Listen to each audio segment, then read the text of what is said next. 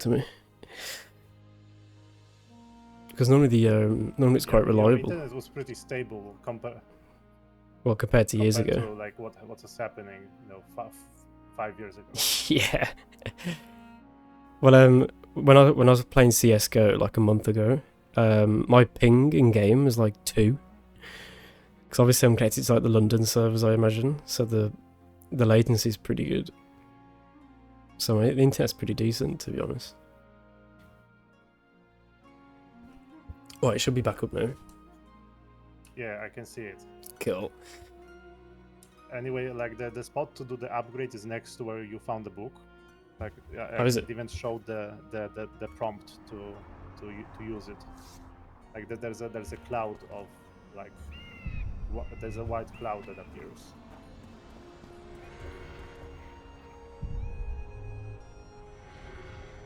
Oh yeah, I see it. Oh, I got an achievement. Bow to death at a winter shrine. Yeah, and this gives you an upgrade for your art sign. You can actually like check it in your abilities. If I remember correctly, it gives you the chance to freeze enemies. Oh, that's sick. Oh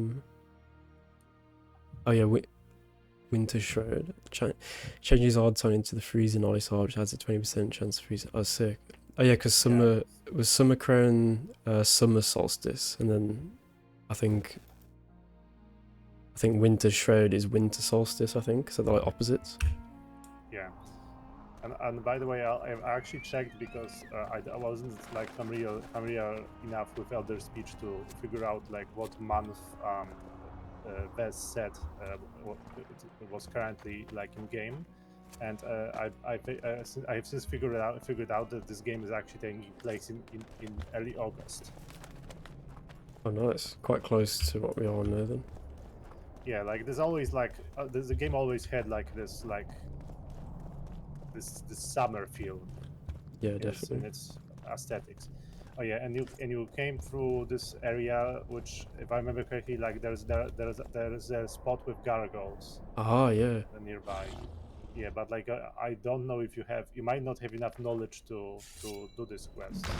No, I don't think I do.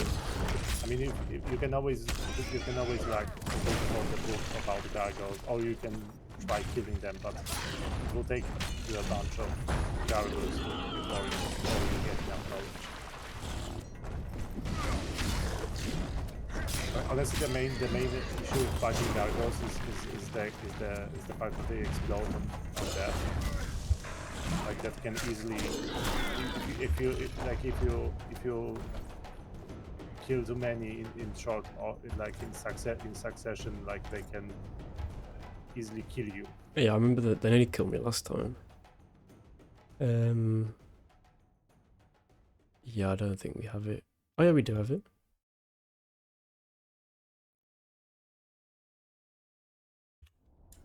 Well, that's not the screen. You need to go into your character screen and then into knowledge. Yeah, you're right. Yeah. Because it's kind of confusing how there's basically two screens where you can look at information about oh yeah, I do monsters. have them. Oh wait, did I? Oh no, I think I bought a book, didn't I? Oh yeah, maybe. I think in chapter 2 I bought one. I think. I can't remember now. So what's the quest for the gargoyles? Was it just to kill them? Yeah, well, you don't. It's not enough to kill them. You have to deactivate the magical seals. Yeah, and you can, if you go down the stairs, you actually see the seal, but you can't do it right now because you don't have you actually see why if you go down there. It'll be easier to understand.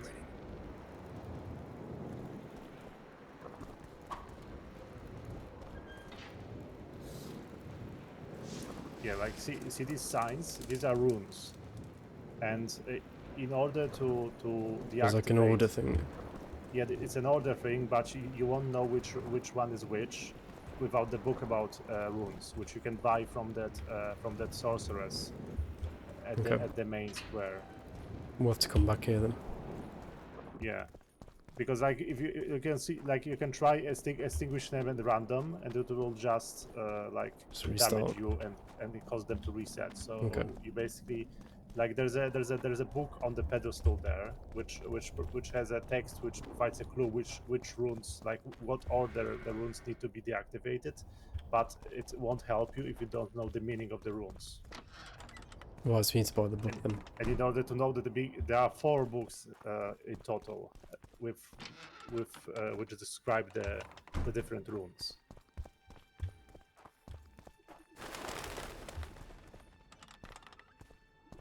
It's kind of funny, like you did basically a big circle because you went out the main gate Yeah.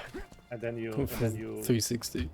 yeah, and actually, oh yeah, you can go through Maravel's quarters. If you go like through Maravel's quarters, you'll actually exit on the main square. It's kind of funny like that. Well, this way. Well, you remember when you talked with Maravel and Kimbold? Oh yeah, yeah, yeah. Yeah, it's at the top bit, isn't it? Yeah, like you can if you go past where Maravel's quarters are, you'll exit on the main square.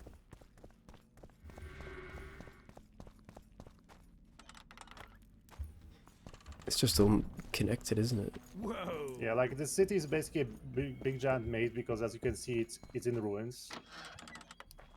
Like the city has been abandoned for many years, and it was actually something that because you chose the second option when you first spoke to Brass from Bazard, you like he actually like talked about how this is actually the when elves were still back when this was still like an elvish city. This was like a major city for elvish mages, and this is actually the city where the first like human mage candidates were brought to learn magic.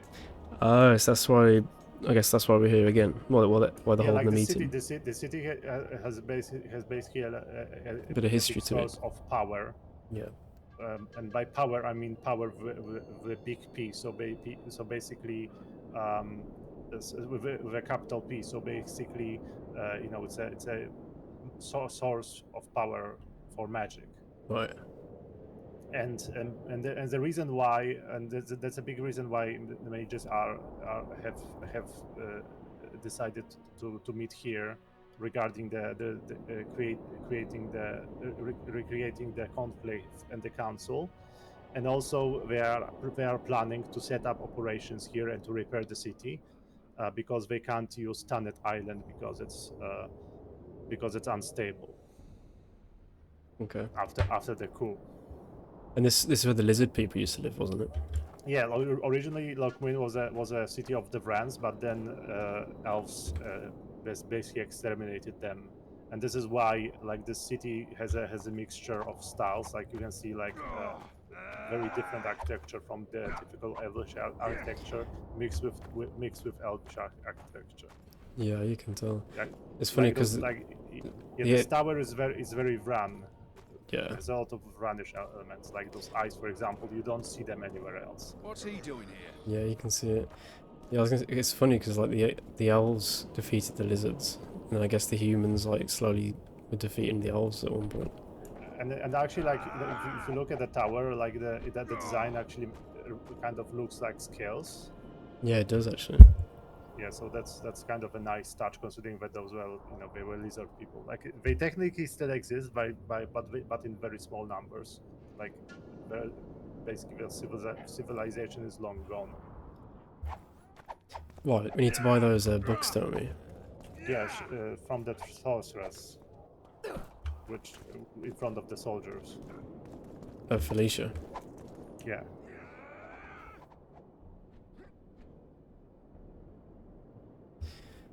Okay, let's have a look at what she got. Oh yeah, the runes of power.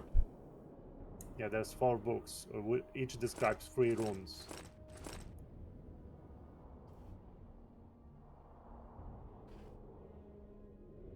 Got so many books. Oh my god. Okay, let's just get them for now. I mean, like this is the end of the game, so like no point in saving too much money. Let me just read. Actually, let me get back to the.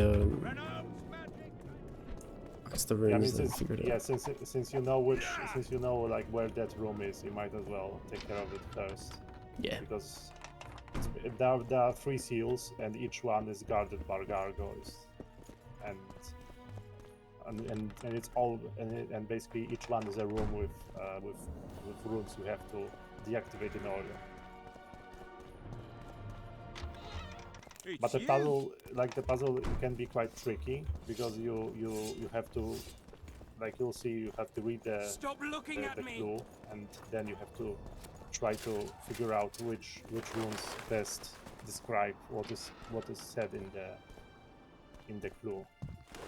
Is it a randomized puzzle, or is it the same for everyone?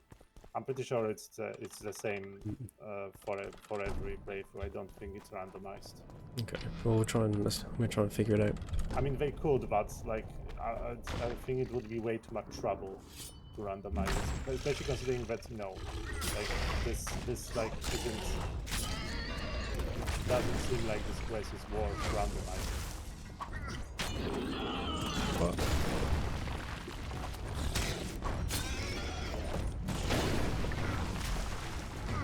Yeah, that freezing ability is really handy. Yeah, I froze that one, I think. Yeah, like when you see it, like, oh yeah, when you see it stop moving and it's and it has that like blue light effect on it, then that means it's frozen. I'm surprised it let me loot then. For some reason, it let me loot. Yeah, Doesn't like really do the game sometimes allows you to loot. Like, for example, when you're on the when you're in that like first sequence, leaving the internal battlefield at the start of chapter 2, you can actually, depending on where the specters are, you can actually loot like the Draugrs. Oh yeah, I think you have to deactivate the runes because you already deactivated one of them, Oh yeah, I did. and they won't reset if you don't extinguish all of them. Like, it will hurt you, but it's a small amount of damage. Well, let's have a look. Oh. So the first one's a harp. The rune of war looks like a clenched fist. The rune of thunder is a faithful representation of a striking lightning bolt.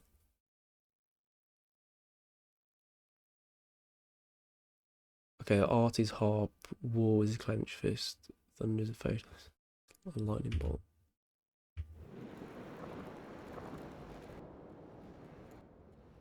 Okay. The rune of death resembles a seath. The rune of the sky is a lion with a parallelogram, as I would have its pursed mouth. The rune of the butterfly is a line crossed twice. The rune of life looks like a blooming flower. The rune of animal resembles a snake. The rune of fate is a cross within a circle. The rune of weather is an arrow sliced in half. The rune of reason looks like a bear dancing on dew. The rune of time resembles an open hourglass. Right. And then where was the thing that gives me a clue? There's a pedestal with a book on it. Oh yeah, I see. With a piece of paper. First encrypted rune combination. A doze long shadow. The moon quietly moans. It is autumn already. Yeah, so basically, as you can see, you have 4 runes, but 3 sentences. This means that one of those sentences must contain, like, must basically be connected with 2 runes. A doze long shadow. What's a doe again? Isn't that a deer? Isn't that a bird? Oh, maybe. Wait, what's a female deer? Maybe I'm... Oh wait, no, you're right. It's a deer. Sorry. Yeah. I was thinking about like the type of pigeon. Oh, yeah. So a doze long shadow, the moon quietly moans. It is autumn already. Right. So we have...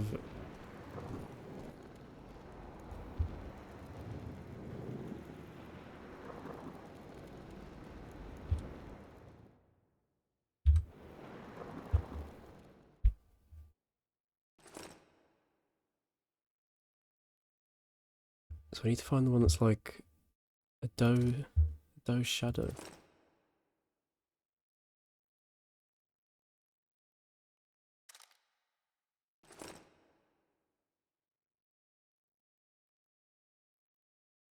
The rune of the animal resembles a snake creeping along a riverbed. Maybe it's that one. The rune of fate is across the circle.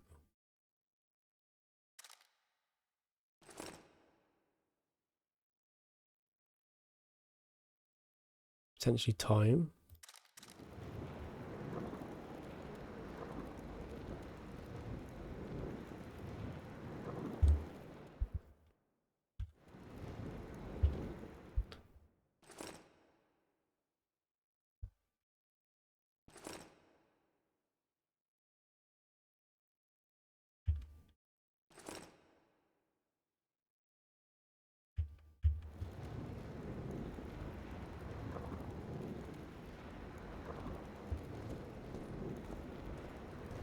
Okay, I'm gonna guess here. Maybe this one.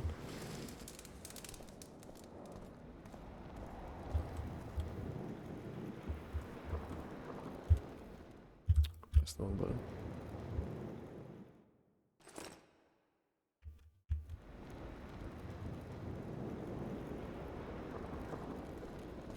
I don't know what that one looks like, to be honest.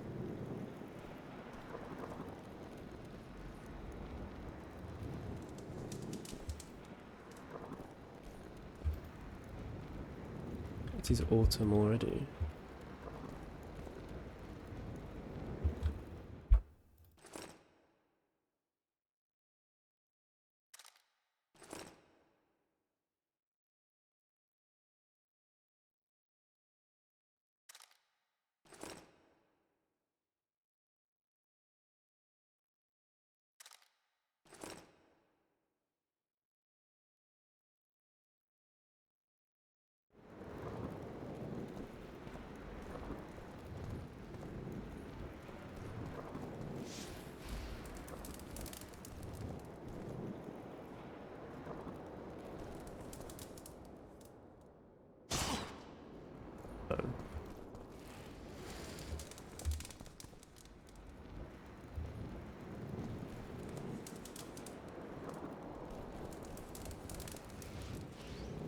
No, that's not it, I don't think.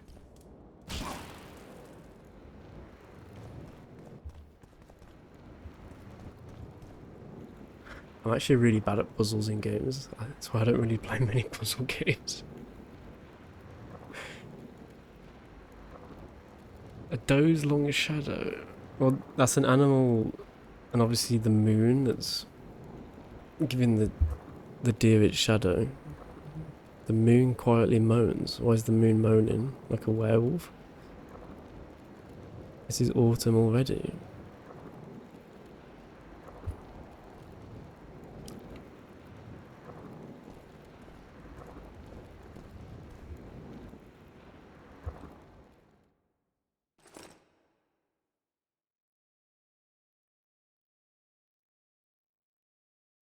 The rune of thunder.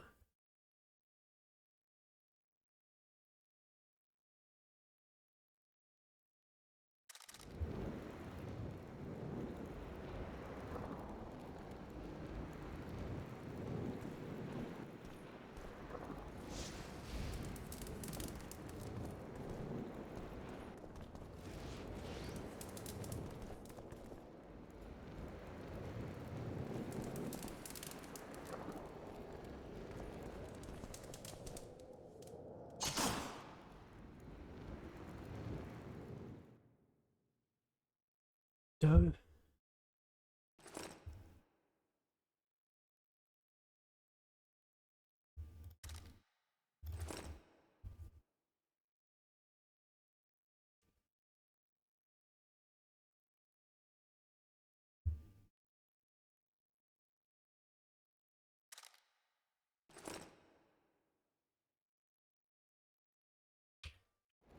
Okay, maybe this one first. Actually, no.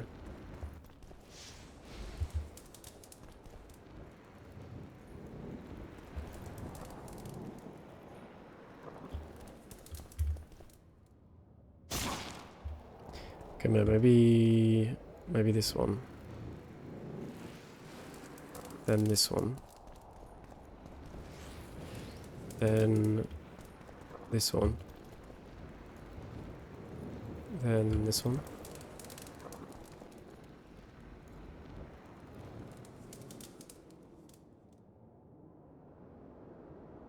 Oh, I did it.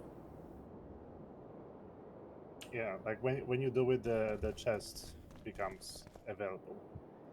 So, And what did I pick again? I went this one. Because this is like the snake. so that's the animal rune, like a snake in a riverbed. Yeah, so like the... And this was the one like a mouth, which was The sky. the sky. And then I picked this one. Oh yeah, what did this one look like? I don't know what this one even looked like. Well, that's art.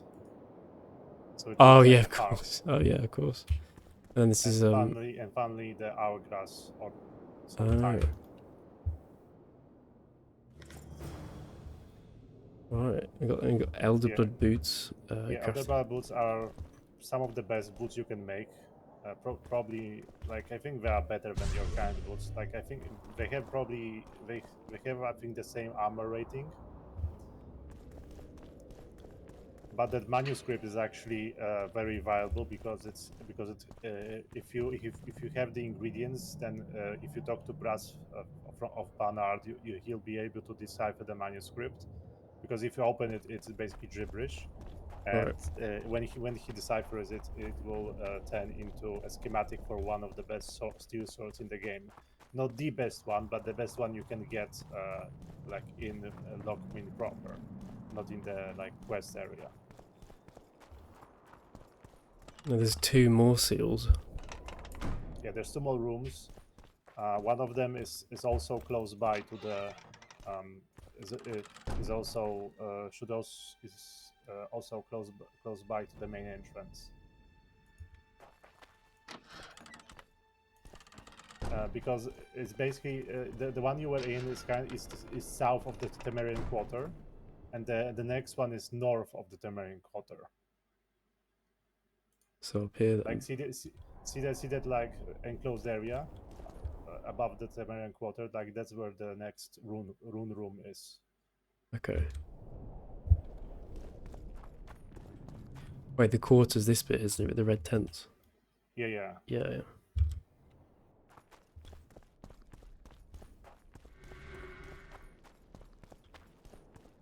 Actually, it's probably quicker if I go the other way. And you'll never recognize it because it has similar stairs guarded by gargoyles. Okay.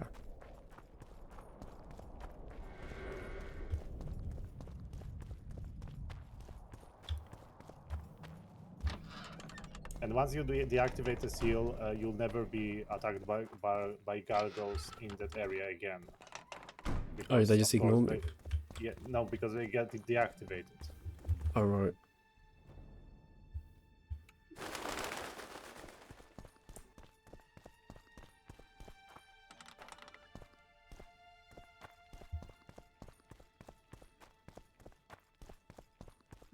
Oh.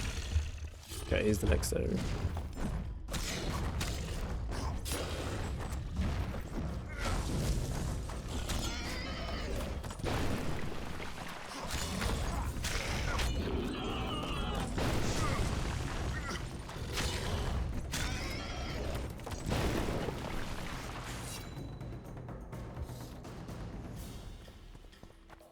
Yeah, let's look down here.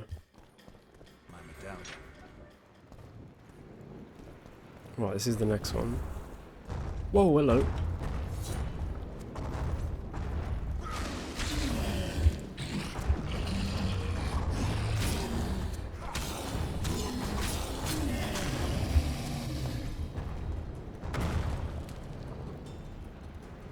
Nice.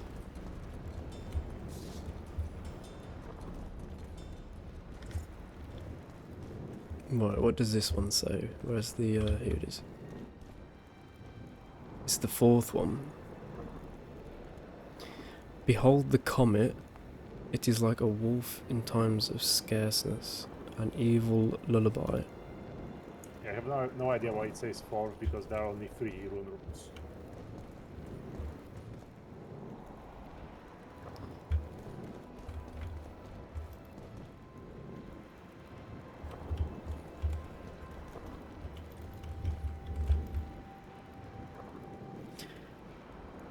Behold the comet is like a wolf in times of scarceness, an evil lullaby.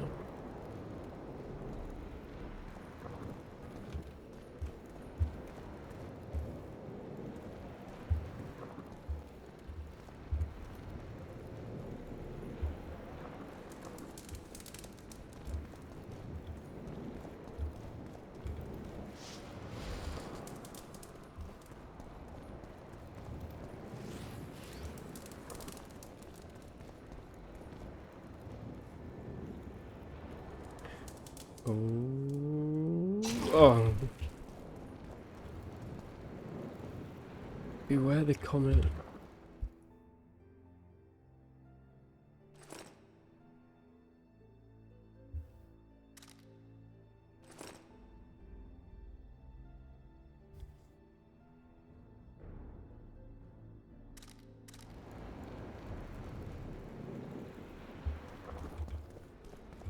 Mouth.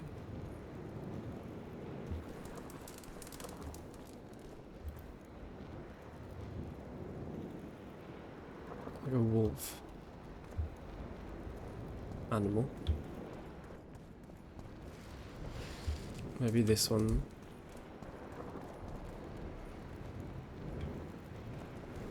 And then this one.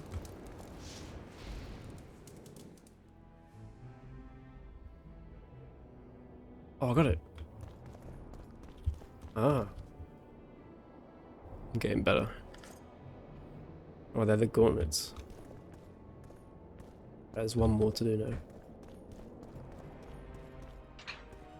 Yeah, the next one is actually an area you haven't gone to yet. You have to go past the main square and towards the amphitheater.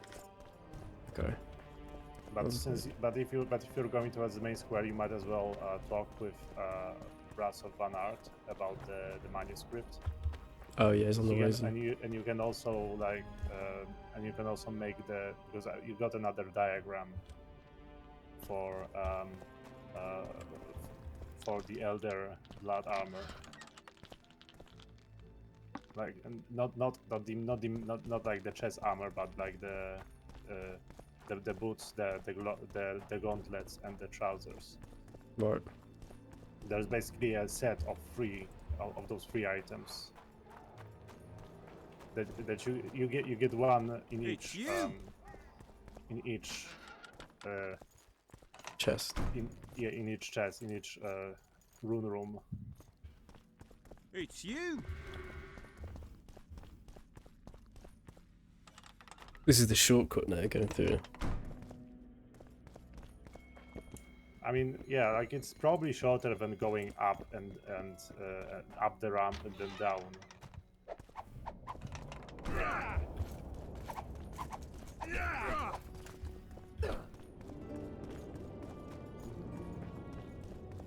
It's this guy, isn't it?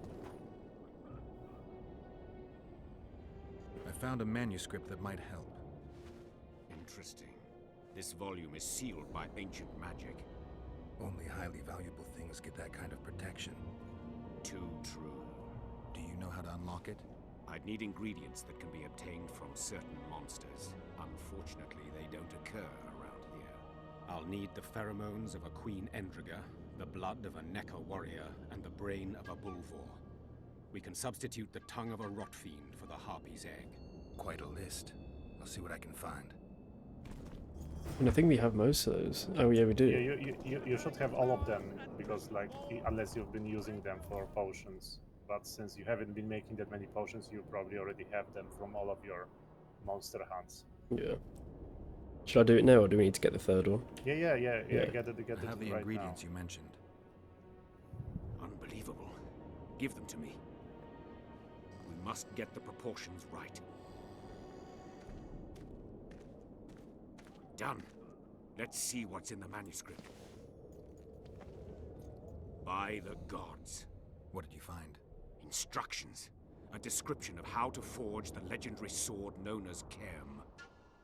The sword will be yours. You deserve it, Witcher. I will consider forging it an honor. Thanks. Oh, thank you. So long.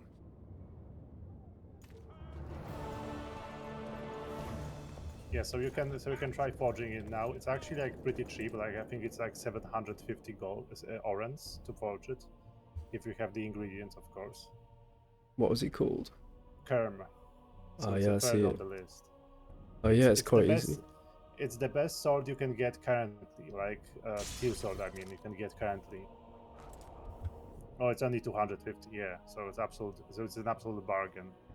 Oh yeah, it's like way better. Yeah, and like you'll be able to find diagrams for the best steel sword, but like not here. You'll have to go to that quest area. Can I make those gauntlets now? Did I get some gauntlets? Oh yeah, the Elder Blood gauntlets. Oh yeah, here they are. Oh, I need hardened leather. I can make the boots. Yeah, the boots and the gauntlets. Actually, Yeah, the boot hardened leather. are the boots actually better? I swear they're not as good as the ones I. Well, they might not be better in terms of armor, but I think they are better in terms of like resistances. Let's make it anyways. No harm. Exactly. I just need 2 hardened leather. Let me see. I think I might be able to buy some. Yeah, Is or it- you can go to the mysterious trader and get the crafting recipe. Yeah.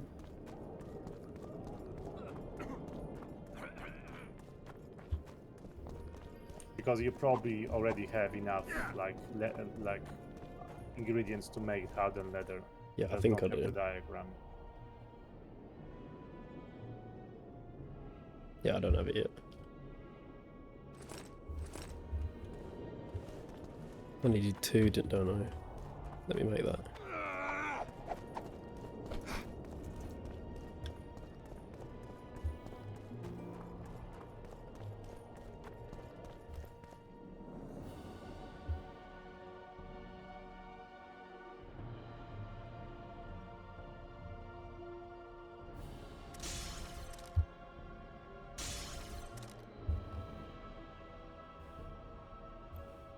Yeah, perfect.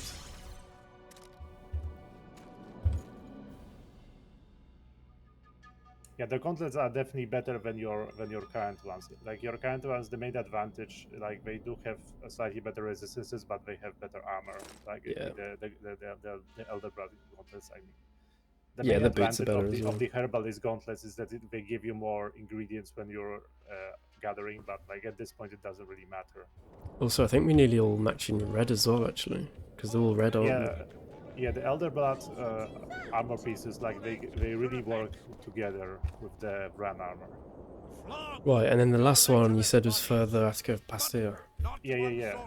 Down the street, you'll have to like go around the ruins. Is he dead?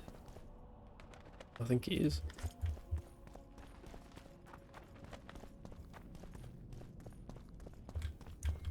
Yeah, and you can actually overhear some interesting conversations next to the amphitheater.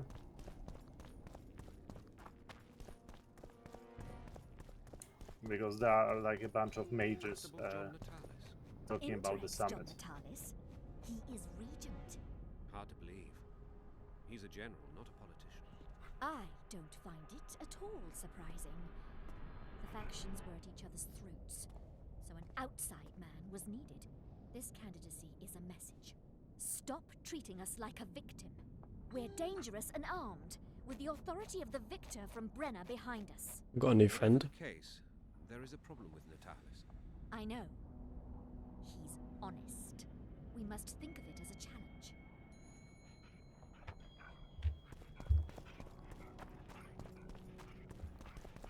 Take care.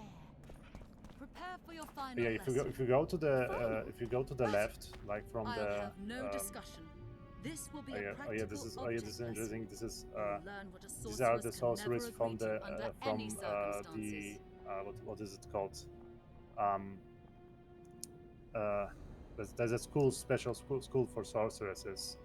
Oh, that's where they're from. I forgot what it was called.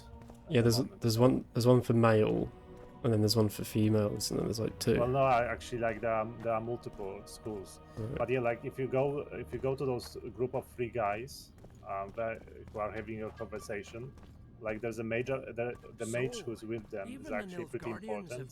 His name is Cardwin, and he from Land Exeter.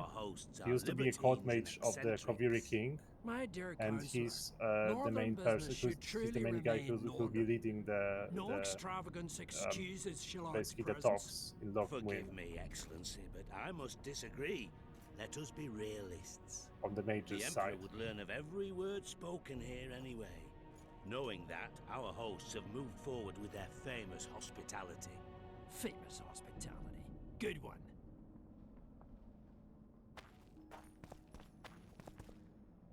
Witcher, You interesting. can actually he actually is an NPC you can talk with properly. The previous council ended tragically. You think this one will fare any better? I certainly hope so. We'll start by implementing meticulous internal controls, peer reviews and such. You'll spy on each other? That's nothing new. It's necessary. Lack of oversight, that's what caused all the previous organization's failures. You mean it wasn't excess ambition and lust for power? Live and learn, I guess. Nice place. Has character, tradition. You're not bothered by all the blood that was shed here? Thaned was also built by the elves. I know Loch Muin's history. We will return it to its former glory. I'd like to see that. We're merely waiting for the treaty to be signed. The new council must act lawfully from the start. Magic's not exactly subject to human laws. The rulers might not believe your intentions are pure. This summit should convince them of that. Mages as royal advisors is an ancient tradition. They simply need us. And you need their gold, along with a guarantee that they won't set the pyres burning again. Flea's inviting the dog to council, as I see it. Why aren't you restoring your palaces on Thaned Island? Only the academy at Aretusa Palace continues to operate there. The other palaces can't be restored. The magical resonance is too great. Besides, Loch Muin has greater potential. It's full of ley lines and natural sources of the power. This city positively vibrates with magic. Then I'm glad it'll be in the charge of such experienced and responsible people. Consider my fears eased. What does your Excellency make of John Natalis's promotion? A truly masterful stroke. I wonder who's behind it. Ha! Allegedly, nobody. I suppose I could believe that. Natalis, Interrex Natalis, has always been peculiar. You mean honest? Exactly. Well, let's find that the ex gargoyle. So the room you're looking for is on the other end of this street, basically. Okay.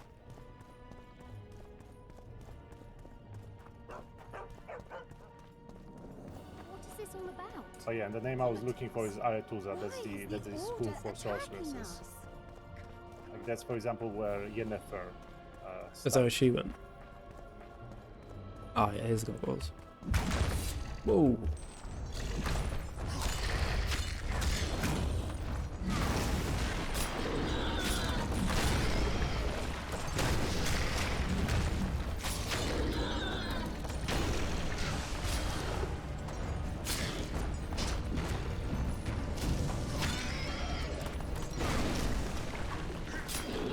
Yeah, the ice ability is so good. Yeah, and it's such a shame that you only get to use it like for this chapter. Yeah, that'd be really useful. Well, to be fair, it's quite strong. It would have been quite useful later on as well. I mean, earlier. Because I think it's a 20% chance, but that's still like a decent. It's like a But 1 in it's, you know, 5. 1 in 5 enemies. So on average, every 5th enemy will be frozen. Yeah, it's not bad. The 6th encrypted rune. Why's it gone from 1 to 4 to 6? It's just. Well, my guess is that the best explanation I can think of in universe is that basically there were more rune rooms, but they are like completely unavailable. Like they are Right. destroyed at this point. On the dark sky, the beauty of a falcon's flight, faster and faster. Okay, this one is pretty. I think the simplest one. I think, especially after after you already have experience with the other rooms.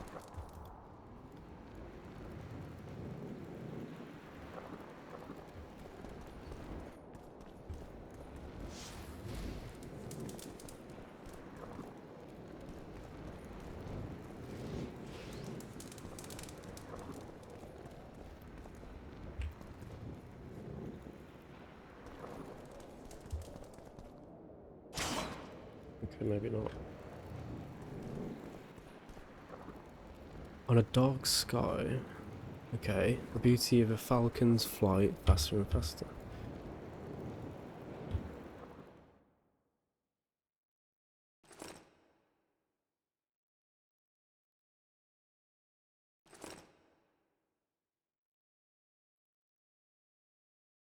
Yeah, I know that one.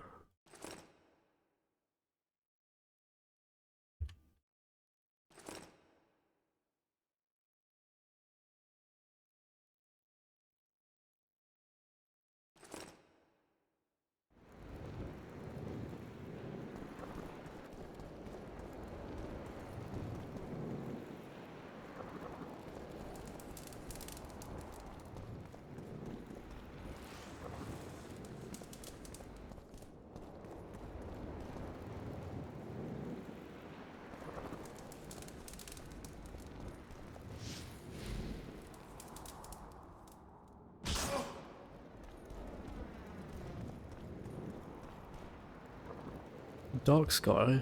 I know I've got that one right. The beauty of a falcon's flight. Oh, wait.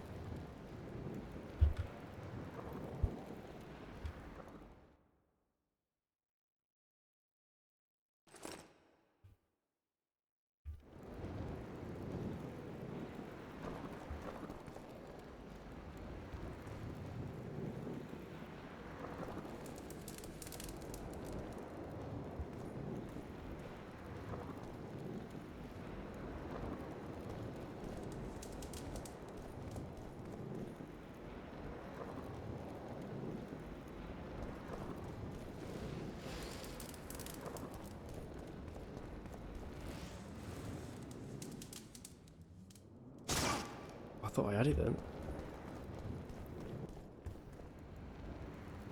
On the dark sky, that's got to be like one with the skies. That's.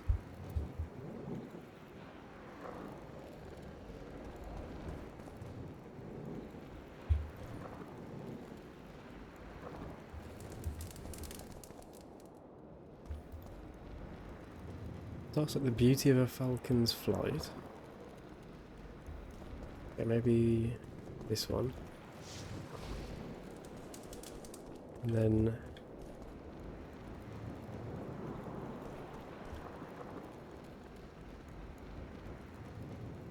faster and faster.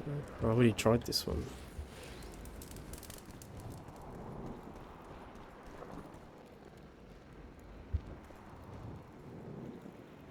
No, that's wrong.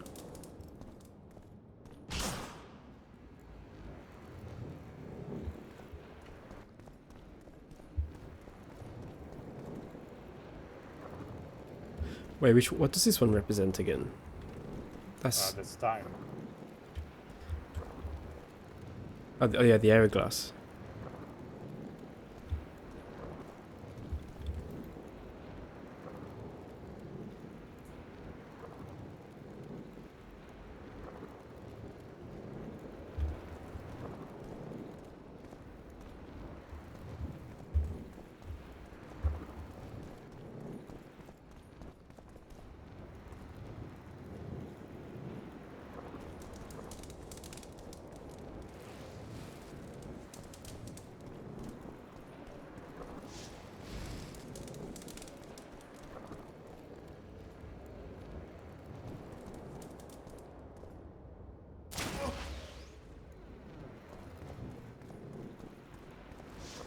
Maybe time.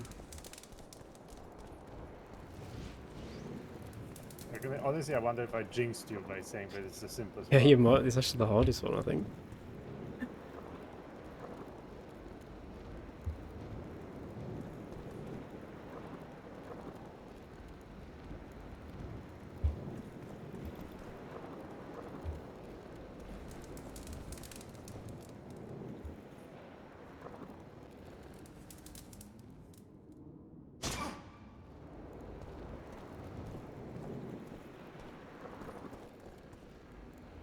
On the dark sky. Okay, so the first one is the parallelogram. It has to be. Then the beauty of a falcon's flight. That's either the animal one or the harp. Maybe let's try it. Time. Oh no, that's not right. Ah.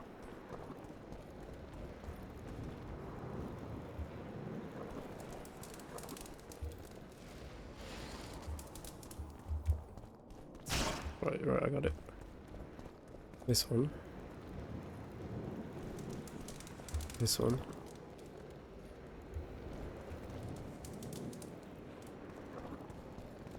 I just noticed something. Geralt's head seemed to like move forward at the end of the animation when he extinguishes the rune. Like if you look at it from the side, like when he does it, like his head moves forward a little bit. Like after he finishes extinguishing it.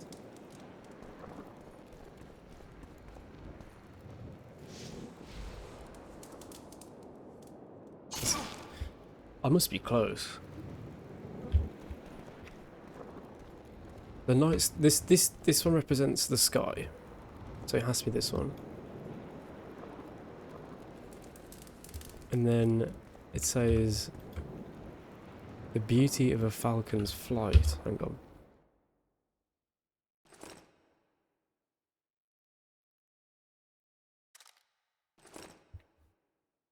The sky.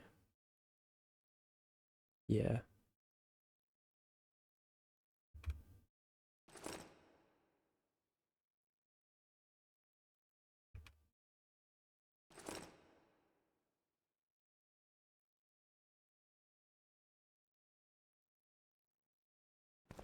I must be so close.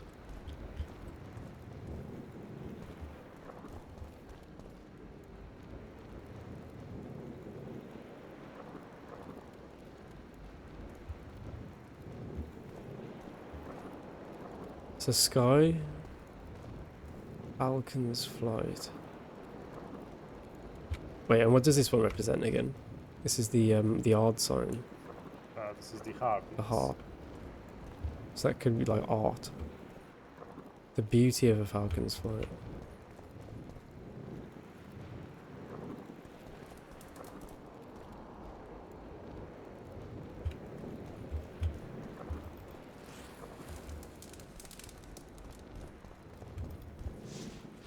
Yes. So that was the sky, the beauty, the falcon, and time. Yeah, and funnily enough, like they all have, they actually all have alternative solutions. So, for example, this one, seeks to fling open the gates the sixth rune combination. Wait, actually no, this one doesn't have an alternative solution, but the first one had the one that says at those long shadow the moon quietly moans. It is autumn already. Like you did it with animal, sky, art, time, and oh sorry, I didn't realize that Geralt was talking. Right. Yeah, let's talk about the wild hunt. Yeah, because this is a sword. Yeah, what's it called again? Yeah, what was he saying about the Yeah, that's the. Oh wait. Oh, it's not as good as the one we have though, is it? Yeah, it's not as good, but yeah, like this is the final piece of the Wild Hunt, like pseudo quest. So if you look on your journal and look in the glossary at the Wild Hunt entry, you'll find that basically it has notes about everything that you have learned. It's in the glossary, the magnifying glass. Oh yeah. Oh yeah, they should be full.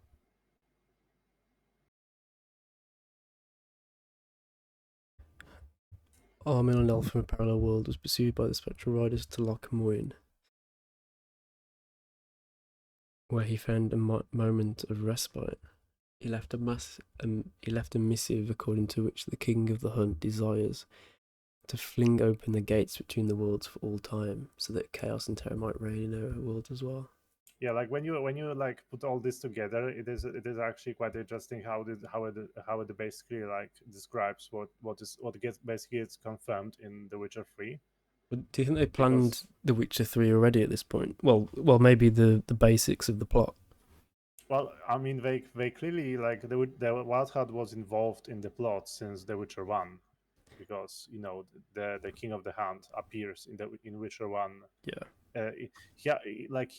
He technically can be like most of like 2 out of 3 appearances he has in Witcher 1. 2 are optional because they are tied to optional side quests, but the final appearance at the end of the game is mandatory.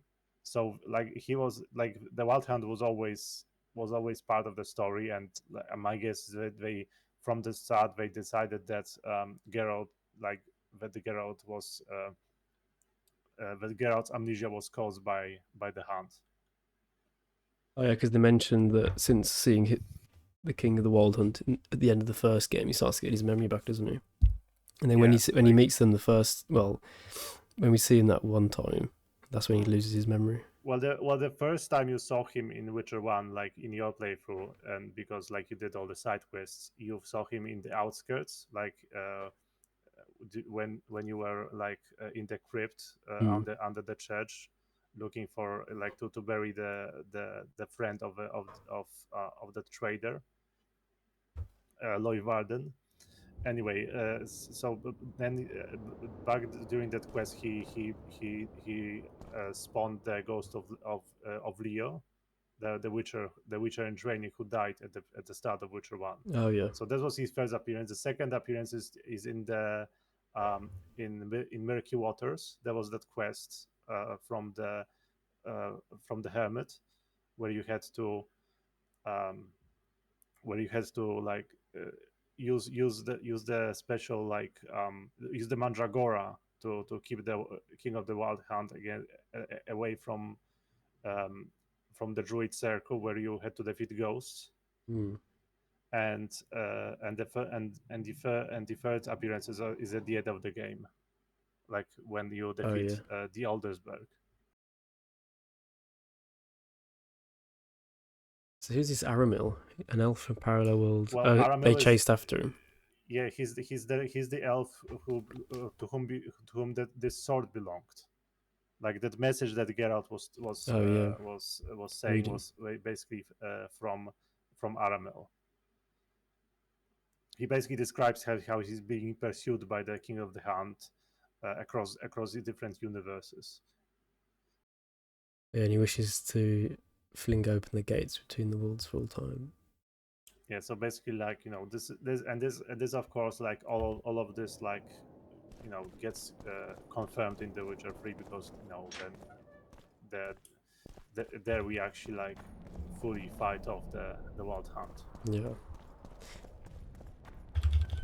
Yeah, it's kind of like a backstory of this game, but then like, if you actually learn more about the Wild Hunt in this game, you actually get a better understanding, I think, for the third one, I think. Yeah, maybe like I think that's probably what they were going for, so that like like people who were dedicated would find these pieces of information. How dare they? This would like give them a sneak peek, basically. Yeah. Yeah, I imagine there was a lot of theories before the third game came out of what it actually be about. Yeah, so now you can go and get your reward from Brass of Banard for the gargoyles. Oh, yeah.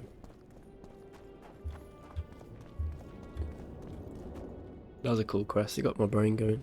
I got rid of the gargoyles. Excellent. At last we can explore the hitherto inaccessible districts. And here's your reward. Oh, we got an achievement. Finish all quests involving the destruction of monster nests. Oh, nice.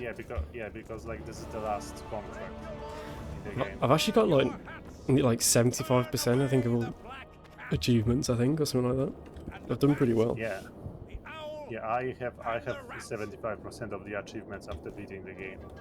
Yeah, I think I'm close. I think the only ones I won't get are like, I don't know if I can be bothered to go back and kill all the trolls, but there'll be quests like that I don't think I'll have.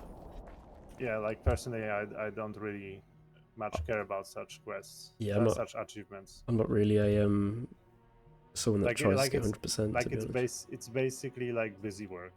Yeah. Yeah. So now you have two main options. One is you can try doing from a bygone era. Yeah, I think I might which do leads to that boss, or you can go with Rosh to King Radovid, because when you exit, you'll actually get that quest in that separate area I was talking about, that side quest. But you have to visit King Radovid first. Well, I might just do this bygone era one first. Well, yeah, but like I said, he's the most powerful like boss. So, do you want to do it before you do the other side quest? Because like you can get, like a level at least. Yeah, we can. If I don't mind, actually. Well, let's also, let's do that then. I don't remember whether the boss, because the boss isn't really a monster, but he's also not really human, so I don't know whether he's weak to silver or steel swords.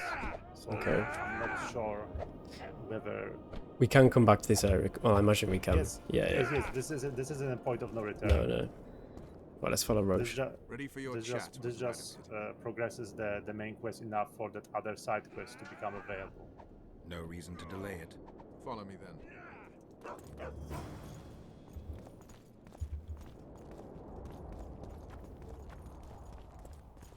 Oh, yeah, that's a word of We're here warning. to meet Don't King try to Radovid. use persuasion Have you on been granted an Radovid. It official doesn't Okay. work. He's too smart, basically. It's too clever. No, but we have some very important news for him. I cannot let you through to see the king. The Grand Master of the Order of the Flaming Rose will vouch for us. Besides, this camp is swarming with soldiers. We'd have to be stupid or suicidal to attack Radovid. Pass then, if your news is so important. But one word from the king and you'll hang. Both of you. Don't you worry about us.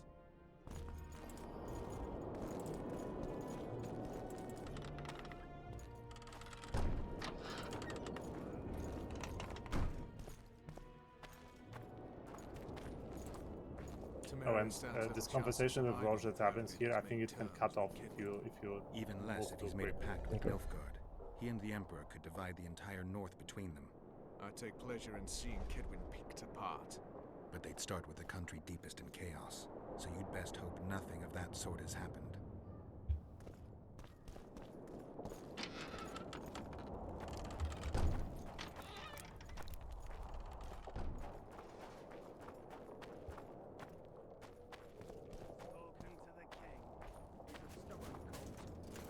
What's he doing here? What's he doing I here? remember when he rode to Vizima, which was engulfed by a rebellion. Did you request an audience with the king? Yes. The king will receive you.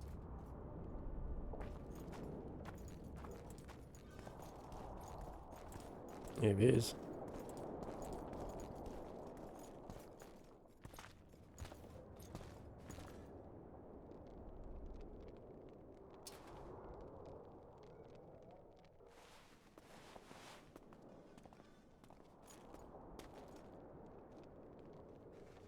Geralt of Rivia. Your Majesty. As usual, you turn up where and when you're least expected. And in such company. I never thought they'd make a soldier out of you.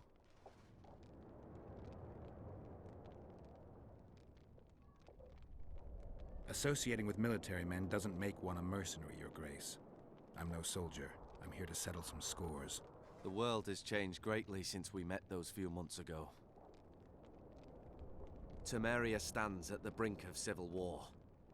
Kedwin has taken the Pontar Valley by force, and a Nilfgaardian delegation plays a prominent role at the summit of the Northern Kingdoms.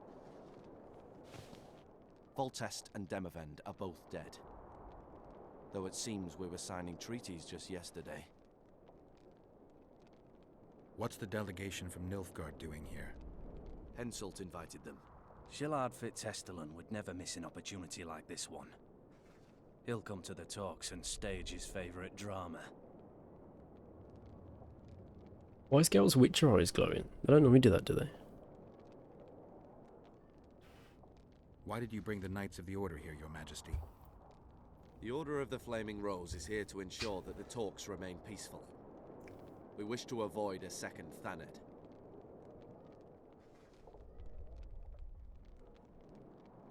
I've come here for help, Your Majesty. Wait, Witcher. Were it not for you, Henselt would have perished at the hands of an assassin. Am I right? My reputation precedes me yet again. From soldier to soldier, from whores to barons, right up to the royal ears.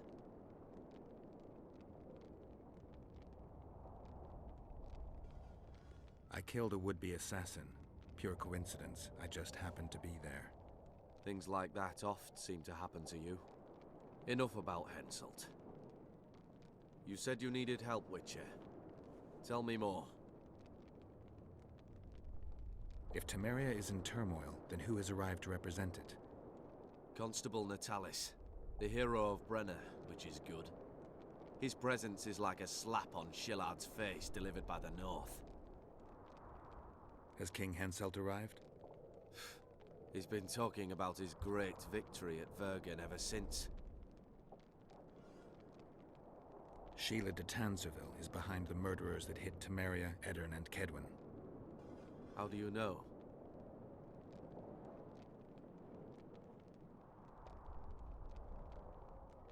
I found one of the assassins after Henselt's murder.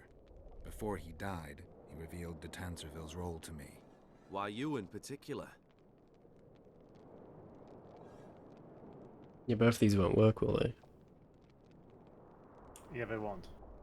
He knew me from the time I can't remember. Your past troubles me, Geralt. But I have more pressing matters today. It all makes sense. Shillard Fitzhestelin warned me about a plot. Apparently, Triss Merigold confessed to him that the sorceresses had set up a secret lodge. Triss is working with Shillard? She's been detained as a suspect. Shillard believes the sorceresses of Nilfgaard were also part of the conspiracy. Luckily, the entire amphitheater is under a spell that quells any magic. Otherwise, no one would dare go near all those mages. Well, the talks beckon. Everyone wants to see Temeria's bitter end. What do you mean by that, Your Majesty? The nobles are rebelling in Vizima. Lacking a ruler, they simply want to divide the kingdom into provinces. Temeria separates the north from Nilfgaard. In the hands of local barons and warlords, it will be nothing more than a means for the Nilfgaardian cavalry to gain momentum. Henselt wants Redania and Kedwin to partition it. For shame! I have no choice, unless we help each other, Witcher. Anais, the daughter of Louisa and Foltest, lives still. After Foltest's death, the La Valettes came to prominence. Louisa's uncle, Baron Orville, became one of the most important people in Temeria. He wanted to see Anais on the throne, but Vizima was still in turmoil. They sent her to Lochmuin anyway to declare her queen before the entire north. During the journey, the girl was kidnapped. Arian La Valette asked me to use my connections to find his sister, which I did. My people tell me Anais is here in Lochmuin, in Deathmold's hands. I cannot mount an armed attack on the Kedwenis. It would be tantamount to declaring war, and we have gathered here to maintain peace. A lone witcher and a former soldier. That would be a different matter. Bring me Anais, Geralt, and I'll salvage a united Temeria, and punish those whose hands are stained with the Temerian king's blood. What about Sheila? Easy, Witcher. I have ways to deal with impertinent sorceresses. I have managed to tame Philippa Eilhart. Why shouldn't I do so with Sheila de Tanzaville as well? I heard Arian died in the fire that consumed La Valette Castle. We all thought so, and we were all wrong. The girl is most important, Witcher. I would look after her. Take her back to Tretogor in Redania, where she would mature under the caring gaze of her half-sister and my wife Ada. When she's of age, she can claim the throne and thus guarantee Temeria's sovereignty. I must attend these talks, Geralt. Time is short. Bring me the girl, the two of you. Men without country or commander. Renegades that no one seems to have taken into account. I, in turn, promise that Sheila de Tanzaville will pay for her deeds. I shall punish her with fire and steel. An alliance with Redania is our only chance at preserving Temeria's independence. It's still risky. Anais, she's the key. I still wonder about Boussy's death. The boy would have had a stronger claim to the throne. Maybe Anais can tell us something. It's high time we visited our old friend, Deathmold. The Emperor's men hold Triss. They'll get everything they can out of her, after which she'll be dispensable. If it's between the sorceress's life and Temeria's future, then I've no choice. I'm sorry. This is no place to talk. Let's wait till we're beyond the gate. Yeah, what actually happened to the son? They say he died. Well, or they might have. You'll actually learn what happened to them as part of one of the side quests that becomes that unlocks after this. Okay. Oh yeah, well that side quest you mentioned. Yeah, like well, not exactly this one, but the one that unlocks afterwards, because technically, like what unlocks now is the first quest in a chain of side quests.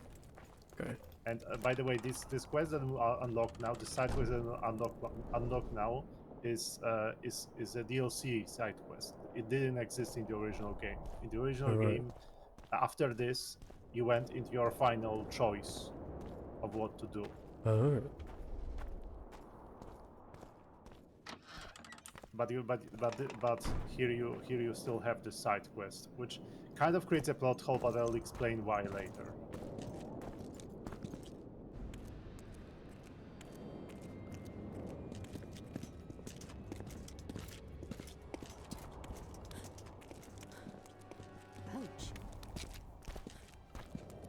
Roach!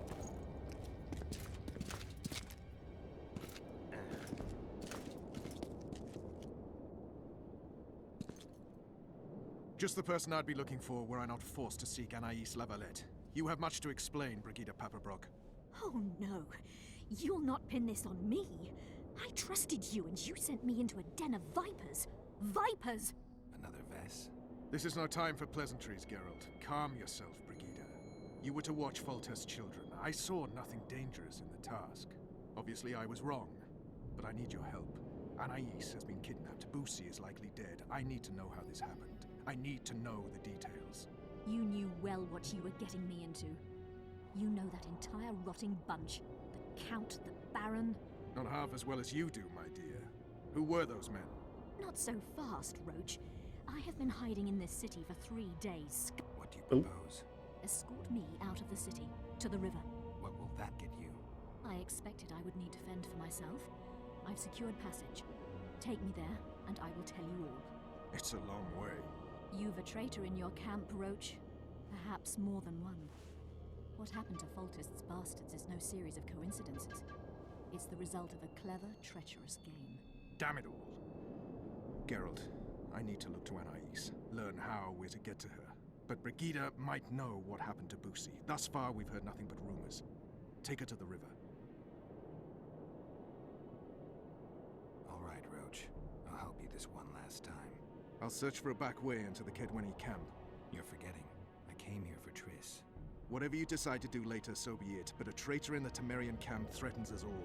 Escort Brigida, learn what you can. I'd thank you, Roach, if you weren't such a shit. I'm counting on you, Geralt. Brigida must get to her destination safely. Good luck, Roach. Is this the side quest? This isn't the side quest, is it? Yeah. Oh, it This is. is a side quest. Yeah, you can Okay, choose to either go now, which will teleport you, or you can join Brigida later. Guess just do it now. I mean, there's no point in staying in Loch Muin. We should leave Loch Muin through the Orders camp. We won't be bothered there. Then we'll descend the mountain path and go onto the river. Who knows what we'll find? Expecting someone. Does it matter, Witcher? Did mention vipers, Count and the Baron. Blessed be the eternal fire. Powerful men, including to the Temerian camp. And scrupulous. Ah, that's this door. I guess I have them to thank for an interesting chat Roach and I had a while back. Know them well. Too early to pry, Witcher. I'll not let you pick my brain and abandon me. The main path leads to the right. That's where they're likely to be waiting. Roach would say they'd be waiting along both paths. Roach. You're with me, not him. And I decide for myself. I've agreed to meet someone on the riverbank. We'll go through the wood. Calm thus far. Your dear Roach seems to have been wrong. You two have a history, or do I have it wrong? He asked a favor of me. I was to stay with Foltest's children, watch them, travel with them if necessary. Child's play, the bastard called it. That's how I wound up in the caravan transporting the children to Loch Muin for the summit. Yeah, that clearly went sour. Tell me more. Soon enough. We've just got to make it through the forest. It's a short way to the river beyond that. It should be calm. Let's go. It's like an important side quest just for it to be DLC. Yeah, but like this didn't exist in the main game. And by the way, there will be a bunch of hidden. This area has a bunch of hidden diagrams, which some of them are actually on the ground. I'd be looking for another way out if you were in the Roach's areas man. of the main path. Behind me. Okay. So you'll have to like use your medallion to find them. Those include the most powerful steel sword in the game. Well, I need to keep my eye out then. Yeah, so I think here like, and there's also like a bunch of bodies with lots of orens on them. So this one didn't have many, but there's a bunch of like there's a few places where you can get like 200 orens, I think. Okay.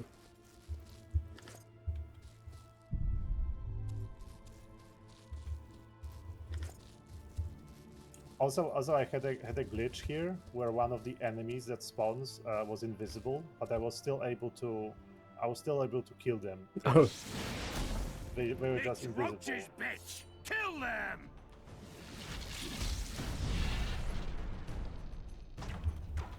Oh, get my sword back out. Yeah, this is kind of annoying. I very much dislike it. At the end of some side quests, like here, whereas the Geralt takes out the sword automatically. But but the problem is that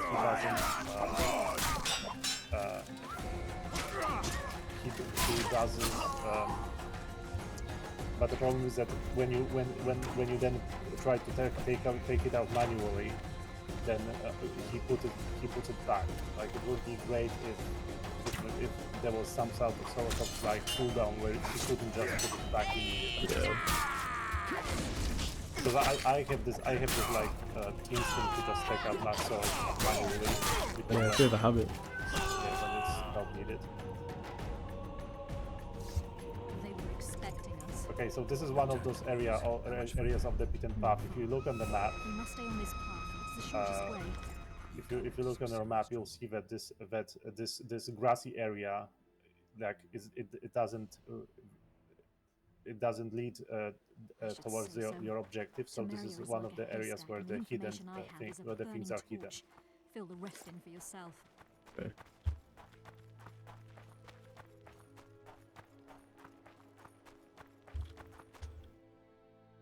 Wait, so I'm here. Well, I mean, like see this area to the west, this closed off area that doesn't lead down towards the river. Yes, that bit. So it's over this way. So this is that's one of those areas which you have to search.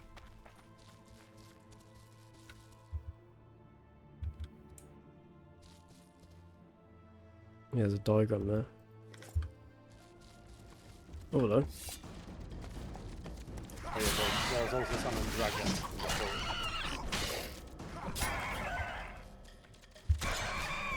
Oh.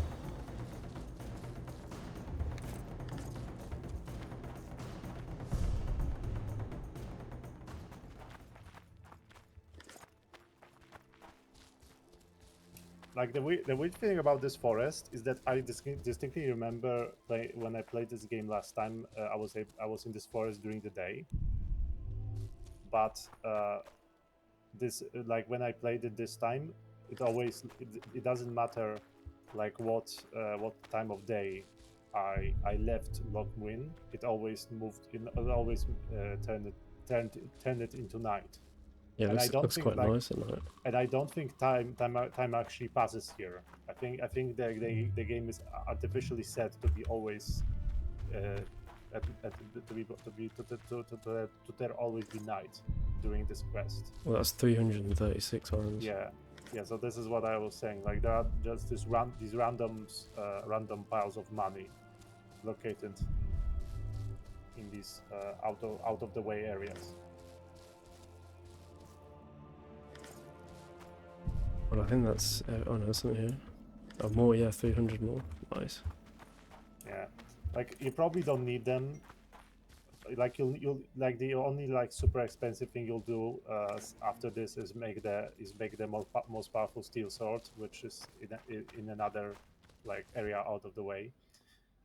Actually, the next area is actually in front of you. It's a cave. And this cave actually exits at the bottom of this map. Like if you notice on the bottom of the map, there's another like cave entrance, and that cave is basically it just loops into that exit on the bottom. And this is actually pretty cool because it allows you to get in to basically go around an ambush, because those soldiers that have attacked you have set up an ambush with traps. Oh. And if you go through the cave, you can attack them from behind.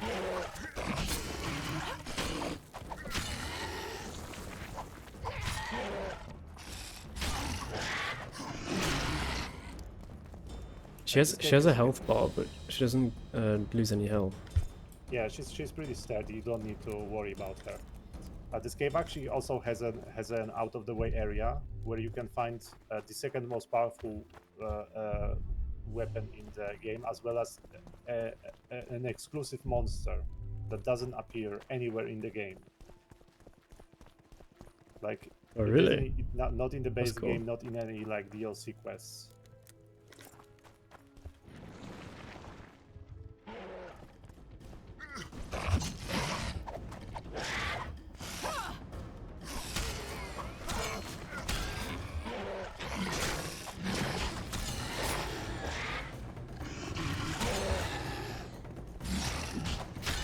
It's really tell how powerful this sword is, because like you can like one shot, almost always one shot the Necker warriors. Well, I still remember that cave in chapter 1 that I struggled with. Oh yeah, like you've certainly come a long way. Yeah.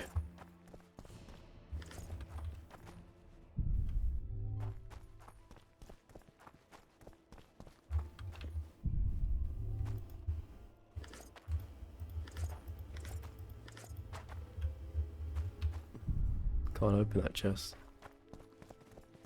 Yeah, I think that chest is just not filled. But yeah, make sure you like which way you're going, because like there's one you need to make the right turn. I think it's left. You need to go to that area like in the top, in the north. Yeah. Like there's the long dead end. That's where the monster is. Oh, okay.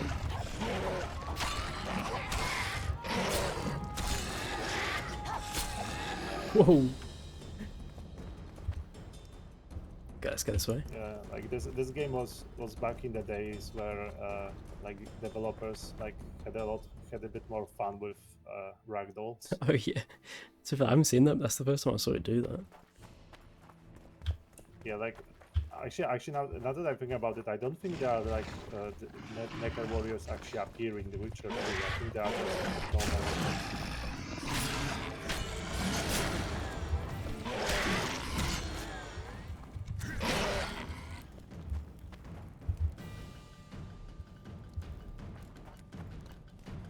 Anything up here? Nilfgaard's sword.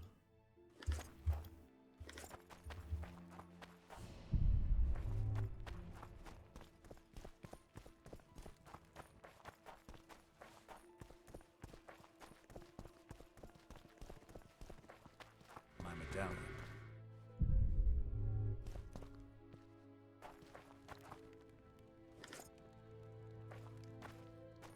Oh yeah, the Dancer is the second most powerful steel sword in the game. Not as good as the one we have though, is it? It is better. Oh, is it actually? Oh yeah, it is. If I remember correctly, this is another one of those random drops, or maybe I'm misremembering, but it was certainly added here by Project Mercy. Yeah, one thing you have in order to activate find the monster, you need to actually like pick up a book, which is next to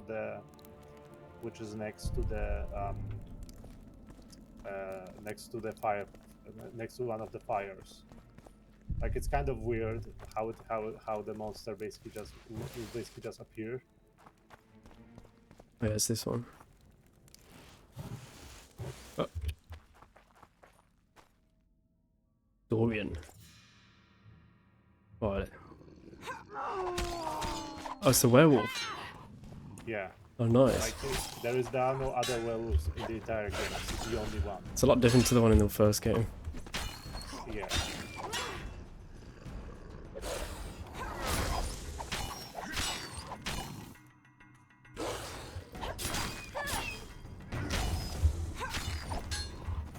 Give him some space.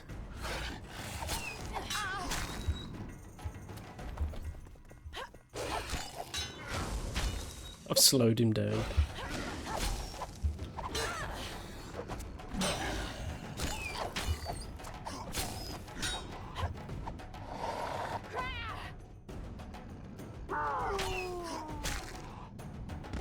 He dead.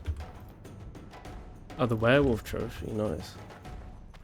Let's see if it's better than we have. And the diary actually explains why, like, where the werewolf came from. Let's have a look. Bite wound festers and burns like fire. Poultices are of no help, yet I still trust in the beneficial effects of herbs. I'm unsure whether to remain here and continue looking for healing plants, or whether to seek aid in the city. The idea of observing the habits of the wolves in mating season, one of the most idiotic my master ever had. May he rest in peace. And it highlights one of the problems plaguing the educational system. In study of magic, one must fulfill the whims of senile old men. I think I smell sausages. Strange as it is, it seems my sense of smell has improved. Maybe hunger has sharpened my senses. Today I managed to spot and sneak up on a hare, while usually I would not spot one even if it kicked me in the arse. Garlic. I think I should go out and see if there are humans nearby. The moon is full and so bright that I will not lose my way. Well, so wait, how did he turn into a werewolf then? Well, because he was bitten. Ah, right. By I guess a werewolf that looked like a wolf, that was with a wolf pack.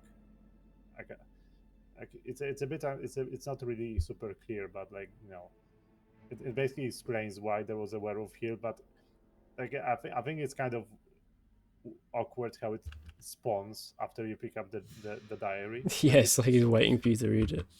It really should be. It really should be here, like, all the time. And actually, you can see, you know, some dead animals here, like, yeah, he's been eaten. He counted. There's a cow.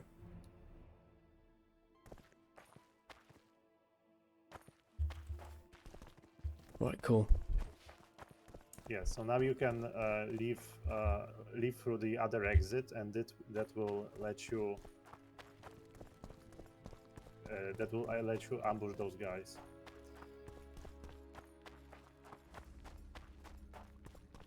Although, if I remember correctly, like, that exit might actually be going out next to some Endregas, which are guarding another like spot with hidden items. Okay, we'll have a look.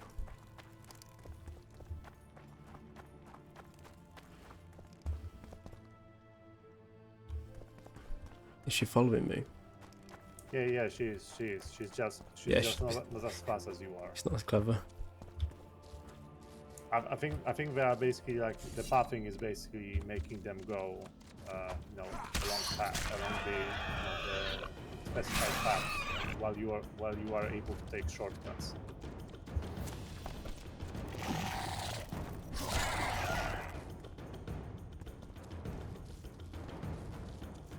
Oh, yeah, you want to look to this area. You specifically want to find. I think it's the Banshee sword. Yeah, the Banshee. The Banshee. Yeah. That's the best steel sword in the game. And again, this is something that's added here by Project Mercy, because normally this wouldn't be in the current version of the game, because this was one of those those rare drops that could drop as early as chapter 1. In which case, like, it would completely mess up your game, basically. Destroy the balance of the game if you had it.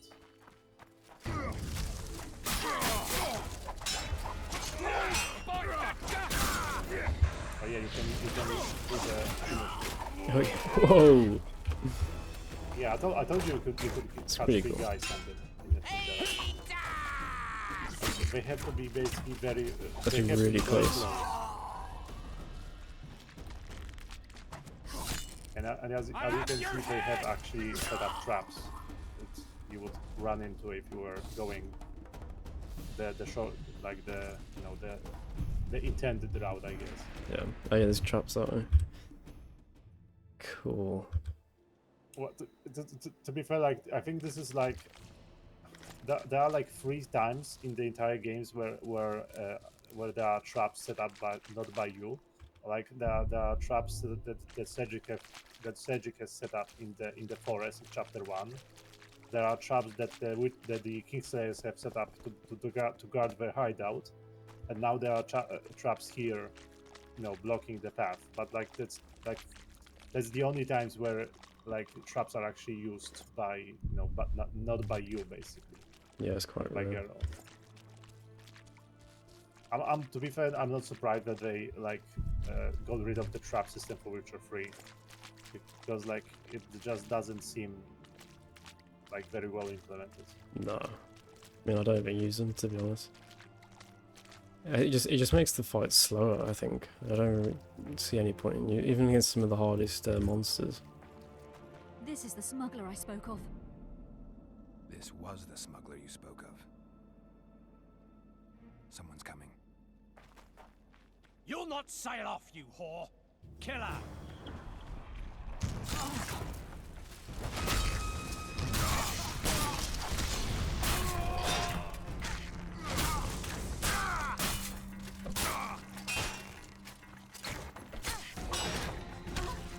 I love how this guy, shattered when you kill too much frozen. Oh yeah. Actually, I think it didn't. Actually, I don't think I had it happen in my playthrough. But to be fair, considering this unlocked so late, not many opportunities to use it. No.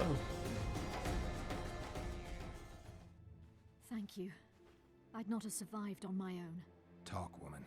You've dragged me far away from the city. You owe me an explanation. Who were those men? Who have you been hiding from? I don't know. 3 days like a rat, you said, and you don't know? I knew. I mean, I had my suspicions. So talk.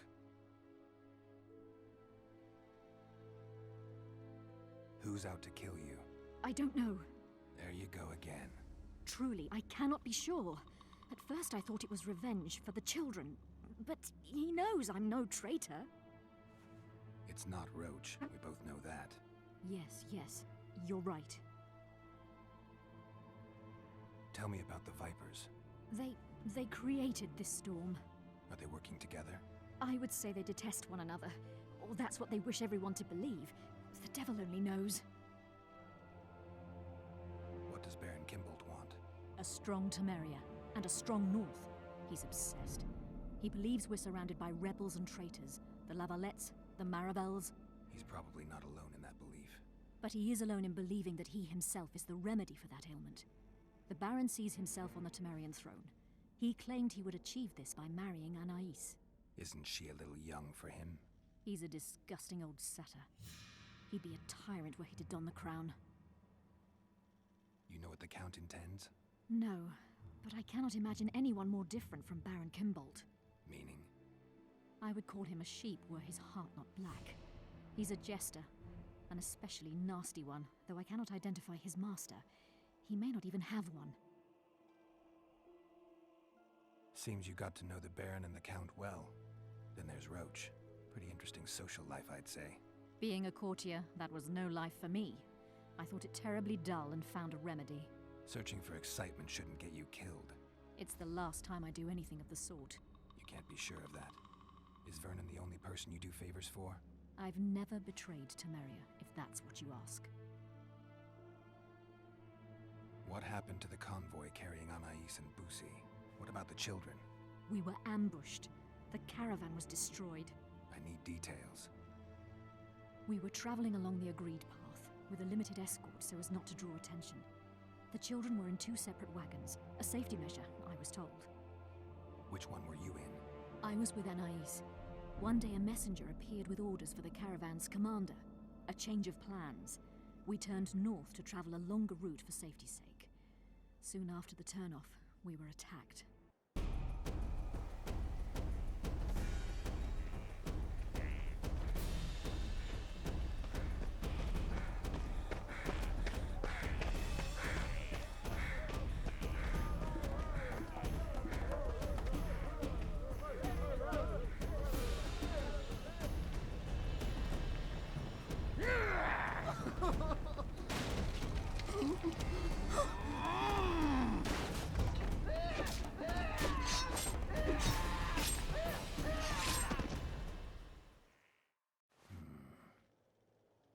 The attackers were killing everyone indiscriminately.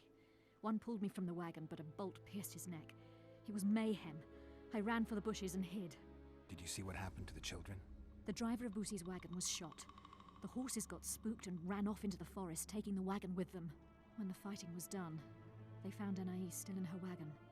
I turned away for fear of what they might do, but they merely grabbed her and fled. Any idea what happened to the caravan commander's orders? I have them. After they took Anais, the bastards were in a hurry. They didn't even think to search the corpses. Take them. Thanks. Sure you can manage that boat? I must. I'll not return to the city. Thank you again, Witcher.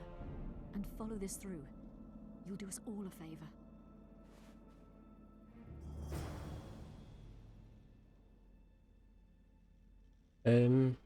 If anything else to find? No, like you basically found everything that matters. Cool. Well, I'm happy to go back. Like then. the main thing to find was the Banshee. Oh yeah. Because like the Dancer Sword is of course a nice find for now, but like you'll be able to replace it as soon as you get it back. Yeah, that was a fun side quest. I'm surprised it was like DLC, to be honest. Well, it's just a start, because now you start the Lilies and Vipers, which is the investigation into who was responsible for ambushing the caravan. Like I think you got the orders, which you can read, which is your first clue. Oh yeah. From Baron Kimbolt. And the last man who would tell others how to their job, knowing even less about leading convoys and about carpentry. And I hasten to inform you that I deal with wooden items only in the privy. However, with the safety of Foltest children in mind, I must warn you and suggest a change to your course. The original route proved to be very dangerous and ridden with brigands. The fact that we, travelling ahead of you on the trail, experienced personally. Constable Natalis himself was lightly wounded by a treacherous arrow. Due to the importance of those in your care, and the responsibility resting upon your shoulders, I suggest you travel through Starling Valley, rest at the local tavern, and then follow the old trail, which Foltest successfully rid of robbers in his time. Remember, should anything happen to those in your care, their blood shall be on your hands. So this is what Baron Kimbolt said. Well, allegedly. Like we don't know if we don't know if it was him or not. If the letter is genuine. So, like, the first order of business is to confront him with the letter. We can make this sword as well, can't we? Yeah, like you can go to Brass of Banard and make it right away. Let's do that. You won't like I don't think you'll need any more ingredients because we have lots of iron ore and I don't remember it needing anything. Blessed like, be the eternal any special fire. ingredients. No, I think I got plenty. I think.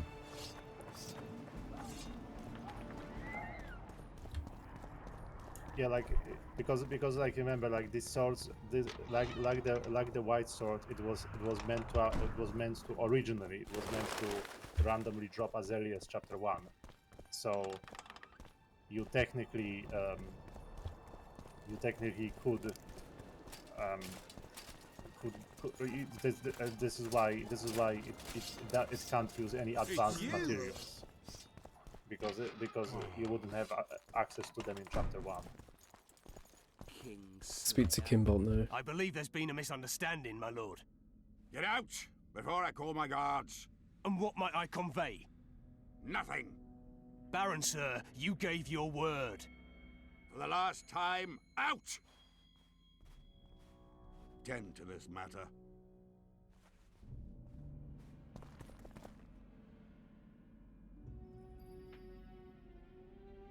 Who was that thug I passed in the doorway? He's of no concern to you. People like him sometimes do stupid things. Did I ask for your opinion on the matter? The convoy carrying Anais and Busi was ambushed. Why? I'd like to know that myself. I've seen your letter to Horst Lubbock, the one in which you ordered him to abandon the planned route. Nonsense! I sent no such letter.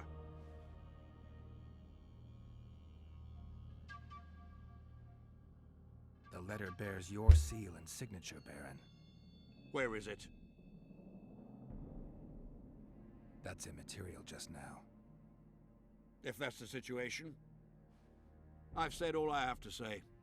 I wrote no such letter. Words come cheap, Baron. I'm finding it hard to believe you. I care little for what you believe. If this letter exists, we are dealing with a forgery. Whoever is behind this has crossed a Temerian noble, and will be duly punished. A scribe will test the letter and confirm what I claim. All right. I'll see what this scribe has to say. Yeah, so this is Our actually what you are objective means supposed of to do. You are examining the supposed to letter's go to the authenticity. scribe I promise to pay you and well for examine the learning letter. The truth does taste better when payment's involved.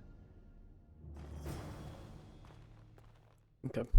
The scribe is when you leave through the door that you came through right now, and you go to the left. That's where the scribe is. Yeah. Yeah. But as you'll see, he's not going to be very cooperative. Drunker than a bard. Like Won't get anything out of him. Hmm. Maybe there's something about testing letters in his notes. Guess I'll do it myself. Yeah. So you have to find like you have to find Not all that that's falls the out to interrogation us report is from gold. the Yet from a cormorant told shit spells out his from the order. from the Needless to interrogation cleanse, in chapter in immortal. the prologue. I don't know But yeah, what like these you saw that substances. you got a bunch Let's of not risk destroying the letter. Maybe there's a formula for the activator of the scribe's like notes. basically unimportant notes. These are used to test the formula. So you'll want to read the scribe's How notes, did it go? and then you'll want to test it on a draft Quench, letter. Shit, rinse. Thus you will the facts evince. To read the truth by lies deformed, guano into piss transform. I need to make the substance that will bring out the dye and apply it to the letter.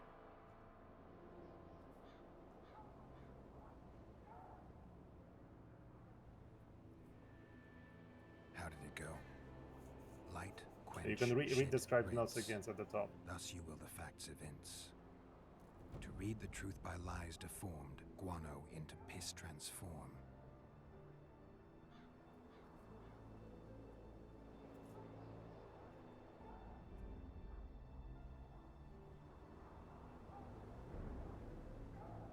How did it go? Light, quench, shit, Light, rinse. quench, shit, rinse. Thus you will the facts evince. To read the truth by lies deformed, guano into piss transform.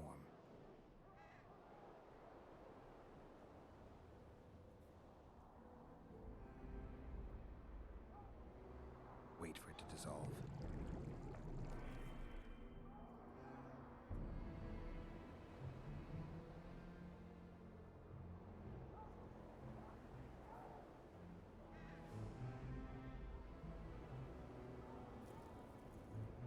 Heated copper,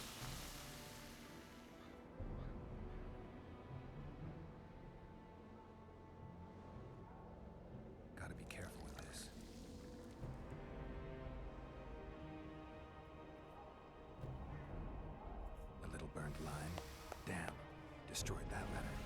I need to be more careful. How did it go? Light, quench, shit, rinse. Thus you will the facts evince. Like, To read the truth by lies deformed. I need light. I actually don't know. I think it might be using up the draft letter. So if you fail it again, you might want to save it just in case. Oh, So we can.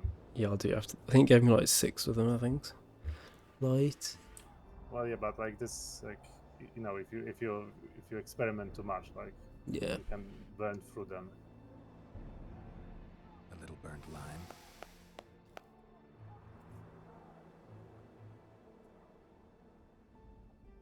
Everything's better with a dash of bird guano.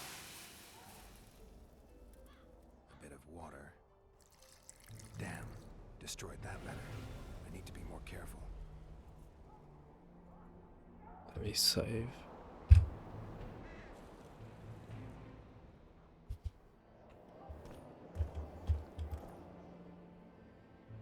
I need to make the substance that will bring out the dye and apply it to the letter. Light. Quench. What?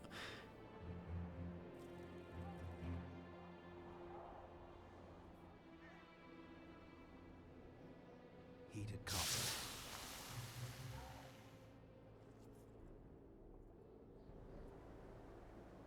A little burnt lime. Everything's better with a dash of bird guano. Wait for it to dissolve. Damn, destroyed that letter. I need to be more careful. How did it go? Light, quench, Light, shit, quench, rinse. shit, rinse. Thus you will the facts evince. To read the truth by lies deformed, Guano. into piss transform. I need to make the substance.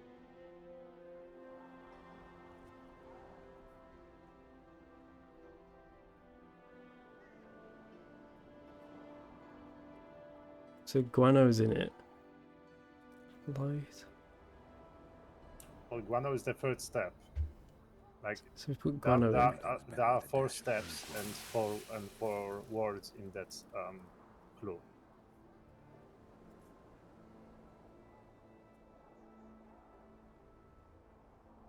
Gotta be careful with this.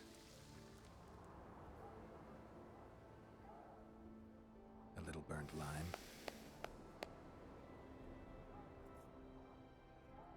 Wait for it to dissolve. Damn, destroyed that letter. I actually have no idea. Light. How did it go? Light, quench, shit, rinse. Rinse. Thus you will the facts evince.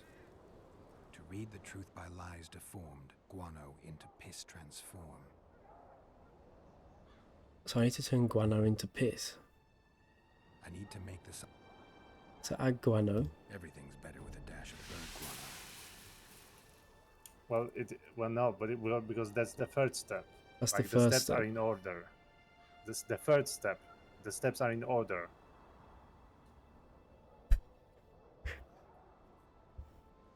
So guano's the first step. Oh, it's the third Oh, step. it's the third. Oh, he said first. Yeah, sorry if I was unclear. I need to restart them. Wait for it to dissolve. A bit of heat. Damn. Right, I need to go back to my save. Calling me sauce. That's quite odd. Right, test. To make this. Light, quench, shit, rinse. So guano's the third one. Light. Okay. Light. Maybe lime? No. No, warm. Warm the flask. Be careful with this. Light, quench. Lime. A little burnt lime. Guano. Everything's better with a dash of bird guano. And then heat the flask, capture the milk and dose through the water. No, then we'll add water. A bit of water. Damn. Destroy that letter. Was I close? Careful. I Well, need to make lime the is the substance that first will step, bring out yes. the dye and apply it to the letter. A little burnt lime. Light. Quench. I don't know what quench. What does quench even mean? Like, Well, it means basically to extinguish.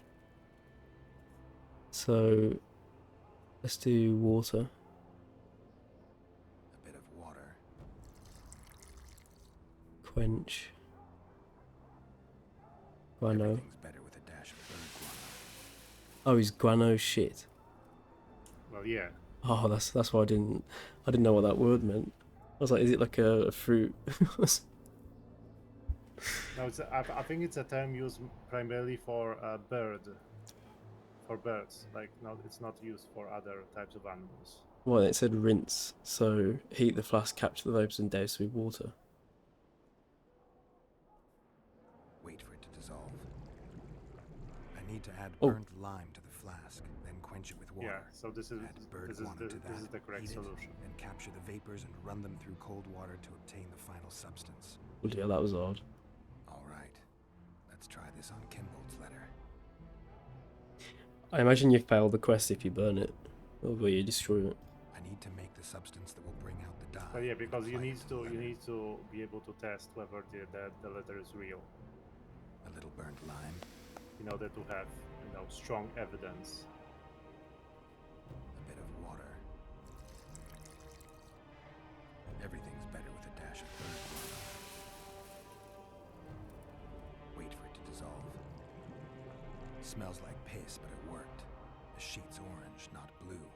The letter's fake. Kimbold had nothing to do with this. Ah. Calling me sauced? Nah, I'm clear of mind.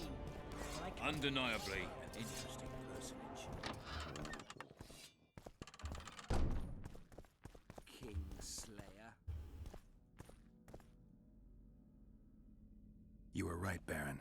The letter's forged. Of course I was right. I would never seek to hurt Boosie. Bastard or not, he is still a child. Your payment, Witcher. Oh, I I got want paid. you to look into another matter. What would it involve? Count Linus Maravel. You've heard the name? Young, capable, handsome. Yes. Yes, all that and more. And he's ambitious to a fault. Right after the Temerian delegation arrived in Lochween, his people began visiting the Nilfgaardian camp regularly. Are you suggesting Maravel's a traitor? We are all entitled to communicate with the ambassador without chagrin and openly, as court and diplomatic protocols allow. Yet the Count's multiple messengers, the letters traveling to and fro, it reminds me more of a complicated courtship. You're curious to know the content of those letters. I want you to learn the Count's plans. The man would sell his mother to please the Emperor. Find out what Maravel's messenger is carrying. If treason is involved, you must alert John Natalis. You will be generously rewarded, I assure you. Oh, bam. You need a Witcher to do this? Do not underestimate Count Maravel. He does not employ common scoundrels, and I don't intend to either. Hieronymus Lash. Sound familiar? A pretentious, invented name. Belongs to a bard or a mummer, I'd say. But you wouldn't need my help with either of those, so I'll venture a guess. Maravel entrusts his correspondence to a mage. I knew you were suited to this task. The magic barrier placed over the city mutes all forms of high magic, preventing Lash from contacting Shillard remotely. He nevertheless remains dangerous. During the times of the previous conclave, I believe he was caught practicing black magic. He faced execution, but that louse Maravel saved him. How do I locate this messenger? Look for my man Aldridge by the fountain here in the camp. He'll point the mage out to you. All right, I'll look into it. My lord, we know where they are. It's best What are your to orders? do this after. It's best to get your swords before this, because Okay. that fight is Bloody actually kind wonderful of day. tough. Assemble your men and resolve this once and for all. Kingslayer. Gather your gear. We're off to hunt. That's this sword now. Oh. Master Witcher. What do you want? My lord, the Right Honourable Count Maravel kind of requests the pleasure awkward. of your company. He Like, says it's urgent. Basically, this Seems like messenger is everything telling is you these to days. go to Tell the Count I'll Maravel, but think he about it. like appeared in Maravel's quarters. Oh yeah. Yeah, but like it's you can like it's best to get the sword out of the way first, Yeah, because we'll do that Maravel will also like direct you towards a quest that will require fighting. And you need to do both of their quests in order to get like the full picture. Right, yeah, the bean shoe, 5662. Wait. Thank you.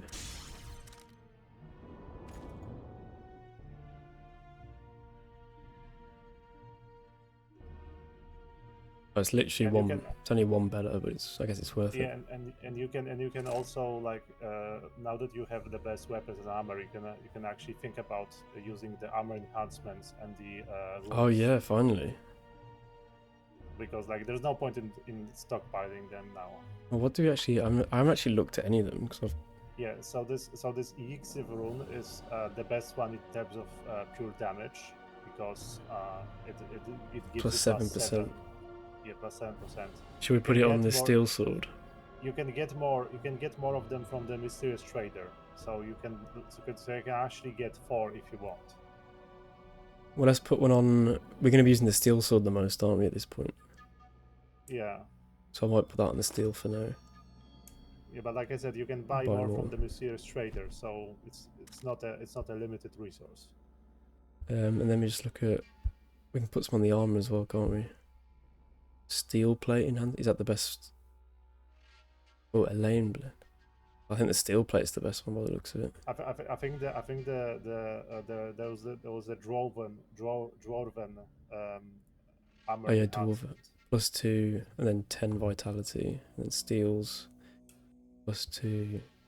I think the yeah, the dwarven one's gonna be better for me. I think extra Yeah, because health. it gives you also extra vitality.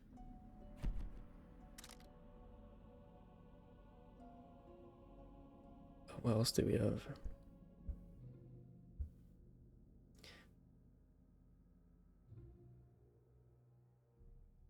Yeah, let's just put both of them on. And then one more. Maybe let's put. Yeah, let's put a steel plate on. I think I'm happy with that. I think.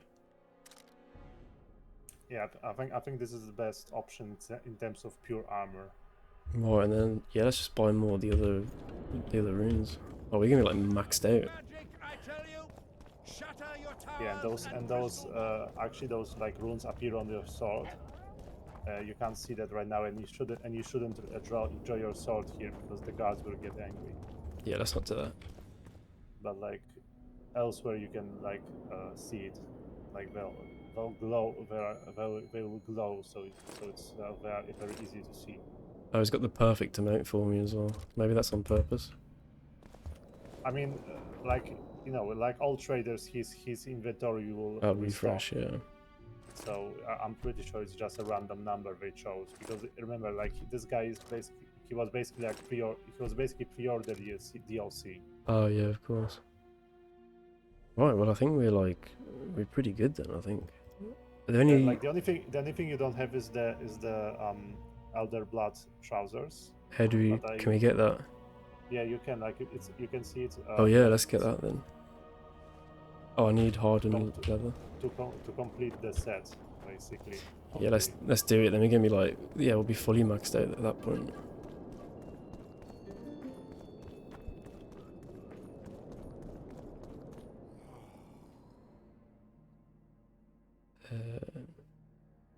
Yeah, I need 2 hardened leather.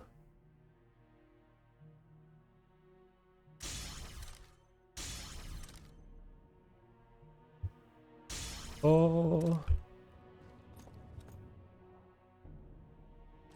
Wait, no, yeah, we're fully maxed out and everything, I think. Yeah, like It's this. pretty sick. Jackass! Oh. Oh, let's speak to Kate Maraville.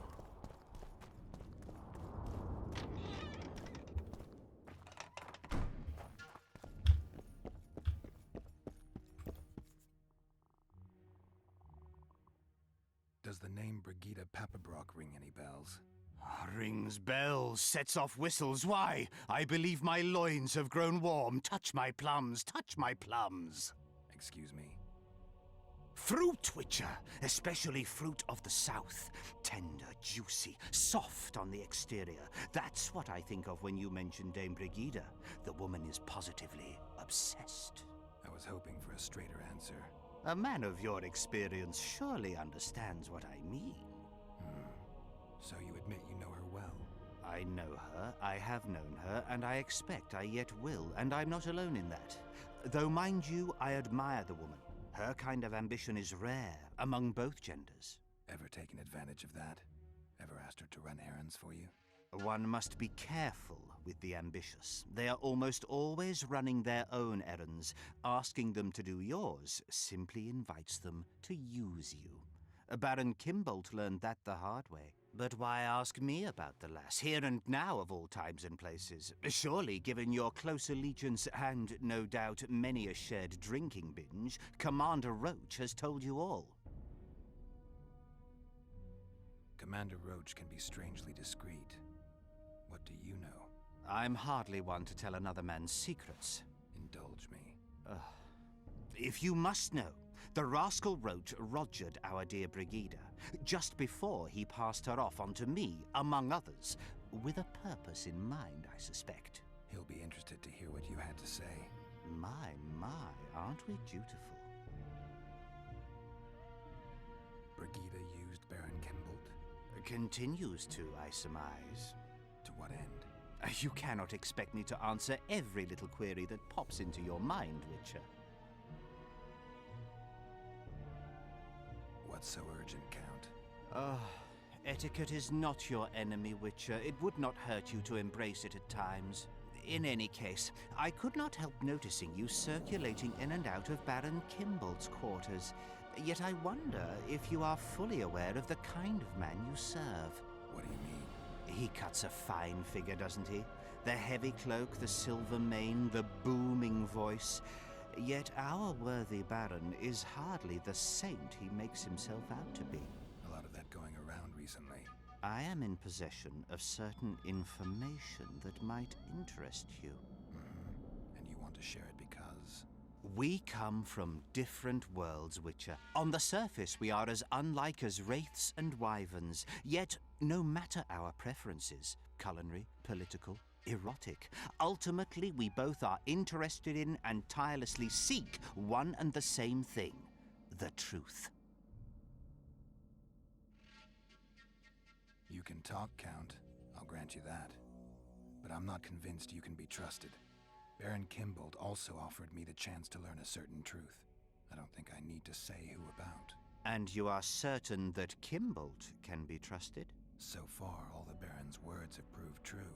Well, then I merely ask that you verify mine. You are not the sole person to have repeatedly visited our kind-hearted Baron recently. Doesn't seem strange to me, given the time and the place. He has also had some more troublesome callers, blackmailers to be specific. Now, I'm not handing down any verdicts. Perhaps the Baron has some personal problems, in which case I would very much like to help him. Get to the point, Count. My people have learned where these blackmailers are encamped. I assume Baron Kimbolt has not been sitting on his hands and has also dispatched his huntsman to find them. A horrible man. I know who you mean. Ran into him in Kimbolt's quarters. Then you must also know that if you do not make haste, nothing will be left of our blackmailers, save some rotting corpses. I shall show you where they have their camp, and I merely ask that you learn what is at issue. Naturally, you can count on my gratitude, though we both know that is not the greatest reward. I can't promise you anything, Count, but I'll think about it. Farewell.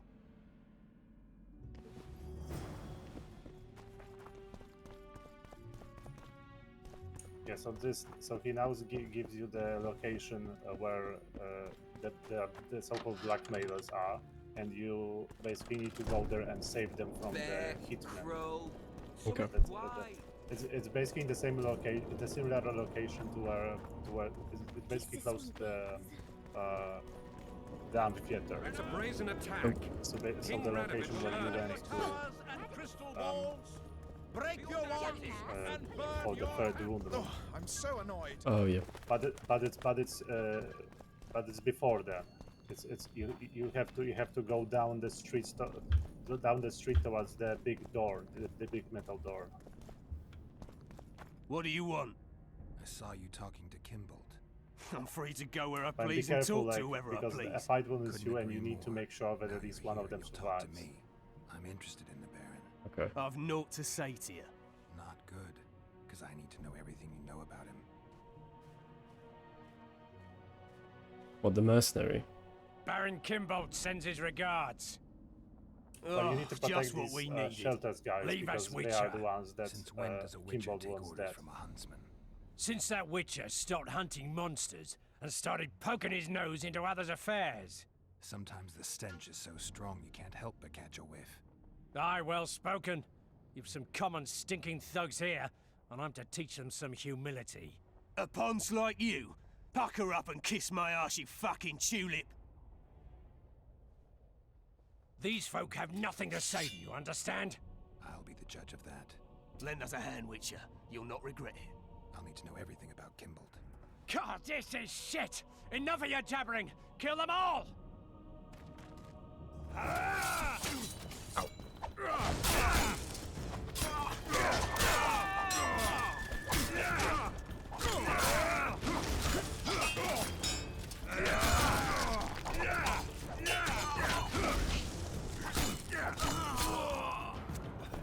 Got him.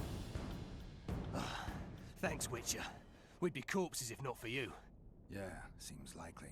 Now don't make me regret helping you. You're welcome to all we know about Kimbold. I'm all ears. We came here to collect our fee, me and my brothers, for a favour we did the Baron. What did you do for him? Spent 4 days in a forest, sitting on our asses. Baron Kimbold wanted to pay you for that. Course not. We was to destroy some wagons in a caravan that was to pass through Millville. Problem is, caravan never came round. I can see why you're having trouble collecting. Kimbold had shite information. How is that our fault? That bugger lost us a right lot of time. And you know what they say, time is coin. What exactly were your orders? We was to watch the high road for a caravan carrying nobles. 2 coloured wagons and a small escort. The wagons, they was ours. All inside was to perish. Any idea who was supposed to be in the wagons? 2 high-born young'uns and their nannies. That's all the Baron told us. Willing to tell Natalis all this? I'm to fess up. They draw and quarter me. You didn't do anything. Took a job, that's it. They can't prove you actually wanted to complete it. If you refuse, Kimbold wins. He'll squirm his way out of this, but it won't end there. The Baron's got gold enough to hunt you till he hunts you down. Not likely. I'll see them tear stripes off his back with hot pincers. All right, I'll talk to Natalis. Oh nice, we leveled up as well. Yeah, so now you have to do Kimbold's quests, and afterwards you can basically talk to them, and then you end this entire quest line by talking to Natalis after you get all of the evidence.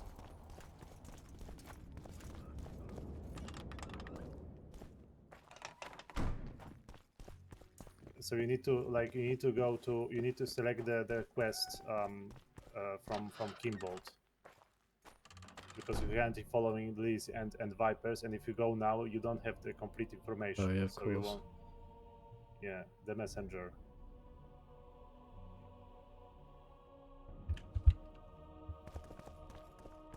Witcher.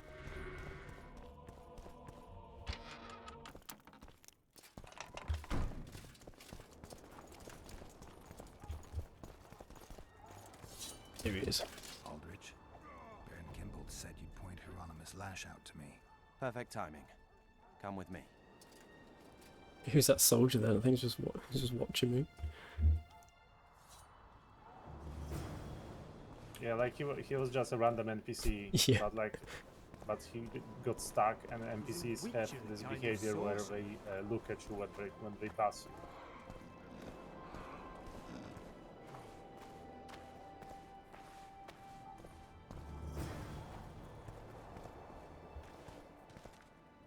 Where's Lash? Patience, mate. They should be here any minute. Look, there. I've done my bit. Up to you now.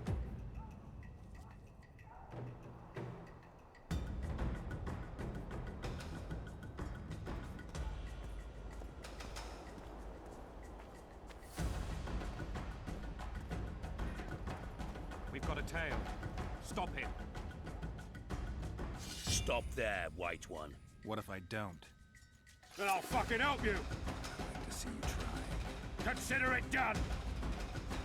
For Natalis! Yeah!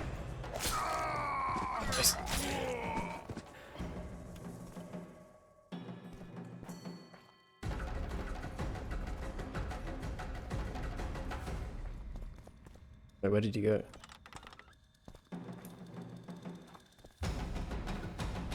That's the one.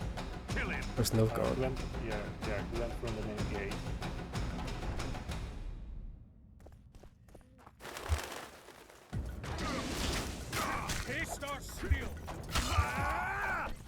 And yeah, like you can probably tell that there's something deep going on because that Nilfgaardian soldiers are involved.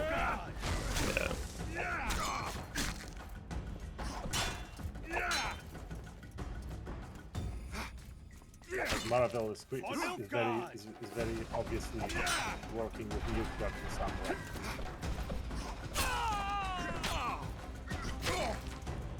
Also, I wanted to point out, like, how cool the uniforms of the Nilfgaardian soldiers look. Like the person who designed the uniforms of the Nilfgaardian soldiers in the Netflix TV show should be ashamed of themselves. Like they look fucking horrendous. Yeah, I agree. Like I don't understand how that passed like quality control. Well, which way did he go? Did he go? He went through the gate you were like just in front of, like the side gate, because he's going towards one of the rune rooms. That's where the last he will have his last stand. And actually, like this is actually good that you did that gargoyle quest before, because otherwise the gargoyles could get involved.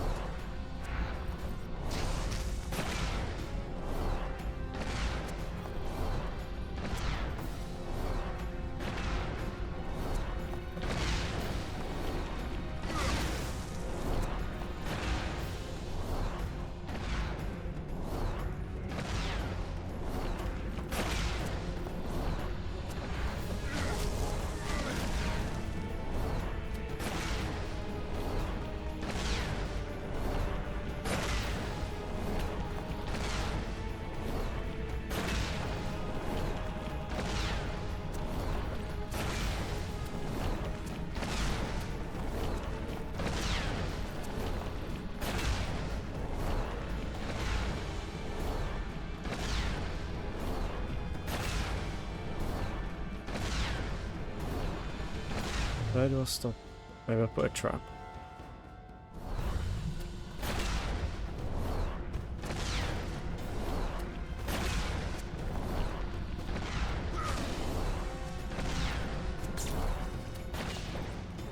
Oh, hit.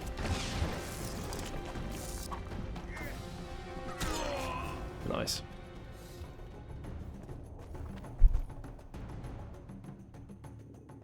Yeah, like that was basically the trick. Yeah, it took me a second.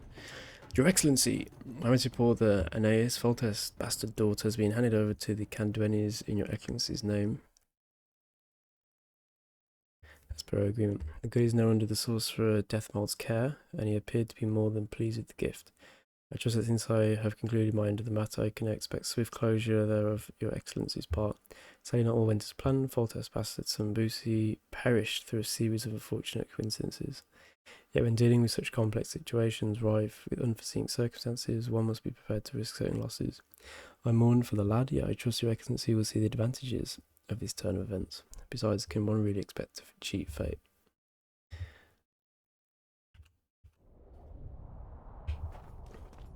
Well, we can talk to Natalis now.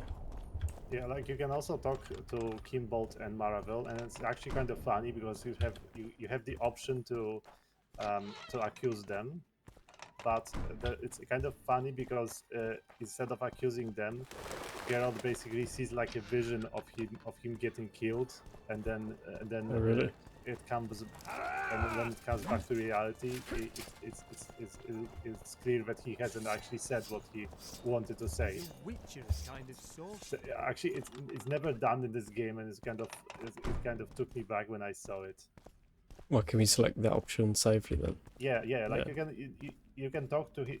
It doesn't matter. You can select both options with them, and it doesn't matter because what closes the quest is what you tell Natalis. Oh yeah.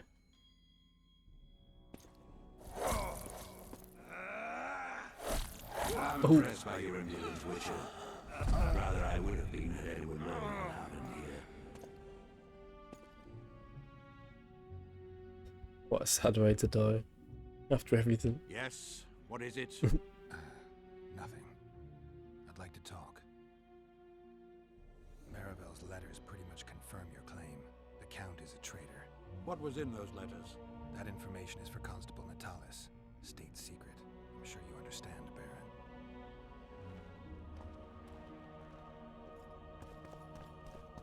It's you!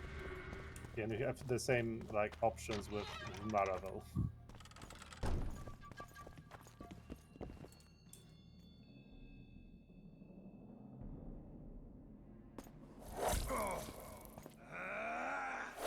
Oh yeah. I find no other term for you. Did you think I could let you go with that information? I truly regret it had to end this way. So even though he's guilty, you just can't accuse him at this moment. Witcher? Witcher? Forgive I love how the cat was like right next to Oh him. yeah. I found the Baron's blackmailers. Because it's clearly like did Kimbolt it's clearly knock like up a you know peasant girl, playing a healthy like one at in least? the scene as it is. So all the random NPCs are May I know its moving essence? about. As a statesman, matters pertaining to Temeria are of the utmost concern to me. It looks like Kimbolt hired this group to murder Anais and Busi. Thank the gods they were only half successful. This group didn't kill anyone. The convoy carrying Foltest's children changed course. It never arrived where our blackmailers were waiting. I know the Baron. He approaches things comprehensively. He must have enlisted a second group, which accomplished the terrible deed. Whichever way you cut it, Kimbolt's a traitor, pure and simple. Oh my, must have hit the old man pretty hard. The Baron doesn't know yet. What are you waiting for, Witcher? Make haste. You must deliver the evidence to the Interrex. Actually, I was hoping you'd do that. I need to tend to some other matters. Knowing the constable, I fear he would look upon any accusation I made with distaste. He could very well assume I was merely trying to subvert a natural rival. He might see the evidence as doubtful, even fabricated. But we cannot allow a traitor to play an important role during the summit. Yeah, I guess we can't. Besides, to witness the fall of the honorable Baron Kimbolt, I don't know if I could bear it. I gotta admit, Count, your clearly feigned concern for Kimbolt, well, it makes me wonder. Yes, I suppose it must. Goodbye, Witcher. Farewell, Count. Alright, let's go tell Natalis. Yeah, so when you get to Natalis, you'll have three options. You can accuse either one of them or both. And of course, like because you completed all of the requests, We know the answer. Like the answer is to accuse both of them because they both planned to capture or kill the children. It's just that one of them basically managed to outwit the other, but doesn't change the fact that they both intended the same thing. There's a traitor among the Temerians. Careful, Witcher. You'd better have evidence if you plan to accuse someone of treason. Busi and Anais. Yes? Count Maravel outright betrayed Temeria, while Baron Kimbold planned to murder Foltest's children. Those are serious charges. Kimbold hired some thugs to do the wet work for him. I found them, and one's ready to testify. They never got the job done because the convoy carrying the children changed course, only to fall into an ambush set by Maravel. The Count wanted to hand Anais and Busi over to the Nilfgaardians. You'll find the proof in this letter. Busi's death was an accident. Dark clouds gather over Temeria. I cannot arrest them both. Their contingents are among the largest in Loch Muin, and I cannot risk mutiny by their men. Thank you, Witcher. You did well to bring this matter to my attention. I only hope Baron Kimbold will agree to stand with me. So you see, Baron, I have learned all, and it makes me sick to think about it.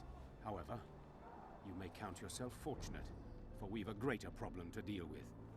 You shall provide me with your full support as we arrest Count Maravel. This plea sounds more like a threat to me, Constable.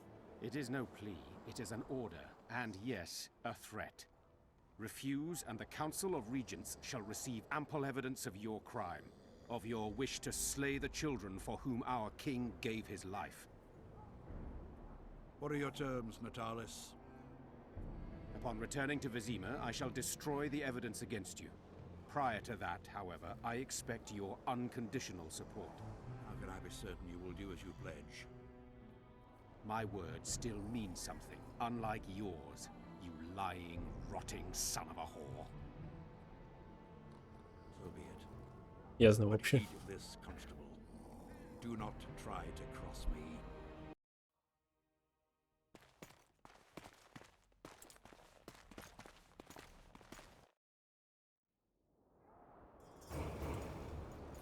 Nice. We actually got a trophy for that. Yeah, so was it a meal or something? The Order of Temeria.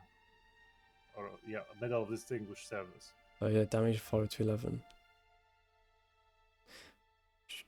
I might actually equip that. The Bullford is plus 8 armor, but this has extra damage and extra vitality, to be fair. Yeah, like, to be fair, at this point you have so much armor from all of your different armor pieces that like the extra damage is probably worth it. Oh, I should do that hard boss now.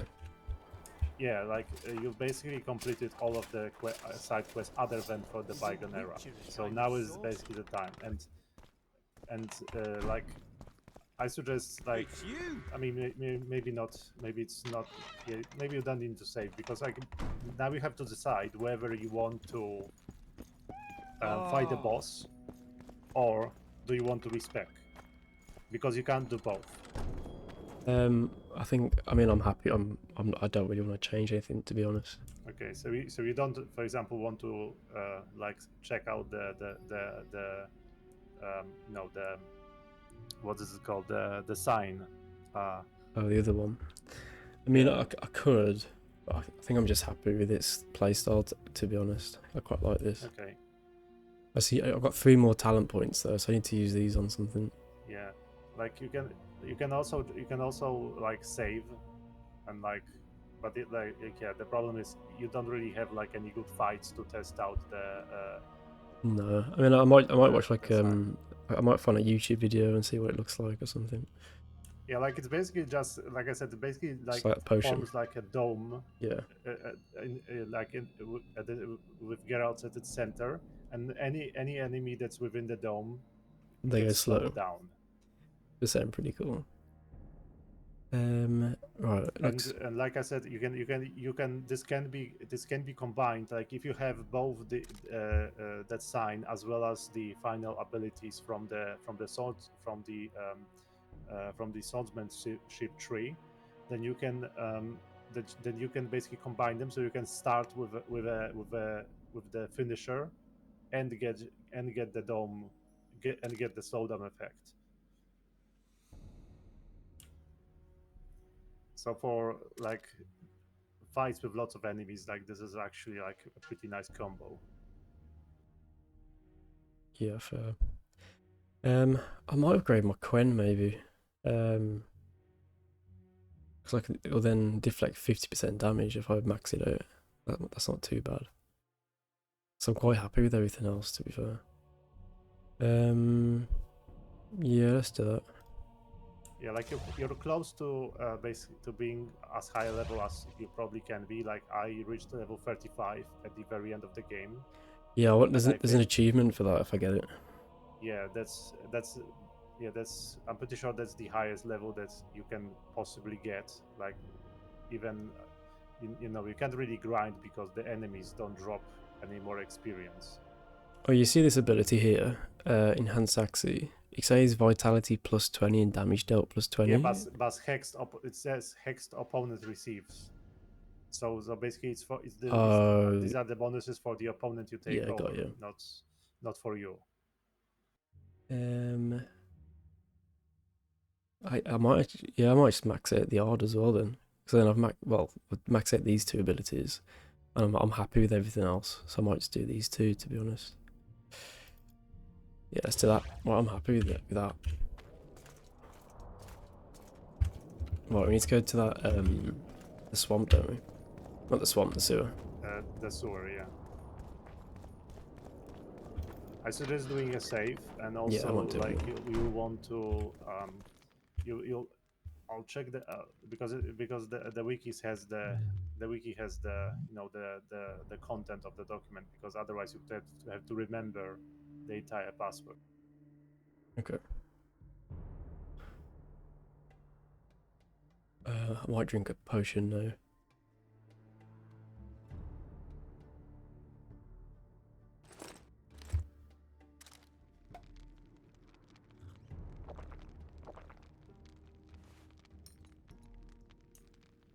I sent you the password. Okay.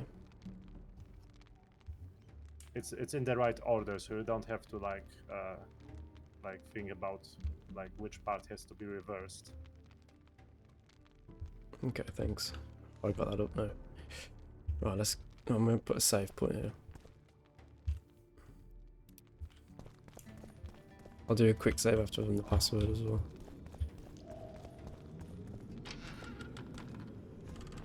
Yeah, I think I don't remember if you can return, because it opens a portal, and I don't know if you can return like back.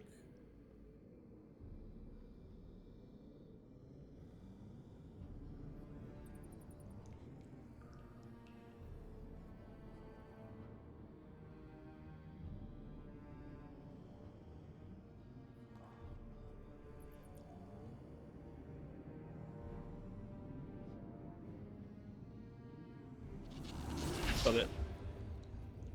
Cool, let's go in.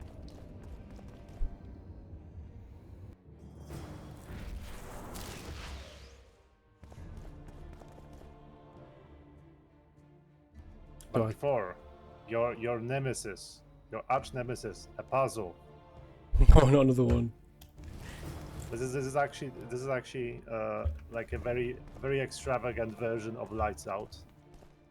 Except you have to like make sure that all of the torches, all of the spaces are lit.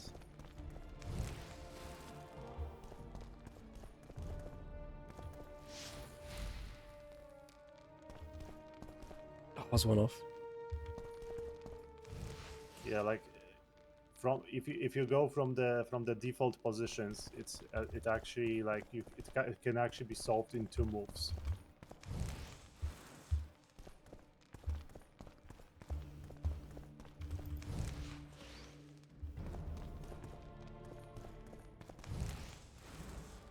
But of course, by the at first you don't know like which ones, because the way this works is that each spot controls the same spots. So if you light one, the same spots will either will change.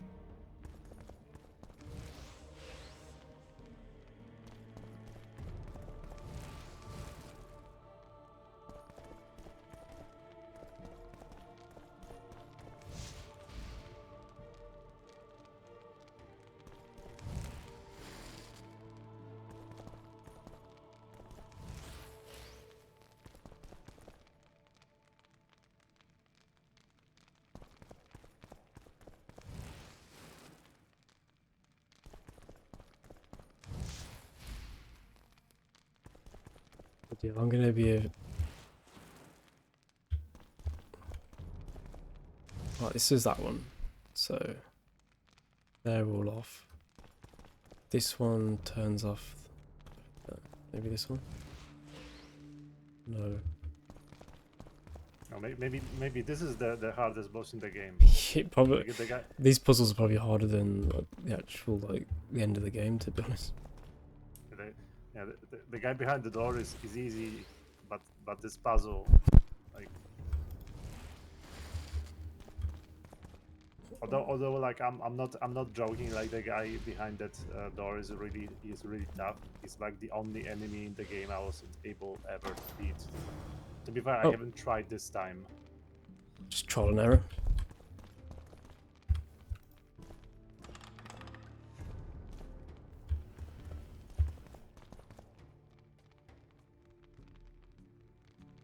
Welcome, Chosen One. Who are you? The Ancients vested my soul with the task of operating their most prized artifact as a means of rewarding those proclaimed Chosen Ones. I need to get out of here. How exactly does the artifact work? Well, in order to get to the fight, you have to basically tell him that you enhance the skills of the Chosen One to render him closer to how he would wish to be. However, remember, all things in nature have their price, and this price varies. Are you ready? Wait, so I select what? Yeah, get started. Wait, no. No, I think I can use this thing myself, because if it's Something tells me I'll do fine with the artifact on my own. It will allow you to respect. Die. One time it does get my sword out.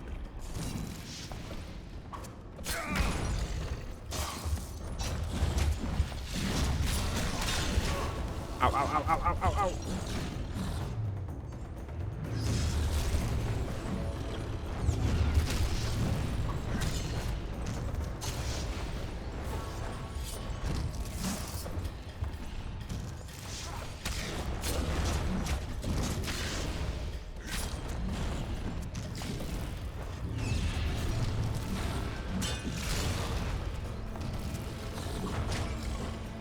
Bloody hell.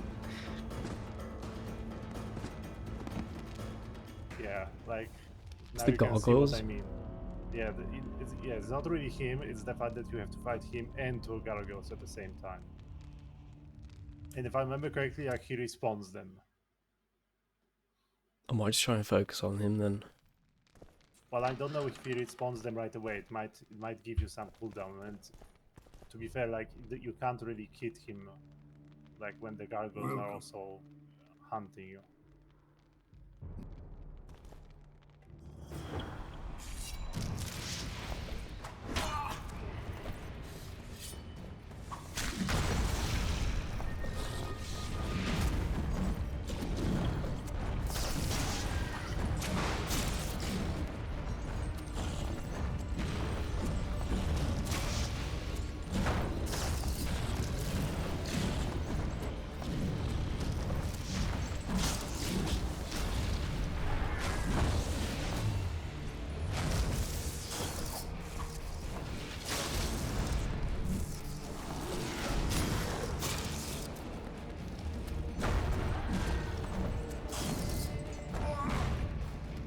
You can't even...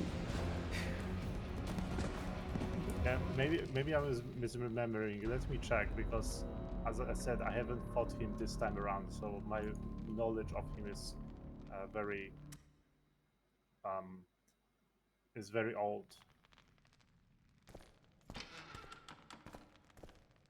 The gargoyles so are this really is, good. So this is what the wiki says. The operator will constantly throw fireballs at the Witcher. It is easy to apply some quick damage while avoiding the projectiles. Eventually, the operator will shield himself. This will shield himself. This shield will knock the Geralt to the ground when in range and deflect all melee attacks. Only by killing the summoned gargoyles can one disable the shield barrier. This process will repeat several times.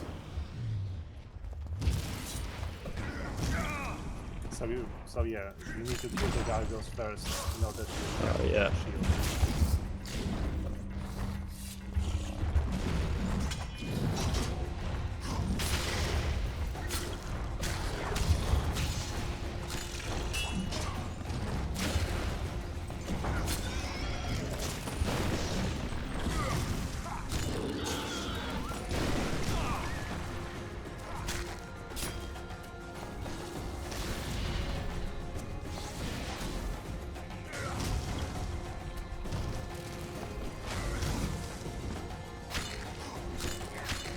longsword.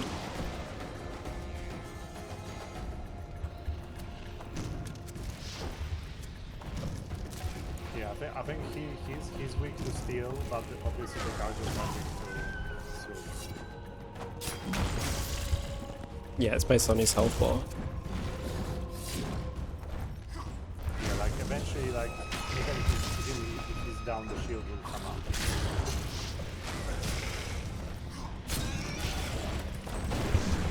X. God damn it. X did not work. Okay, I know what I'm doing. Yeah, like though. this. Yeah, this fight is obviously also far more difficult because of how this game works. Like it's hit detection system. Yeah. Like it's Yeah, I realised that basically- on this one. Yeah, like this fight like shows everything wrong with this game when it comes to combat. Well, No one's And the worst part is the reward is not really that good anyway. Like for most people, the ability to respect is far better than what you get for defeating him.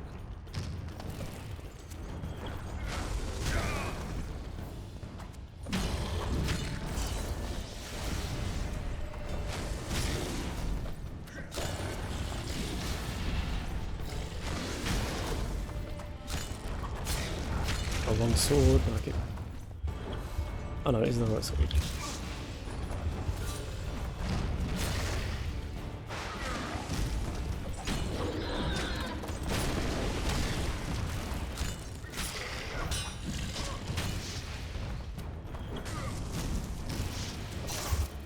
No.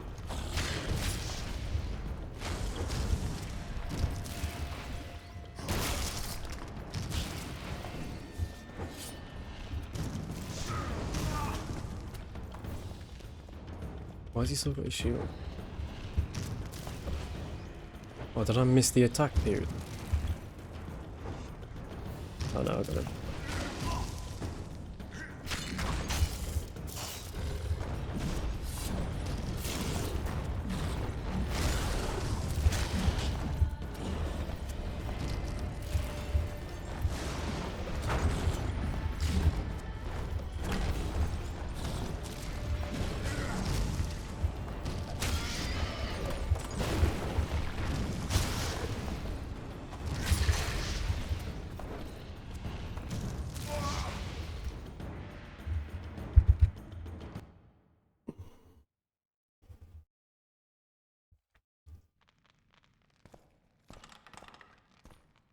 I know what I've got to do, I just got to kind of get it right. well, No one.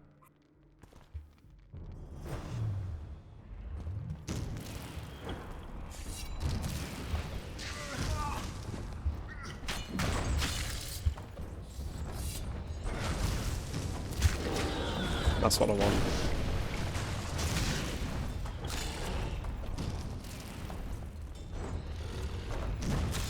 Bloody hell.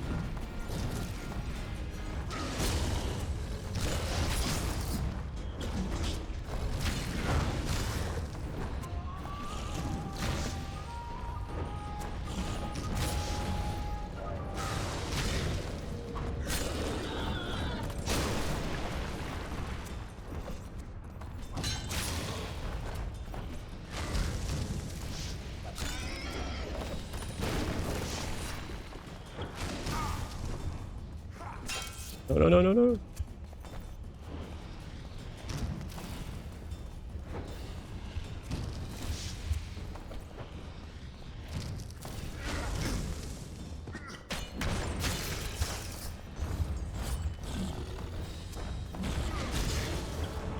No, put my sword away, you idiot!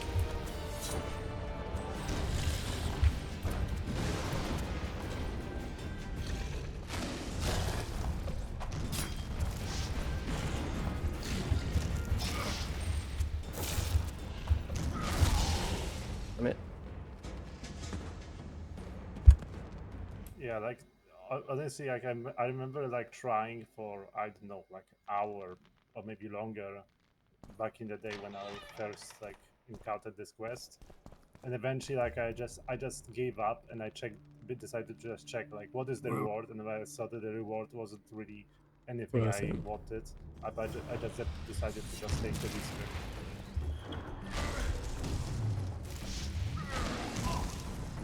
Like honestly, I can't imagine doing this like on Dark Mode.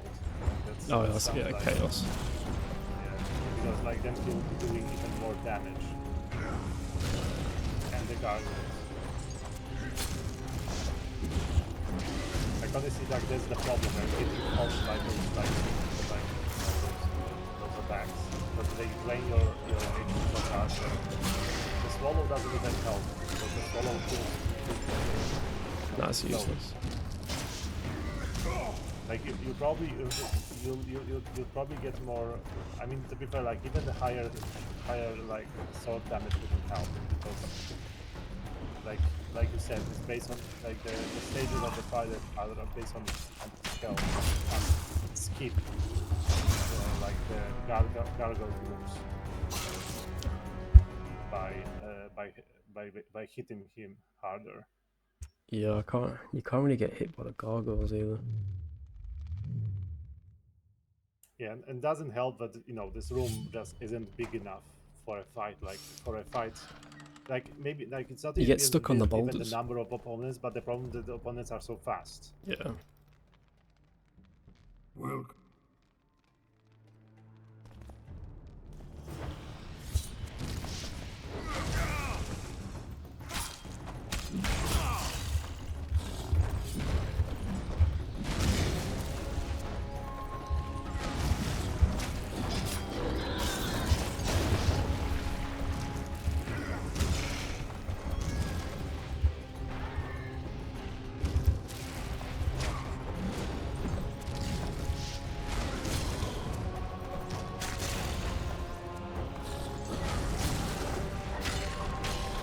Oh, I got the wrong sword. Oh, I have it.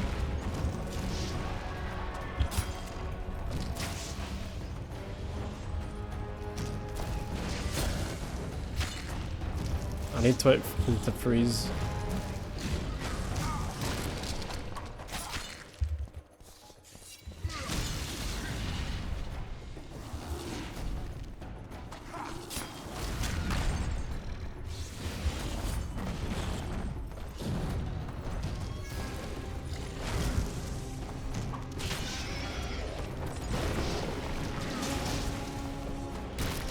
That's what I want.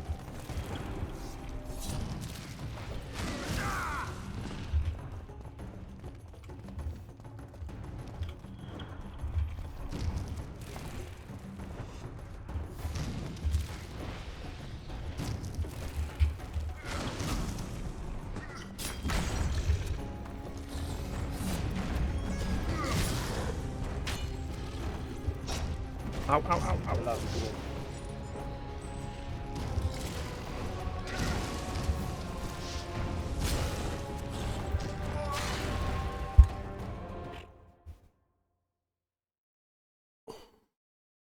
Yeah, like imagine doing that without the ability to freeze.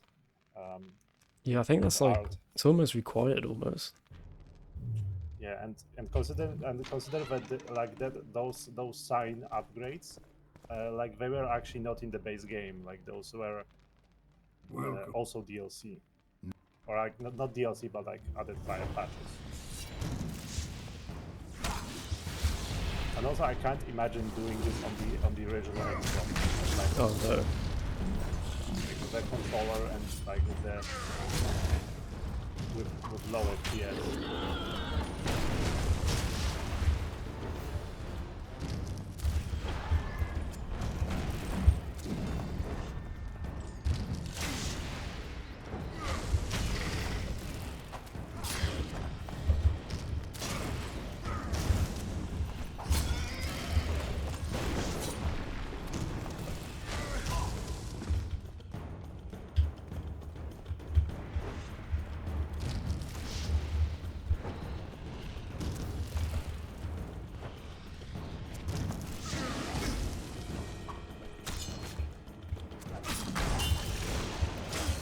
Get up, you idiot!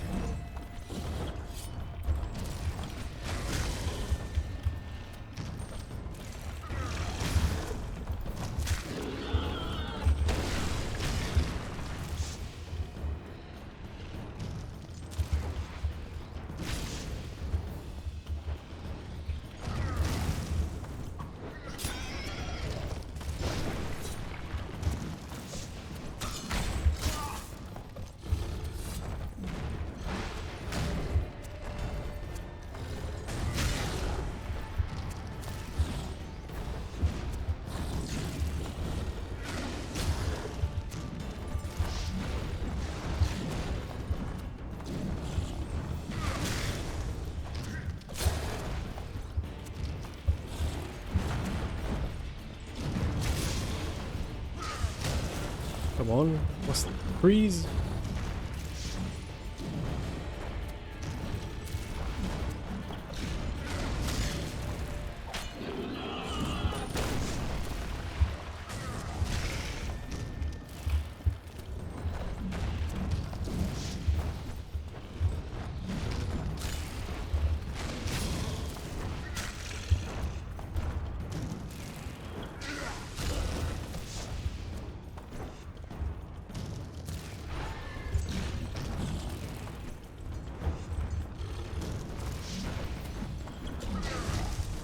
That's what I want.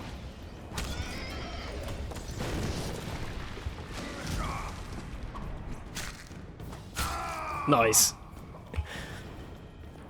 We got him. What do you even get? Congratulations. Make sure to loot him before you... Oh yeah, it's a bit close to the portal though, isn't it? Yeah, it's the freeze. Without the freeze ability, I don't know how I'd do it because you can just one-hit the gargoyles. Oh, nice dragon scales. That's cool. Yeah, you get an additional run armor enhancement, and also get a weapon, the operator's staff. Like this is an actual weapon you can use. What is it? I think it goes in your steel slot. Yeah. Does it shoot out magic? Yeah. Oh, does it? I think so. I honestly don't know. I haven't used it because I never got it.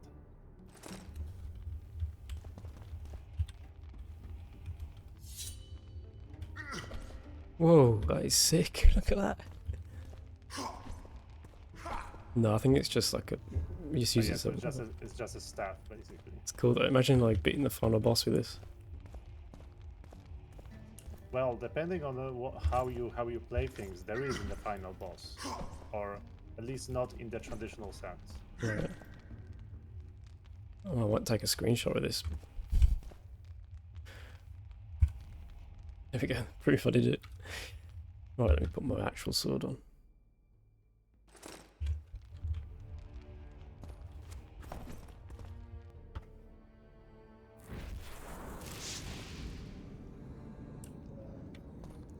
It's kind of funny, like because you had the you switch weapons while like without like putting the stuff away. It just vanished.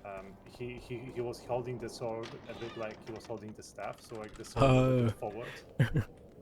But it was only for a little bit before you entered the portal, so I might be mistaken. Anyway, now that you have completed everything, you have to make a choice. A big choice. Oh yeah, save choice or help Roche. The choice which has actual consequences, which actually have an impact on The Witcher 3.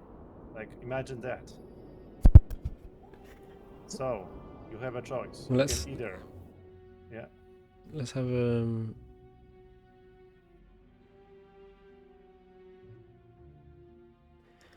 The witch wanted to go to the Nilfgaardian camp and save Triss, and Roche was in a hurry to recover Foltest's child. Roche could wait near the entrance of the Cadwini camp, however not for long. He was willing to do everything alone. The Witcher made his decision. Well, I can't want to go save Triss. And the other quest is where is Triss Merigold? So yeah, so basically like this is your choice. You can either help like because here's the thing, Roche will go save Anais regardless of whether you help him or not. Like that's why you have to choose, because if you go to save Triss, then he will go save Anais on his own.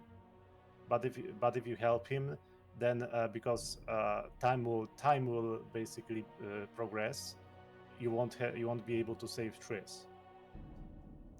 Now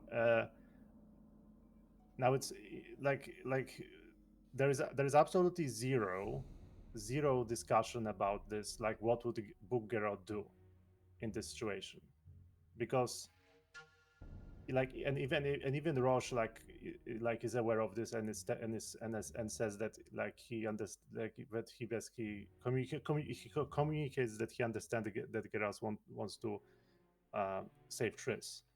And Book kind of what we came here for, 100% save Triss. He puts his friends above politics, above other people. Yeah, it doesn't seem, well, I think I wanted to pick Triss anyway, but it doesn't really seem like Geralt would be like, oh, let me go help Roche and leave Triss. It doesn't really seem like, you know. No, I think I want to save Triss anyway, I think. Yeah, so basically, this is the choice that basically everyone agrees is the most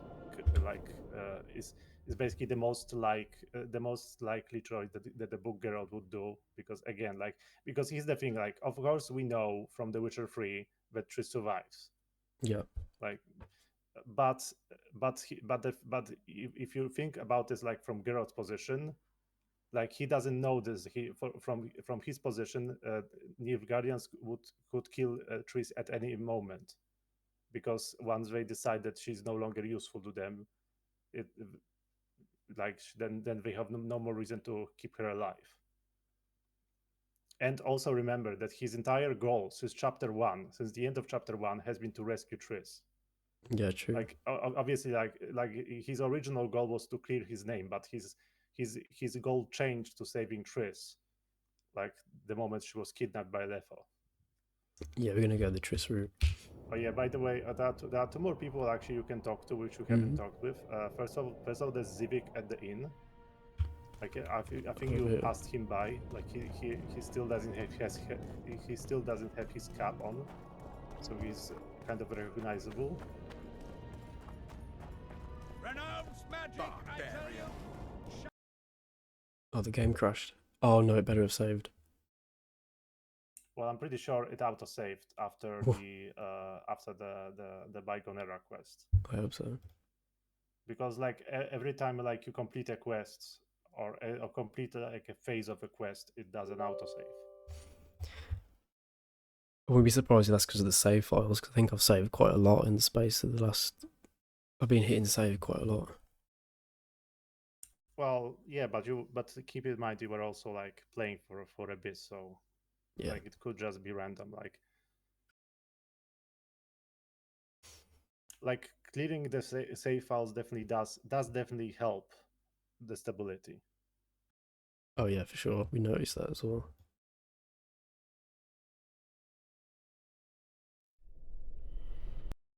And yeah, but I mentioned that the DLC quest with where you escorted that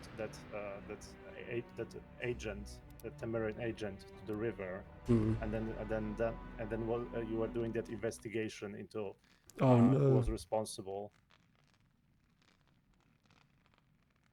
Oh crap! Well, you get to prove that that wasn't a fluke. Well, here we go again. Are you a real gamer? Here we go. This is the moment of truth, isn't it? You need to finish that fight. Finish the fight. Well. Nope.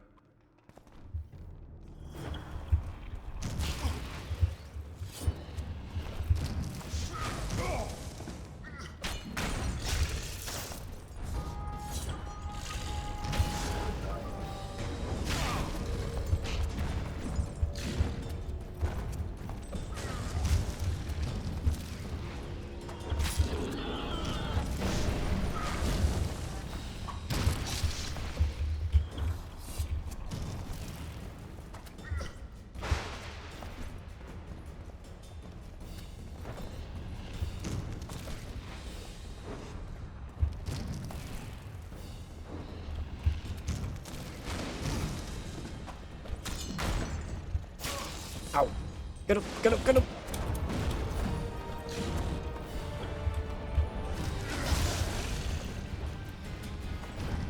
Yeah, that was bullshit. I got hit by that.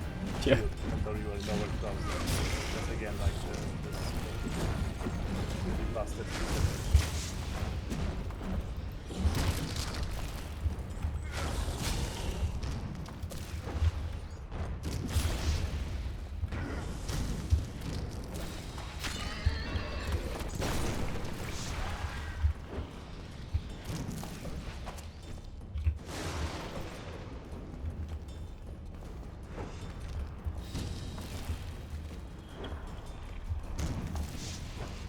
Oh yeah, like you totally hit him there, but he basically activated the shield Yeah. at the exact same time. Oh crap!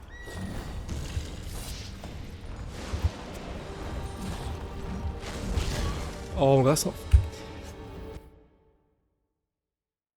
Literally, like, you're not even next to him. I mean, there's no shame in going for the respec instead. Like you already beat him. Like you don't have to prove anything.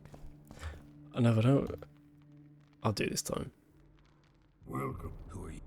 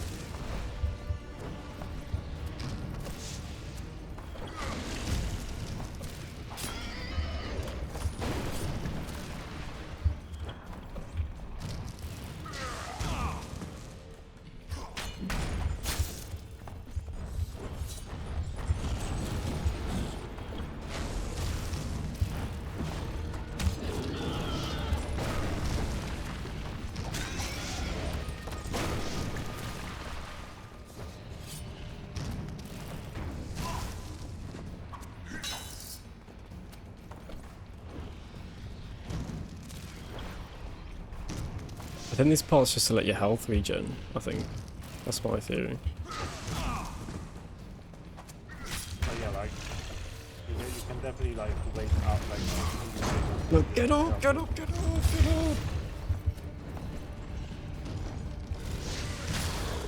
Yeah, that's kind of interesting. Like Geralt fell down and then was hit again and fell down again. Like he's falling down and the shape twice in a row.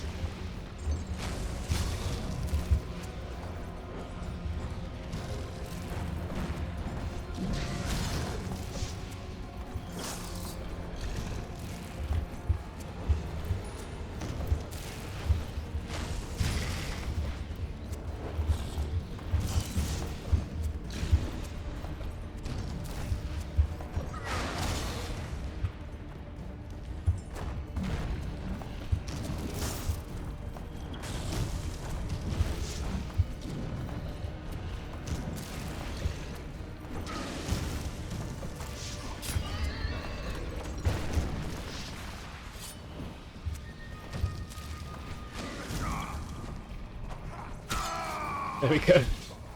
Right, save, save, save, save, save, save.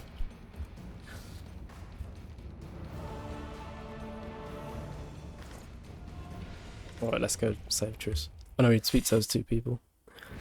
Yeah, I mean, like it's got their conversations are kind of interesting, and the second person is actually Arian Lavalette.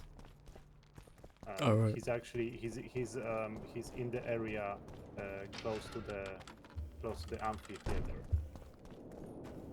close to where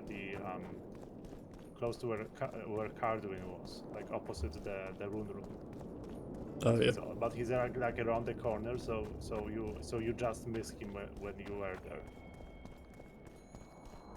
It's a brazen attack. King Radovid will learn of this. What do you say the guy was here? In the inn? He should be somewhere around Pull here. yourself together. Like he does appear in the. So maybe like if you meditate, he'll appear. It might be one of those things where like he only appears at specific hours.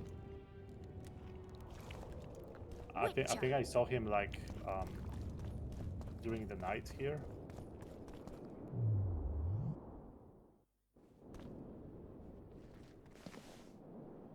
Like I know for sure that he was going in and out of the inn. Actually, I saw him go out of the inn like earlier. This would never happen if the conclave still existed. I'm certain that this is the area where he appears. We must protest with all our power.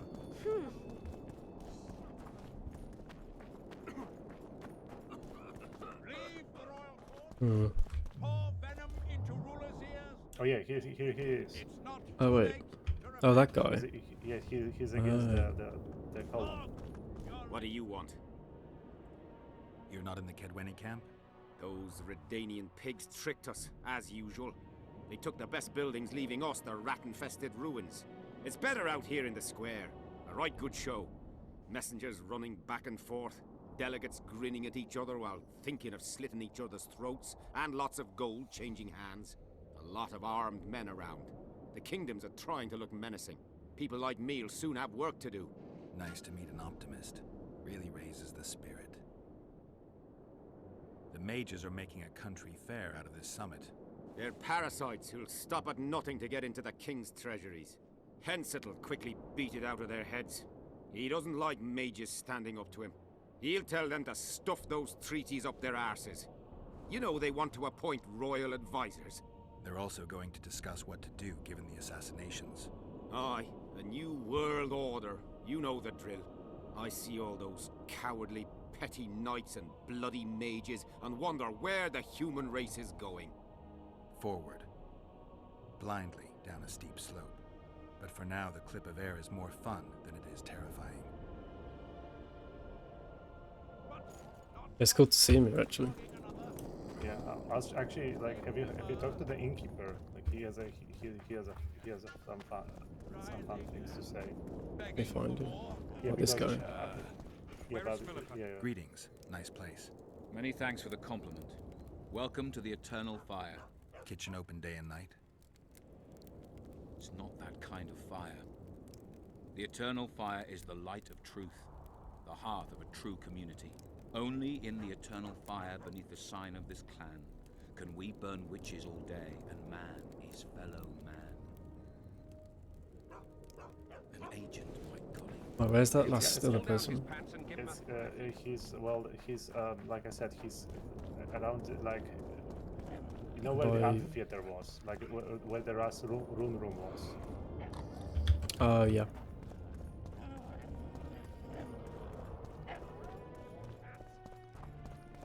And the bat, the owl. I actually remember there are two more funny traders there, because they are like members of the circus. Because the reason why Numa is here, the mighty Numa is here, is because he's part of a circus troupe, which has arrived as part of this event, but they basically they can't perform. So this guy, like for example, in front of you with the sword, he's actually a trader, and as is the woman next to him. We're now in the services sector. What service do you provide? I was once a good swordsmith, or at least it looked like I might be. A riot came through, took my workshop with it, but the skill remained. I actually prefer swallowing swords to hammering them, but that upsets my wife. Give her my best. You can do so yourself. She's Alona, the bearded she-elf. Ah, and how's life with a bearded she-elf? Pretty normal. We don't generally bring our work home with us. Come back and see the show one day. Hey, which one's the bearded she-elf? She's next to him, and I can actually pay her to see the beard. Welcome. I'm quite Alona, funny. the bearded she-elf. Bearded? Don't be a child. We came here to perform, but this place is a circus in itself. Nobody's interested in us, so we're on to plan B, trade. What do you sell? Food. Fresh. Very good. You want to buy something, or are you waiting for my beard to grow out? Fine, I'll bite. Show me your beard. I'll pay your full performance fee. That'll be 200 orans. 200?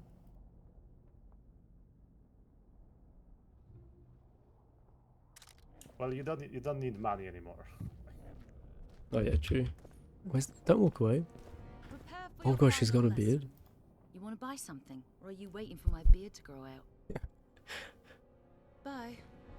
Final? Crazy.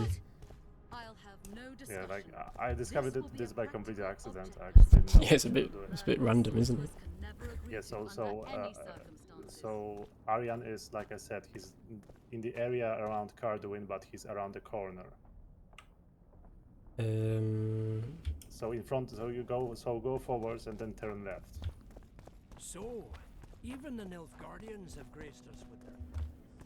Your Excellency. Oh, this Witcher guy. Geralt. Yeah. We meet like again. Who would have remember him known? from the prologue? I thought cats always landed He on was the guy forepaws, that, but I see wolves sometimes. Oh, too. yeah. I trust you have not come to demand my surrender again. I've come to find the Kingslayer. And once again don the robes of a hero? Enjoy the fame? I don't know about robes, Aryan, but something along those lines.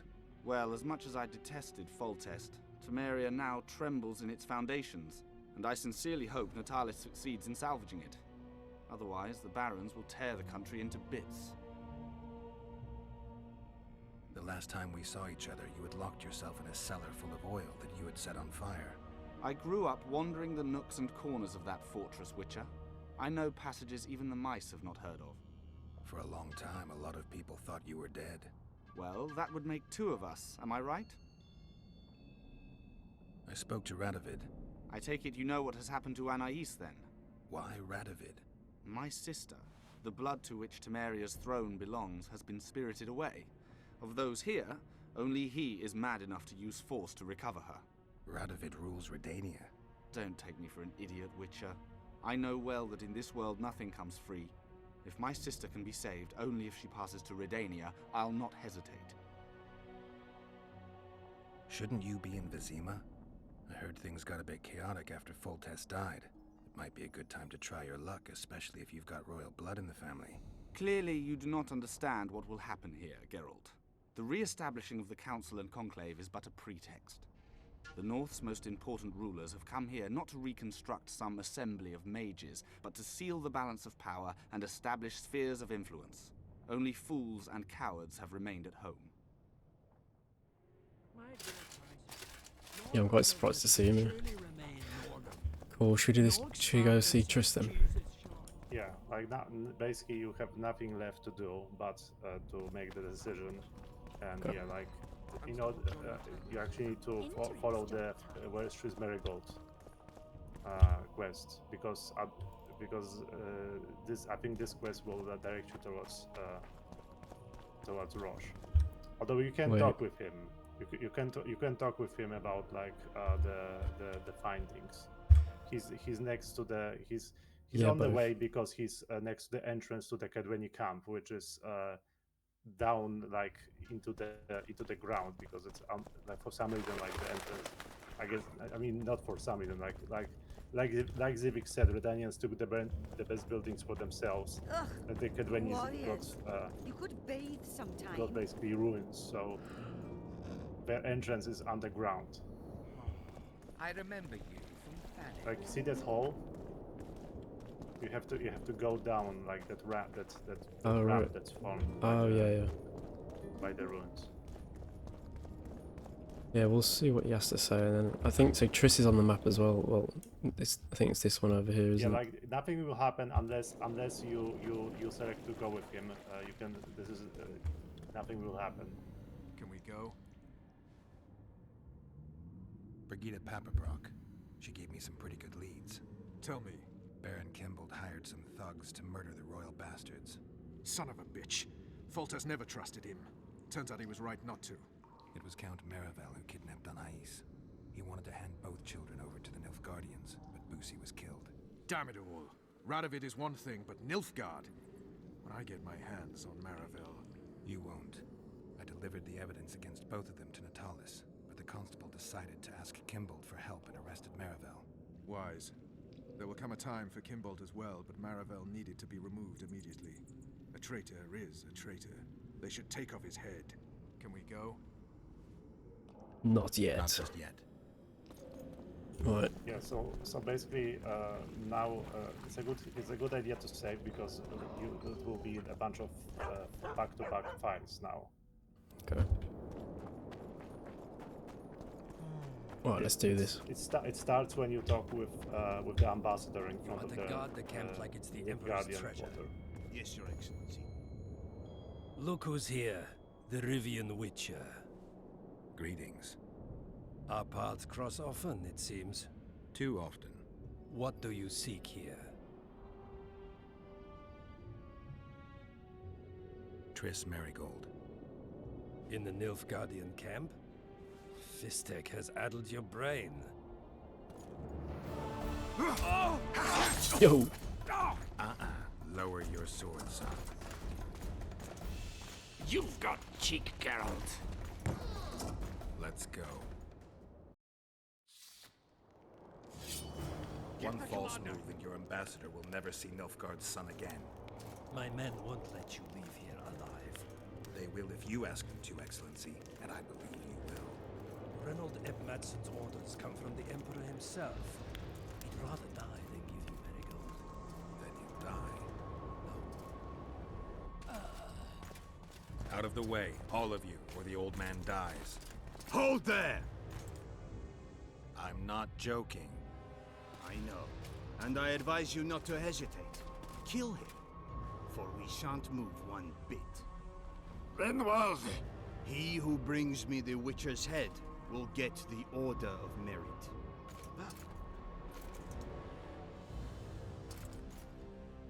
But Ambassador Fitz-Estellen... Your Excellency. Orders from the capital. Now I'll have to kill you all. What are you waiting for? Get him!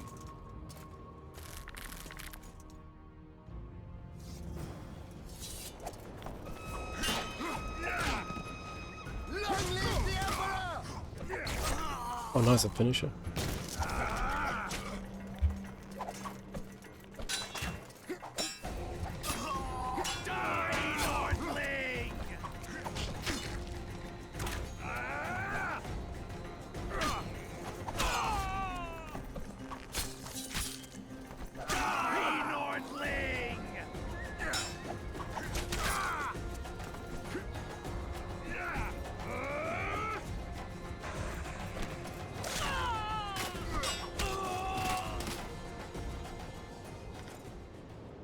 Right, where's Triss? But yeah, like the reason why I said that those side quests were kind of a plot hole is because this entire like sequence will take much shorter than the desire that even like that escort to the river, right? But for some reason, it is impossible for you to save Anais and then save Triss without doing that side and not do the side quest. Like it's basically that side quest takes so long. It basically creates like a plot hole because it makes no sense why Geralt doesn't have time to do both things. Anything up here? Oh, there's more. So yeah, like to be fair, like that side quest wasn't in the vanilla game, but like. And I do think that the chapter 3 is better for it because otherwise it would be very barren of content. But obviously, think it could have been implemented a bit better. Yeah, I quite like that DLC side quest. Yeah, like the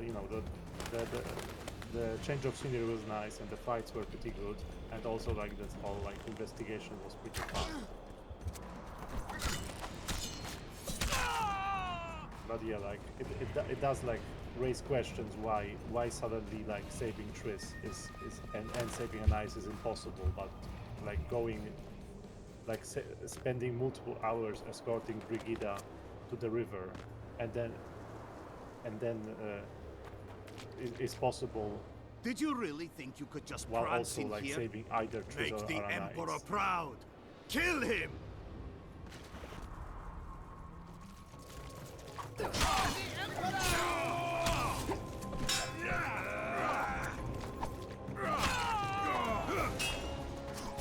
Imperial Army's ranks are endless!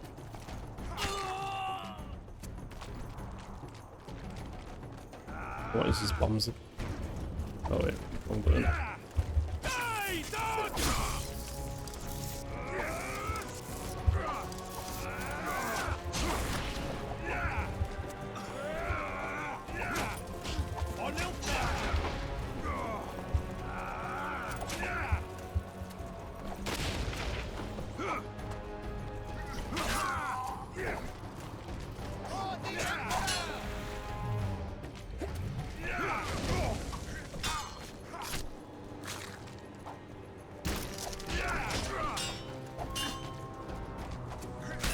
Stubborn beast modeling.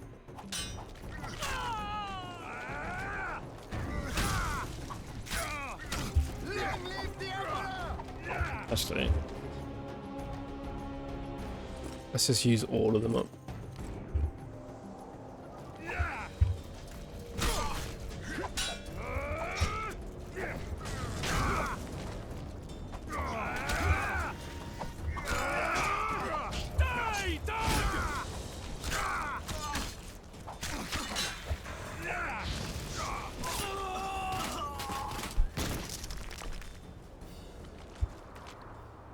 Right.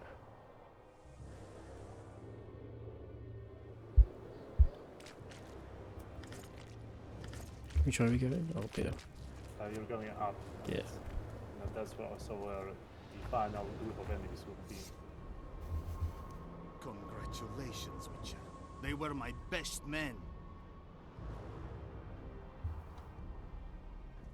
You should have picked them more carefully, or trained them better. Or perhaps they were ready for any foe but you. Free Triss, or join them. You amaze me. How can you risk your life for a witch?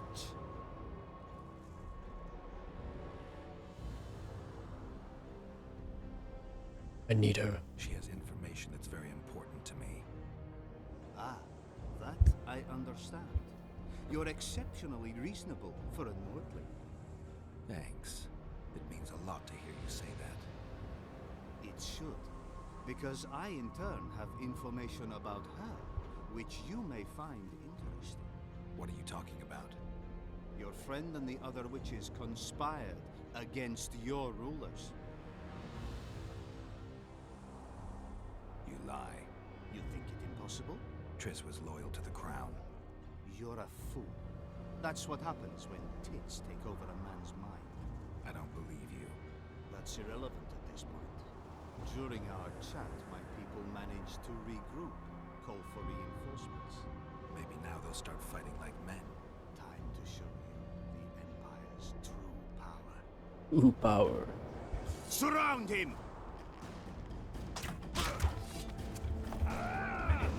His arch is gone.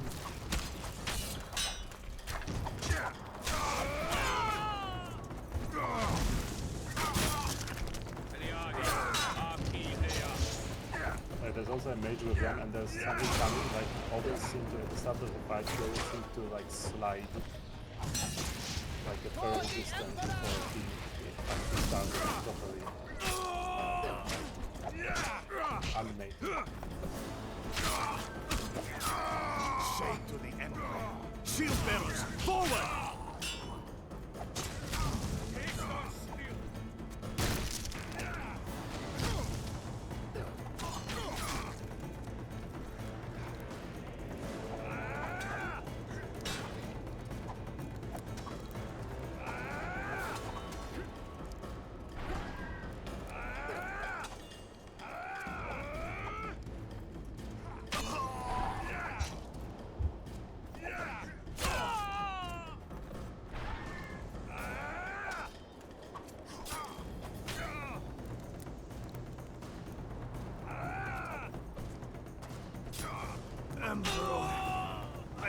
The backstab's so powerful. Okay. They've dropped some letters. Yeah, you actually, I think you picked up a letter before as well. Which one? I think it was this. No, it's this one. Because there are 2 letters from the ambassador. What's it saying? To His Imperial Majesty, the Emperor of Nilfgaard, Emir. Your Imperial Majesty, as visiting Foltest. As planned, I am now the guest of Henselt, whom I aim to present your Imperial Majesty's offer. Hadouin is a quarrelsome nation with an unreliable king and a wild nobility. Sympathies and allegiances shift time and again. Manipulating them takes no real skill. I note that Reynold Ep Matson has also taken up station in the barbarous north. I will take this occasion to express my doubt that sending him is necessary. Your Imperial Majesty knows that I do not trust the man and suspect he is hiding something from me.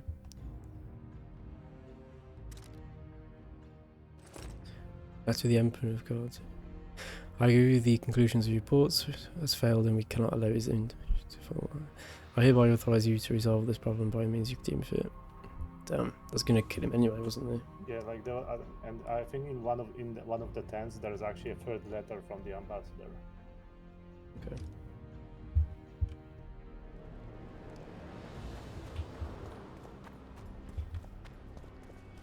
Right.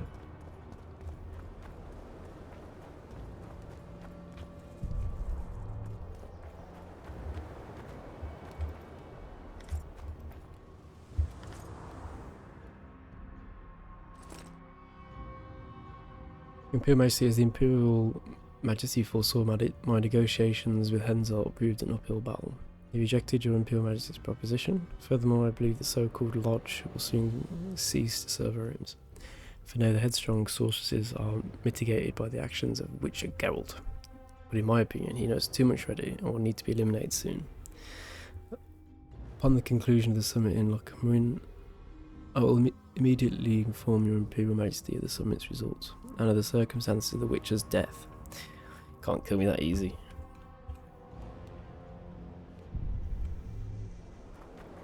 Yeah, so now I think you have the keys, so now you just have to go down into the dungeon where Triss is. Yeah, let's head down.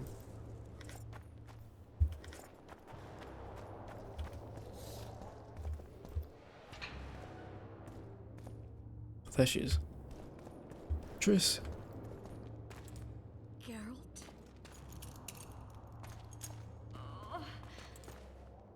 Didn't expect to see me. Are you kidding? The only person you expect to see in a Nilfgaardian dungeon is the executioner. Did they torture you? They tried various things, but they got nothing from me. When I left Flotsam with Vernon, I somehow doubted I'd find you so soon. I know it was hard on you. I'll never forget this, you hear? Never.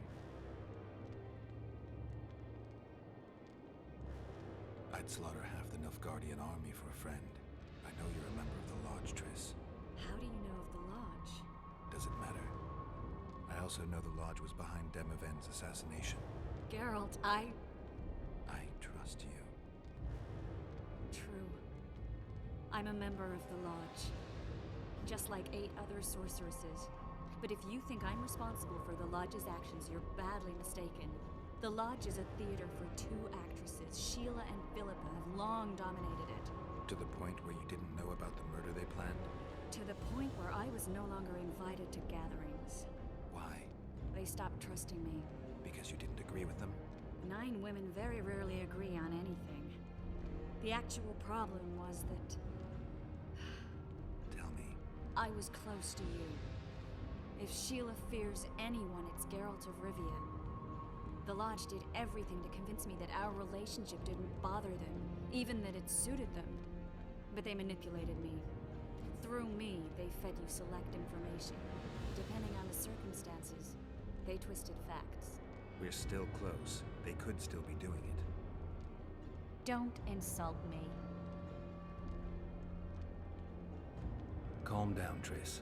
Reynold Ep Matson claimed otherwise, but I'll always take your word over that of some Nilfgaardian lowlifes. Now, you'll tell me everything you know. I need to learn the truth. All existing councils of mages disintegrated after the Thanedd massacre. We all acted separately. Philippa decided to create a new organization. A secret one this time. When I was sworn in, it never crossed my mind that the Lodge's plans would soon become secret to its members. As you know, Philippa's not one for minor undertakings. She presented a plan for creating a powerful state controlled by sorceresses.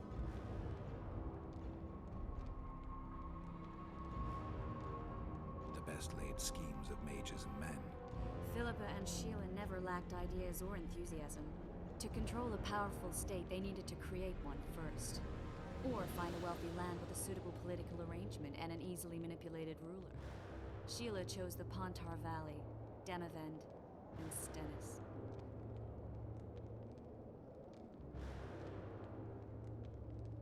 Demavend hated mages. No more than Henselt or Radovid. Sheila and Philippa saw Demavend as the weakest ruler. His son, Stennis, blows hot and cold. Plus, he who controls the Pontar Valley controls the north. So it was in Edirn that a popular rebel emerged, preaching the idea of a new state. At one of our meetings, I just asked how they imagined overthrowing Demavend. That was the last time I was invited. After Demavend's death, I became suspicious, but had no evidence. Philippa brushed me off. When you went off to meet Yorveth and Sheila was busy with the Karen's carcass, I managed to scan parts of her megascope. That's when I learned that Sheila had dealings with Letho. Why didn't you tell me? I wanted to, but we never met after that. Letho must have shadowed me when I entered Sheila's room. Then he forced me to teleport us to somewhere near Vergen. Did you talk to him? He wasn't aggressive. In Vergen, he told me that Sheila commissioned them to assassinate Demavend. Them being the Witchers of the School of the Viper. Sheila helped them prepare the assassination. I wonder why he told you about it. Is that important? Conspirators who suddenly divulge everything? I'd be suspicious. There was some interference as we teleported to Edirn. I emerged intact, but pretty battered. I knew Philippa was in the area. I decided to go see her and lay my cards on the table. Maybe Letho wanted just that. I met a woman at Philippa's house. Thought she was just a servant or Philippa's lover. Before I could speak, I was overpowered by spells. I hardly expected an attack. The pain I felt as my body was compressed. It's indescribable. As if all my bones were being broken. It's even worse when you return to your true form. In any case, Philippa had no idea her lover was a Nilfgaardian spy. I was carried as that figurine all the way to Loch Muin. Asira decompressed me back just before they murdered her. Shillard interrogated me but learned nothing. If it wasn't for you, they'd have had me quartered. I didn't piece the puzzle together until I was here, in the dungeon. Now you know everything.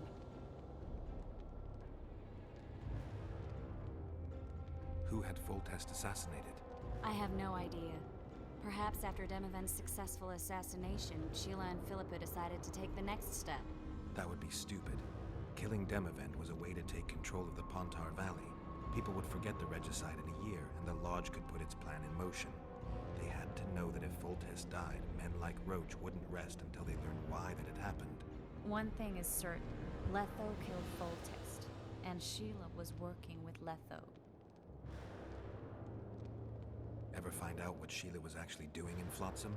I find it hard to believe she went there just to kill a monster and earn a few orans. You're right, of course. It had something to do with Letho and the Scoia'tael. What did she want from Yorveth? The Scoia'tael were Saskia's trump card. I expect Sheila needed to know what the elves would do, given that a war with Henselt was practically inevitable. Did Saskia know the Lodge's plans?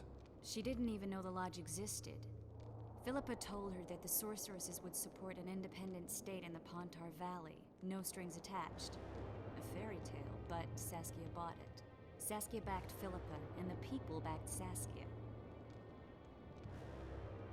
That'll have to do for now. We'll learn more at the talks. You're going to attend? You have no memory of how the world worked before the Thanab massacre. Actually, I know exactly how it worked. That means... We'll talk about my memory later. All right. If the Council and Conclave still existed, kings wouldn't be assassinated and massacres would be less frequent. This is our chance to restore these institutions, and we shouldn't miss it. Normalizing relations between the rulers and the mages who advise them is our only chance for peace. And our only chance to dismantle the Lodge. The Lodge will disintegrate anyway. Once the Kings learn it was behind the assassinations, they'll start a witch hunt. We can prevent that from happening. I'm all for punishing the guilty, but can't abide collective responsibility. I'm ready to go and reveal everything I know about Philippa Eilhart, Sheila de Tanserville, and their schemes. Let's go then. Basically, it was the mages, wasn't it? One of the witches that were who potentially hired. I didn't hear the start of your question. It was the witches that hired the assassination, basically. Well, that's what it's assuming. Well, I won't say because that would be a spoiler. Okay. Those Like, you'll learn soon. They followed their leader too blindly. You killed them all. They didn't slaughter themselves.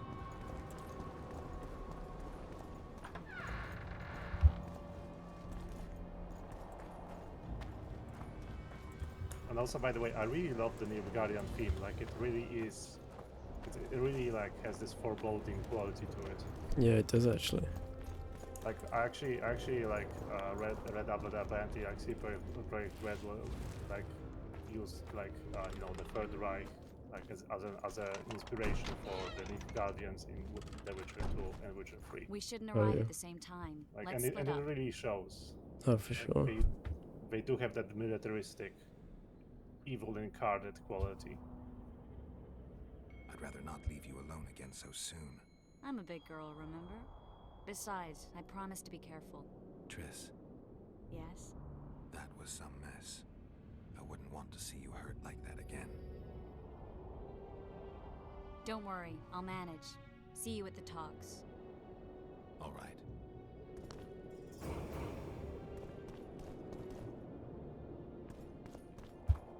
How long do you think it'll take to finish the game? Well, actually, not that long. Okay. Like, you are basically at the end. Okay. Like, I would say in a half an hour you'll be watching the credits. Okay, nice. Because I'm happy to. There's no point. I'd rather finish it tonight. Yeah, like it will be very awkward to finish the game tomorrow, even if you go to do the chapter 2, because then you'll once you finish one of these quests, you're basically so close to the end of the game. But this is basically part of the. I consider this basically the epilogue.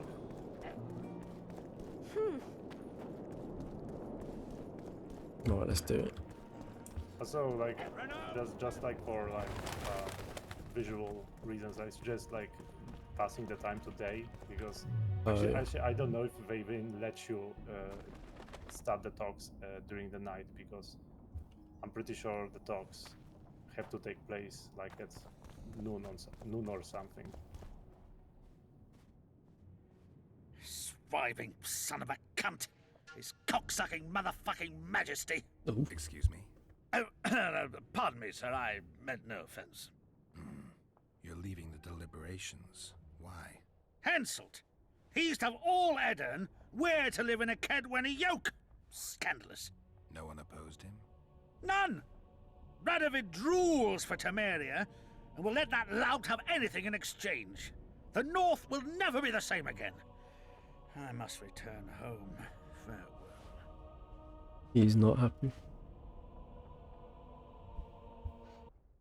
Well, he's Roach you, had don't, murder in his you may eyes. not recognize it, but he's He actually wanted an blood and Edirnian couldn't care soldier. less that it Like, was he's wearing royal, but this Edirnian was what armor. Letho would have wanted. The death of a king is the triumph of chaos, civil war, famine, fear among common folk, a time of disdain.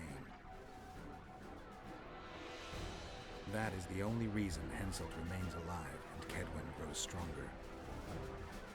Thousands of Kedwenis live better lives because their ruler is an amoral, ruthless son of a bitch who stands above the law.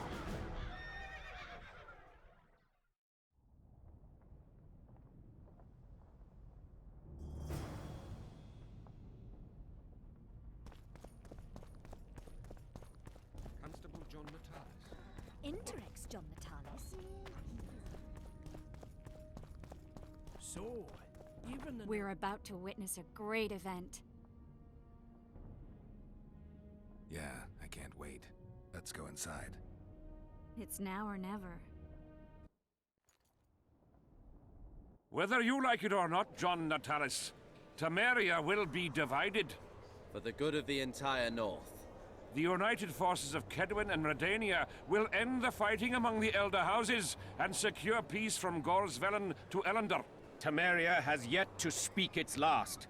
Vernon Roach, commander of your fallen King Special Forces, was responsible for today's massacre in the Kaedweni camp. Has he been captured? He fled. Our people are on his trail. Lesser incidents have culminated in war, Constable. Roach acted on his own behalf. This illustrates precisely why Temeria cannot be left to fend for itself. The result would be anarchy and chaos.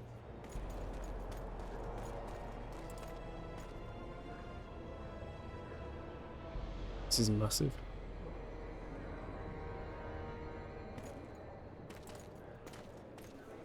To the matter at hand. The document describing the charter of the Council and the Conclave is, as previously ascertained, an exact copy of the charter found in the ruins on Thanet Island. The more important question relates to the Conclave and its power to designate royal advisors. Today, randomly chosen mages and sorceresses reside at many courts.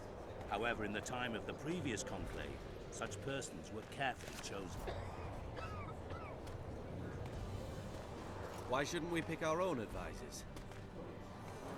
These individuals bear great responsibility, Your Majesty. The Conclave needs to be certain they are competent. And that they will keep the Conclave's interests in mind. Obviously, sire. The Conclave's chief interest is the well-being and prosperity of the Northern Kingdoms. The document has been signed by every member of the Conclave we have proposed, as well as by all but one of the designated advisors. We await only Sheila de Tanserville's signature. Without our royal seals, you should be allowed to designate advisors to cowherds at most. That is true, Your Majesty. Sheila de Tanserville should never be allowed to sign this document. Triss Merigold, you decided to join us after all. De Tanserville has royal blood on her hands. She can't sit on the Conclave. That is a lie. Have you anything to support these claims, Merigold? There are witnesses who will confirm that Sheila de Tanserville was behind the assassinations of Demavend and Foltest. Officials of the future Council and Conclave. Sheila de Tanserville should be arrested and tried. If Triss Merigold speaks the truth, Lady de Tanserville will be condemned to death.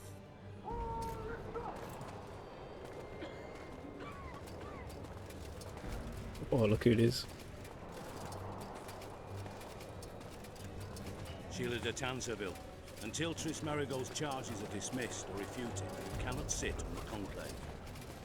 Arrest her.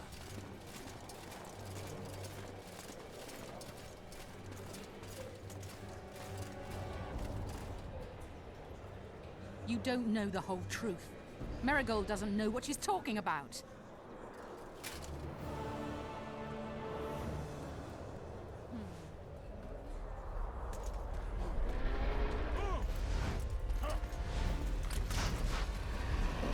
What did I say, dragon?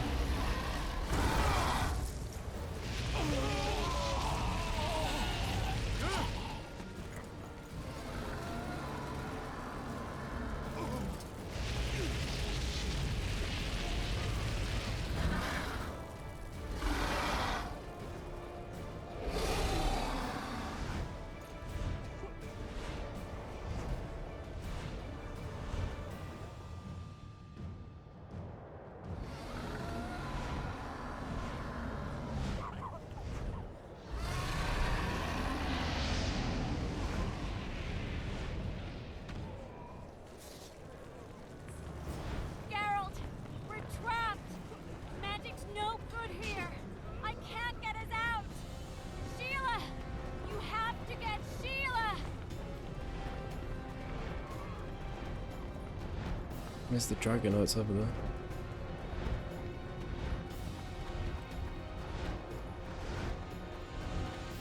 Turn back while you can, Witcher. You can't stop me. Not you, not anyone else.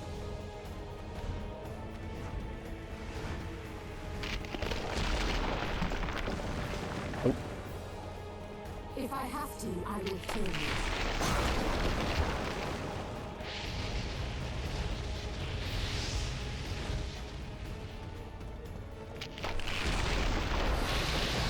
How do you like my dragon?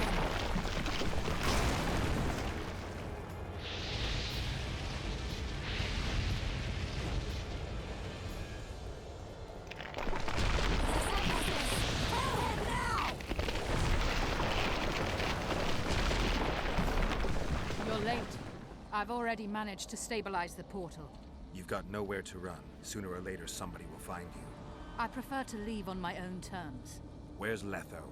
Sir Synthesis will tend to him, as she will to all the fools who get a hard-on at the mere thought of burning a sorceress at the stake. Where is he? I don't know, fool. I've been looking for him since Foltest's assassination. Letho cheated all of us. We were deceived by his dull face and sluggish stare. Don't you understand? The Lodge sought a way to get rid of Demavend, that's true.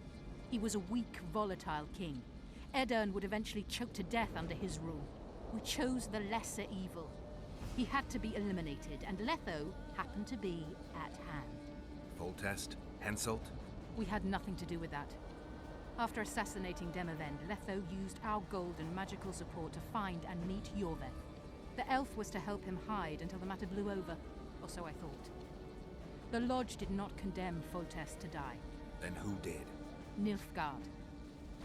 Letho is the king of liars and emperor of traitors. From the start, he worked for the glory of the great sun and the white flame dancing on the graves of his foes. He lied to everyone. Me, Yorveth, your stupid little Triss, and you. Got any evidence? A moment ago, I received a message from the Lodge's agent in Sintra. The Imperial Army is on the move. They're fording the Yaruga now. Do you think the North can defend itself in the current situation? And can you count on another miracle at Brenna? I don't know, but you made it all possible and you'll answer for that. The stigma of treason is yours for all time. We shall see. For no one will leave this city alive. No one will tell this story. Philippa controls the dragon. As soon as I disappear, it will turn the city into a flaming tomb. The dragon attacked Foltest's troops during the siege of La Valette Castle. That hardly supports your tale. We did not control it then. We may have lost a battle, but the war is just beginning. You, however, shall not take part in it. This is your end, Witcher. Farewell! Something's not right! The diamond! Someone replace the diamond! This one's flawed! I'll be torn to bits! Geralt, remove it!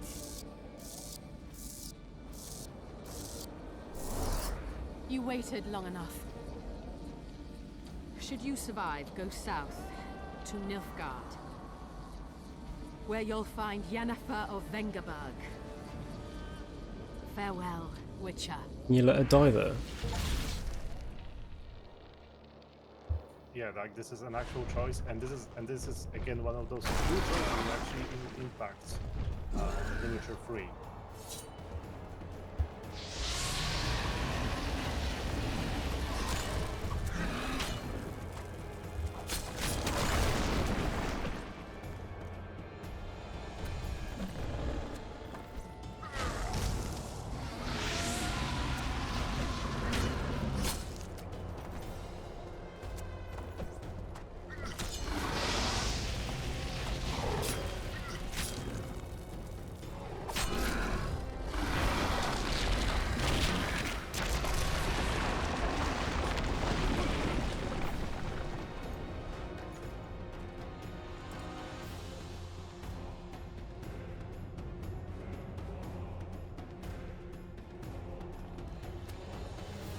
I don't think Geralt would have let her die, I don't know.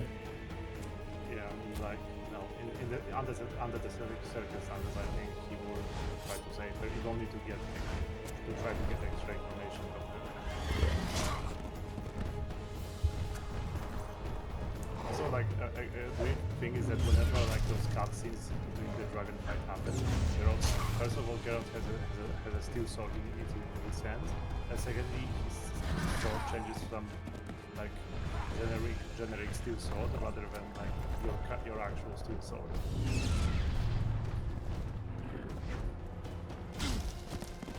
which is honestly kind of weird because I'm pretty sure like you're supposed to use the silver stone.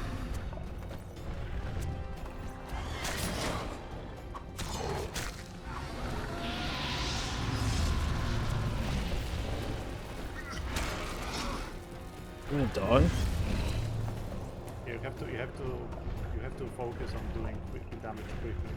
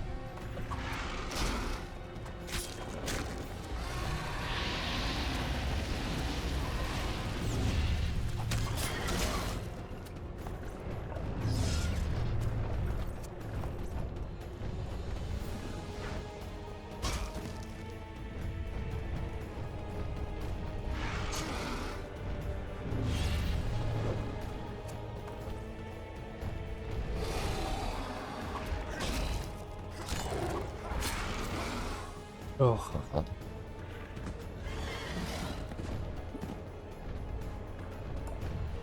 Like the way I beat the dragon here is basically I just focus on getting as many hits as quickly as possible.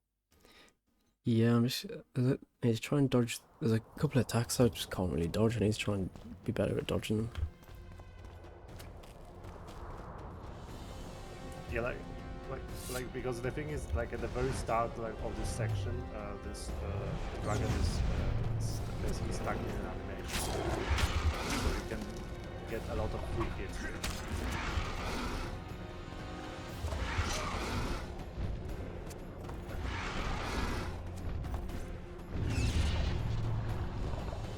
Either that or I just got extremely lucky and managed to catch it.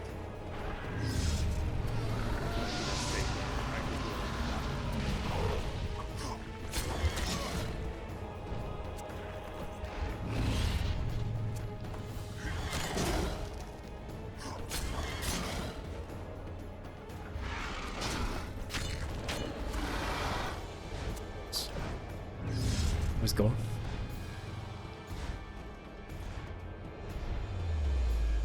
Oh. Oh.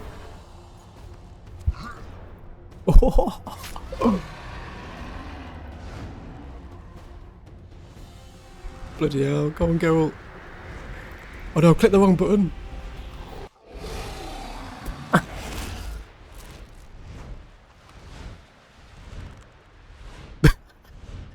I clicked left click, is that a right click? To be fair, I did the same thing, but thankfully it loads, it saved just as the QTE started. Yeah, fair. Oh my god. This is sick. Right, left click.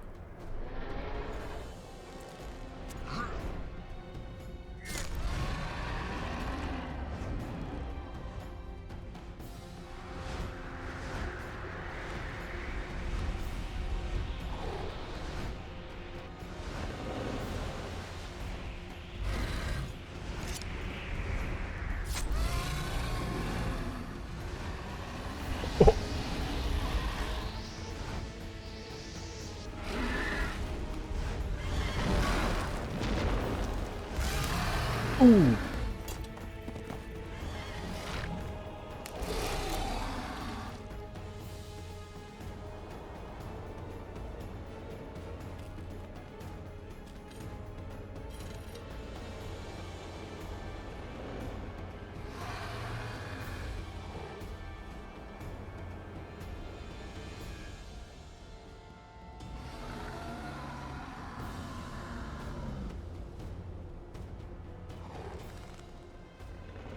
walk away. Well, remember, Geralt doesn't kill dragons. Like, that's one of his rules from the books. Wait, why not though? Because they're endangered. Because they are rare, and also most dragons are intelligent. Also, like, if you think this is a mercy kill, don't, because as you'll see, the dragon will be able to fly away. Yeah, fair. Like, this is actually one of the hard rules of Geralt, that he doesn't kill dragons.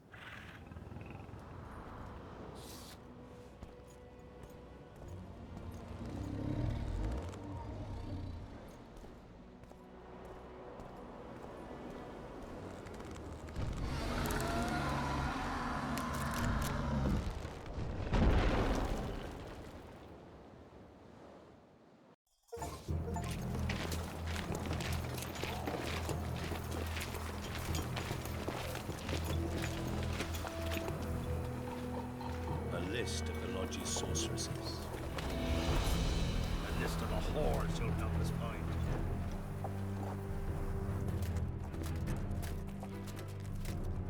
What's going on here?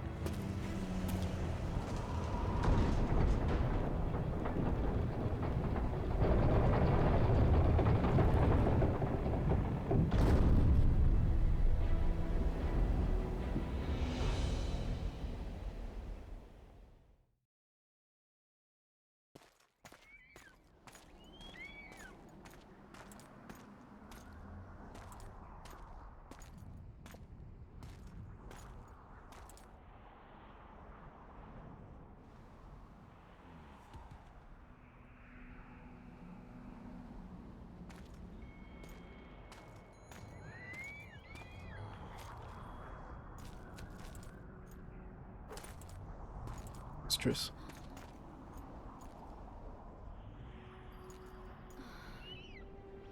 Are you all right?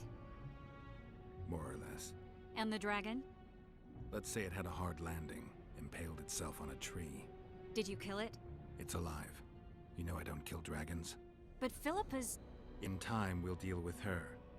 You know, that could be one of the last dragons alive, a noble and beautiful creature. Let's get out of here. I guess Letho got away. He's waiting for you. Where is he? Where the Temerians made camp. Come on. This should be interesting. What happened here while I was gone? All the kings had many more armed men than they should have had at a peace summit. During the evacuation, several skirmishes broke out. The Kedwenis clashed with the Temerians. The Order's knights raped 2 sorceresses and killed those who dared try to help them. Do you think the Council and Conclave will survive? Well, they're established, and that's the only thing that prevented a wholesale massacre. Hard to say if they'll survive, but for the time being, no one's got any better ideas. Mages are part of this world, whether people like it or not. They have to have their rights, their place. Otherwise, another lodge will arise.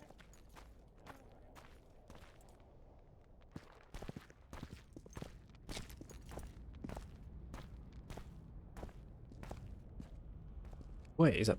Oh, that's the door.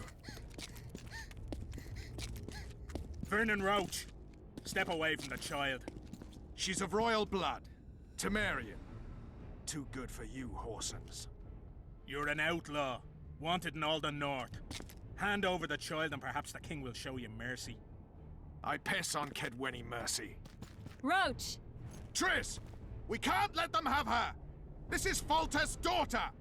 I've heard enough! Grab them! Gotta protect the child.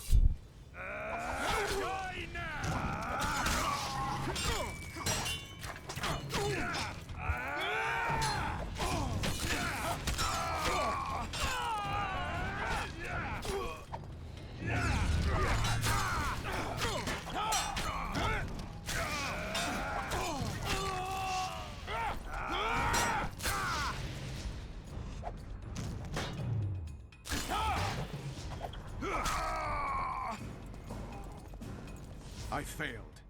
Deathmold got away. Thanks, Geralt. Triss needed my help. You know that. The Nilfgaardians outwitted us all. What are you talking about? They kidnapped Triss. The Emperor dispatched the Kingslayers using the Lodge as a decoy, all in order to breed chaos in the northern kingdoms. Temeria is lost. Radovid and Henselt will divide it between them. They've signed the relevant treaty. It's not lost. Temeria will be reunited. Get the child out of here. Take her far away. Far from the kings, their courts, and their wars. One day, she'll reclaim her heritage. What about you, Geralt? I'm going after the Kingslayer. A man of his word. It's personal now. Farewell then, White A job Wolf. to finish. I trust we'll meet again in better times. Farewell, Roach.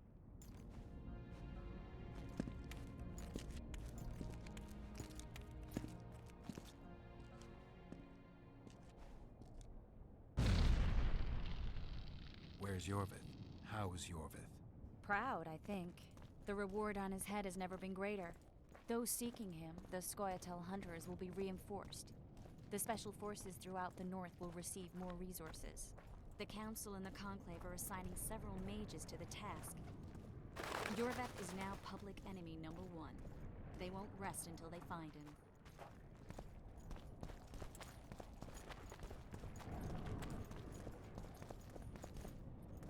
I'm going the wrong way. Oh, that goes so. Yeah, so now comes the last big choice of the game. Okay. What you do with Leto.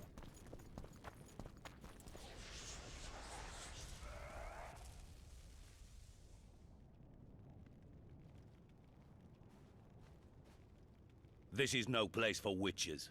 Though I know you and you appear wherever something important happens. True, though sometimes by accident. And this time, also a coincidence? Let's say I have something to take care of. In that case, hurry. Once we're done cleaning up this mess created by the Royal Soldiery, Loch Muin will be magically sealed. Getting out of here? Temporarily. We shall return soon enough to rebuild the city. Loch Muin will regain its former glory. Until that time, we need to keep the treasure hunters and troublemakers out. So Radovid trusts you? We shall win His Royal Majesty's trust by delivering Sheila de Tansarville and the other traitresses from the Lodge. That could take a while. Sheila's fled Loch Muin via Megascope. We have time. She cannot hide forever. Sooner or later, she will be ours. Forgive me, I must attend to some matters. And don't dawdle. The city will be sealed in 1 hour.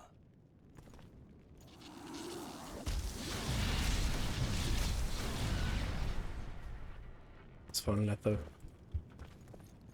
I suggest saving in case like you do like you want to reload for some reason. Okay. Oh, here he is.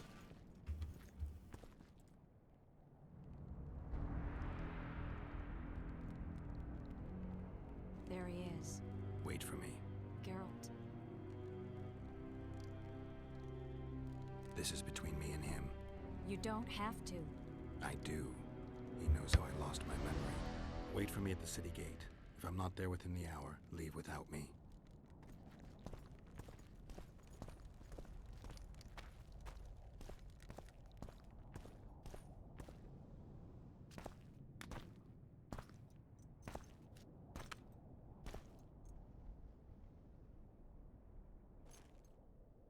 Took you a while? Is that bauble from Sheila's Megascope? Mm-hmm. My final prank. I switched the diamonds. The one in the Megascope has a flaw. Minute. But just large enough to warp the teleport. The Emperor's magic theorists assured me the effect would be spectacular. I let her escape. You're heartless. You've no idea what the Royal Witch Hunters have in store for her. A lot of pain for a long time. I don't doubt it. So, ready to lay your cards out on the table? No matter the game, there comes a point when all the players need to show their cards. I love that moment. But first, vodka.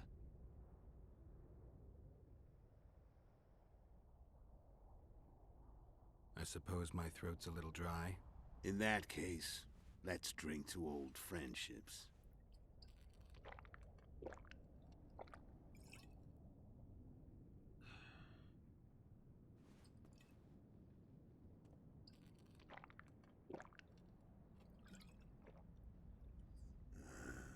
Recovered your memory yet?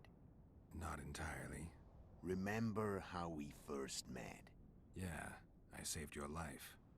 Couldn't think of a nicer way to pay me back? Frankly, I couldn't. I mean, taking care of another man's woman, Yennefer. I can't fathom what you saw in her, but I suppose there's no accounting for taste. The winter solstice 1270. Midinvern, the night of magic. Letho wasn't lying, the hunt had stopped. At the Hanged Man's Tree, the spectral riders selected from among those they had taken. Yennefer was among them. A wraith cannot be killed, only driven away. Every Witcher knows that. Yet the riders fell beneath the blows of our Witcher's blades. Crimson blood flowed from under their dead men's armor.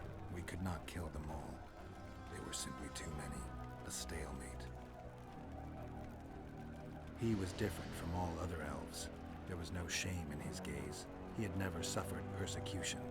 He had endured no massacres. Humans had not taken his land.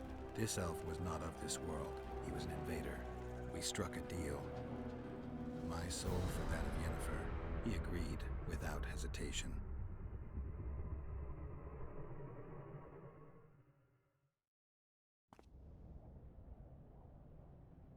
Back with me, friend.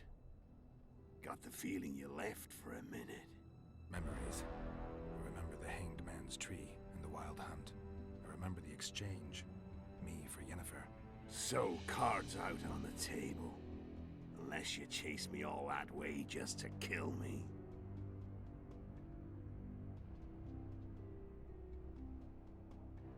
I chased you for lots of reasons. You owe me some explanations to start with. Let's say I do. Tell me about Yennefer. What happened after I departed? She was feverish for several days. Delirious. In agony. We thought that was it. She was on her way out. Somehow she recovered. But even then she was disoriented. Amnesia like you. What then?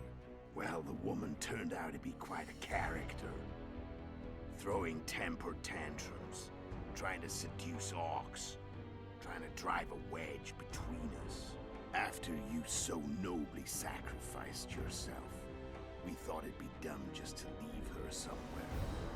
She wouldn't have survived more than a month. The whims and vigor of a duchess, but she was just a sorceress with no memory. We were in the heart of the Empire. And as I'm sure you know, Geralt, in Nilfgaard, mages who behave like that either drop their bad habits quickly, or are drawn and quartered by horses in the middle of Victory Square. So I heard. So we set out, wandered through the provinces. Everywhere we went, she got in trouble and we pulled her out. And then one day they captured us. The Imperial Secret Police. Me, Ox, Sarret, and Yennefer. Imperial Secret Police? Mm-hmm. We were separated, and they questioned us. Long and thoroughly, but it was uneventful, no violence. That's how I met Vatia de Rideau, and a couple of weeks later, the Emperor himself. Me. A simple witcher. What happened to Yennefer? I don't know. Never saw her again. The Emperor offered me a mission in the Northern Kingdoms. As for Yennefer, I had the feeling she was somehow important to Emir. As I see it, they learned of the Lodge from her. Those Imperial spooks have their ways. All I heard is that Vatir had his men watch Yennefer closely throughout the time she was at the palace. Then we went off to slay the kings of the north. That's where my knowledge ends. So she's in the Empire? She was when I left. How did you know where we'd find the Wild Hunt? Every Witcher who wears the Viper around his neck knows the place. We had so many books and scrolls about the hunt that I used to think our school was founded for the very purpose of solving the riddle of the Spectral Riders. Know who they are? You know the true identities of the Riders? From what I understand, they're some damn elven race. But they turned out to be a big ruse. The legendary Omen of War proved to be a fairground attraction. No Market Square mage could possibly conjure up a cavalcade of wraiths speeding across the sky. Then there's the amnesia. No, there's something more, I assure you. Go ahead, enlighten me. I can tell you want to. There are a lot of legends and myths about it, but the Wild Hunt is a fact. I've fought and killed many of its wraiths. They were spectral emanations, the avatars of real riders. The riders we ran into by the Hanged Man's Tree. Are you telling me you were carried off by elves? Real material sons of bitches like the ordinary kind we deal with in this world? They may be ordinary in their world, but they're strangers in ours. The conjunction of spheres. Know the theory? Do you know how monsters appeared in our world? There's not a Witcher who doesn't know that. So you know there are other spheres. The most powerful of our mages can open passages between these worlds, and they usually do that to summon the monsters we then have to hunt. The elves we saw come from another world, and they weren't summoned. They found the way on their own. It's not exactly easy, so they usually send their spectral emanations. They come in person on special missions. As they did for you and Yennefer. So, elves from another world and their trained wraiths. What did they want from you? I've got an idea. But that's not your concern. How did a Witcher agree to kill humans at another human's bidding? At the Emperor's bidding, Geralt. And he's no ordinary human. The rulers of the North come up to about where his poleans end. Why? Simple. He promised to rebuild the School of the Viper, the Witcher's order where I came to be. Witcher's schools in the south fell into ruin long ago, and Witchers themselves became internal exiles, banned from entering most cities. Besides Seret and Ox, I know of 2 other Witchers of the School of the Viper who should be alive and on the path. I don't know where they are. Haven't seen them for years. Now they can come out of hiding. They can come home. Why are you still here? Why did you wait for me this time? I knew you wouldn't give up. I knew you'd pursue me. And I don't aim to hide anymore. Fact is, only you know the truth about me. Well, and a couple of folks whose word isn't worth spit anymore. I never saw you as a foe. I want to go my way, but if I have to fight you first, so be it. This story ends here and now. I think we need to kill him. Care to tell me what it was all about? Kill as many rulers as we could. Lay the blame on the sorceresses. Breed chaos. Prepare the North. Soften it before the invasion. And you know what's incredible? We could not have imagined more fertile soil. No matter what the war's outcome, the northern monarchs will accuse one another. pursue their God-given rights, seek vengeance and be at each other's throats for years to come. The North resembles a whorehouse on fire, as your friend Dandelion would say.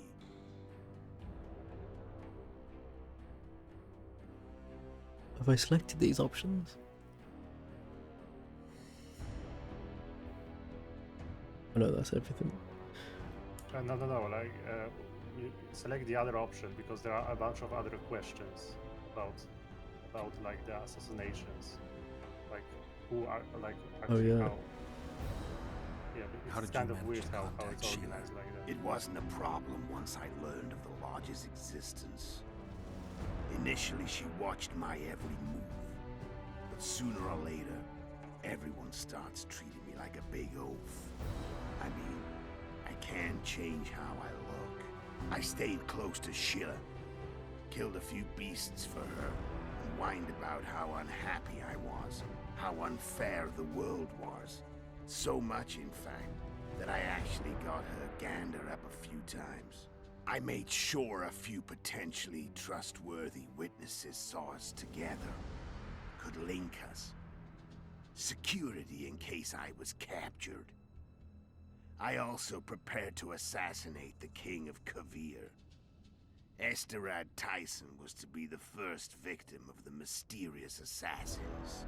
But before I could do the dirty deed, Sheila asked me to slay Demavend. The gods had smiled upon me. I couldn't believe my luck.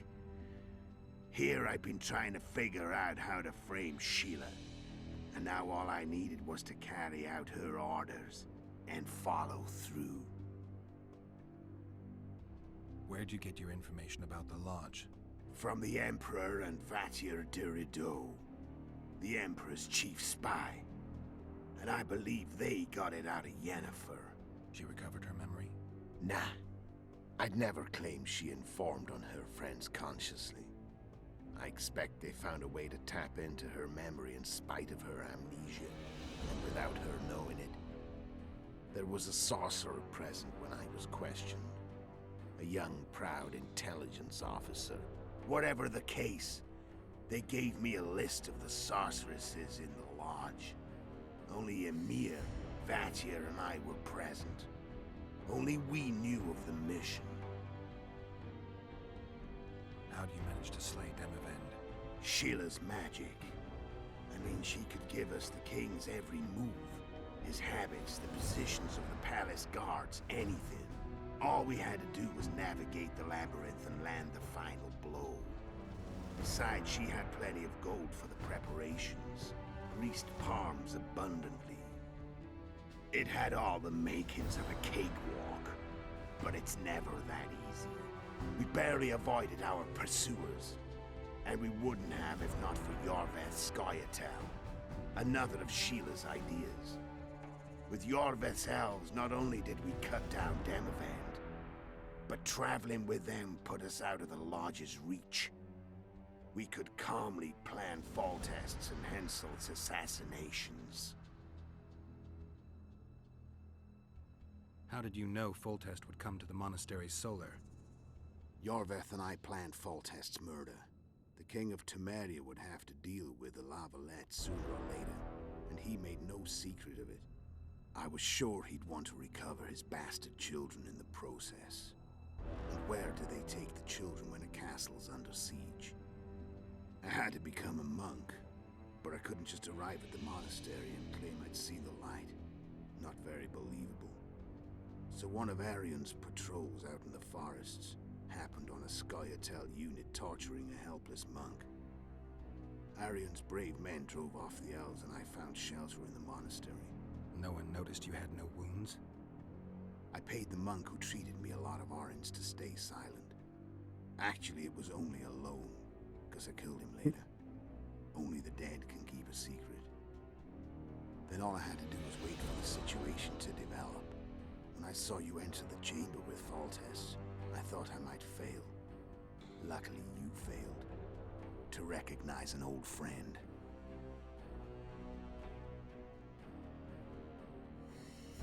When did you decide to get rid of Yorveth? As soon as I realized I couldn't manipulate him. true fox, that one. He was so observant, so dangerous. I got the sense he might see through me at any moment. You made a mistake.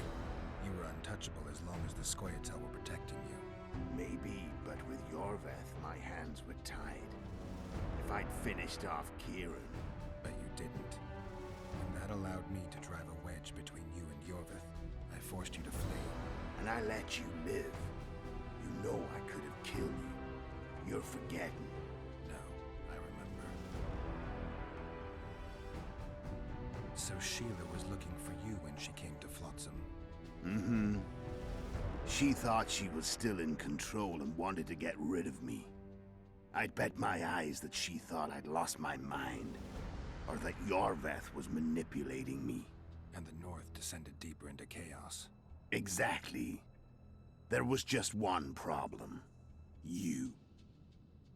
I could have killed you in the Elven ruins. Thing is, you weren't really my enemy. Shame you didn't take a shot at Henselt yourself. History might have taken a different turn. Maybe I would have killed him. Maybe you would have killed me, who knows? But Henselt's death, although desirable, wasn't necessary anymore. The plan could go forward without it. You killed Seret and Orcs.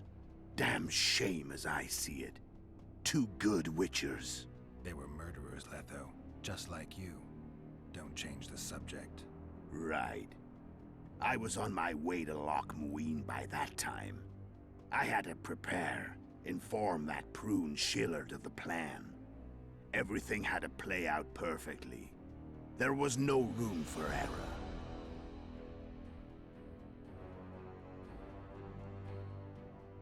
Right. Let's finish this. I don't think I'm gonna kill him. Yeah, I mean, like... We got what we needed, I think. Yeah, I mean, like, here's the thing, like, Geralt, like, there's absolutely no chance that, like, Geralt would kill him. Especially now that he has recovered all his memories and, like, knows exactly just how much he owes Leto for helping him fight the Wild Hunt and for taking care of Yennefer. Yeah, we understand everything now as well. Yeah, and also like his death would not accomplish anything at this point, because at this point, like, Geralt has cleared his name, and like he can just walk away from all this. Do I have to say let's finish it to get the option? Yeah. Yeah. Okay. I'm done talking. Let's finish this. Wanna fight? Any vodka left in that bottle? A swig apiece. Here.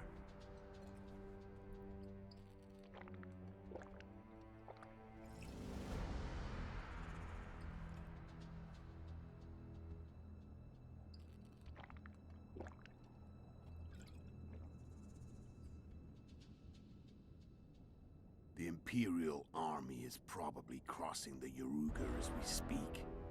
Pure pandemonium will ensue. The North's finished.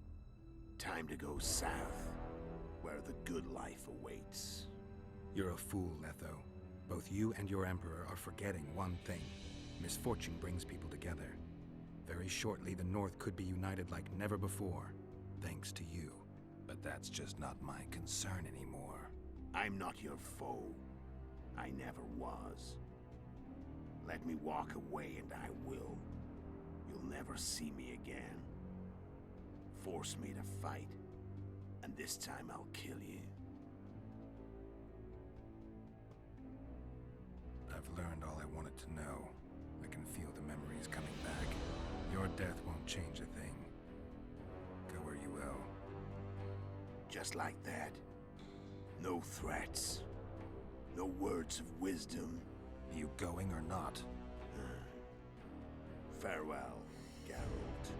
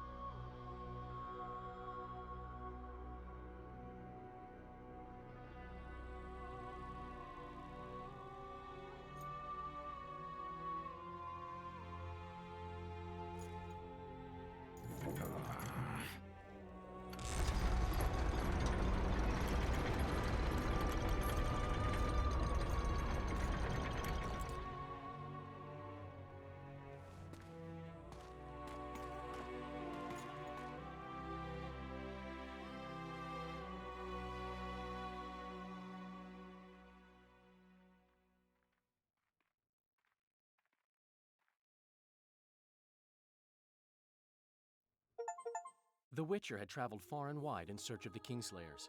In Flotsam, he slew Bernard Laredo, but few mourned for the Commandant. Flotsam remained Temerian, while command of the garrison and town went to a Vizima noble, a sworn enemy of Kedwen and an avid angler. To this day, folk gather round bonfires in Lobenden to hear of the Witcher's deeds. The Witcher witnessed a great Kedweni victory in Edirn.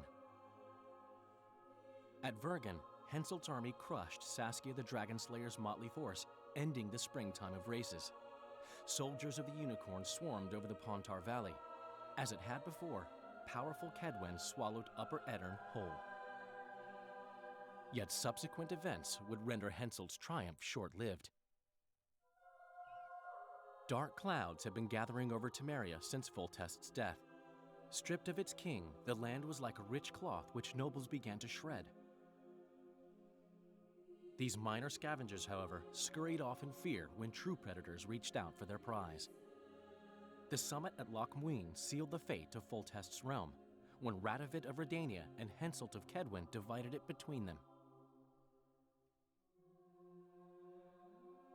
Years before, Geralt of Rivia had witnessed the fall of the Council and Conclave of Mages. The summit in Loch Muin re-established both bodies, their founders sacrificing Sheila de Tanzerville and her accomplices. Yet Radovid also required humility and loyalty from the proud mages, but this did not sit well with all of them. It was a time of great uncertainty, of rape accomplished by royal decree. Yet as troubled as the days seemed, we, who had in some way shaped the world's fate, finally received some respite. Zoltan resumed the quest for his beloved's hand, and I laid my head in the laps of the muses. Who could have known this tempest which had ravaged the north was but a harbinger of darker days, and the preamble to an entirely new tale of Geralt of Rivia.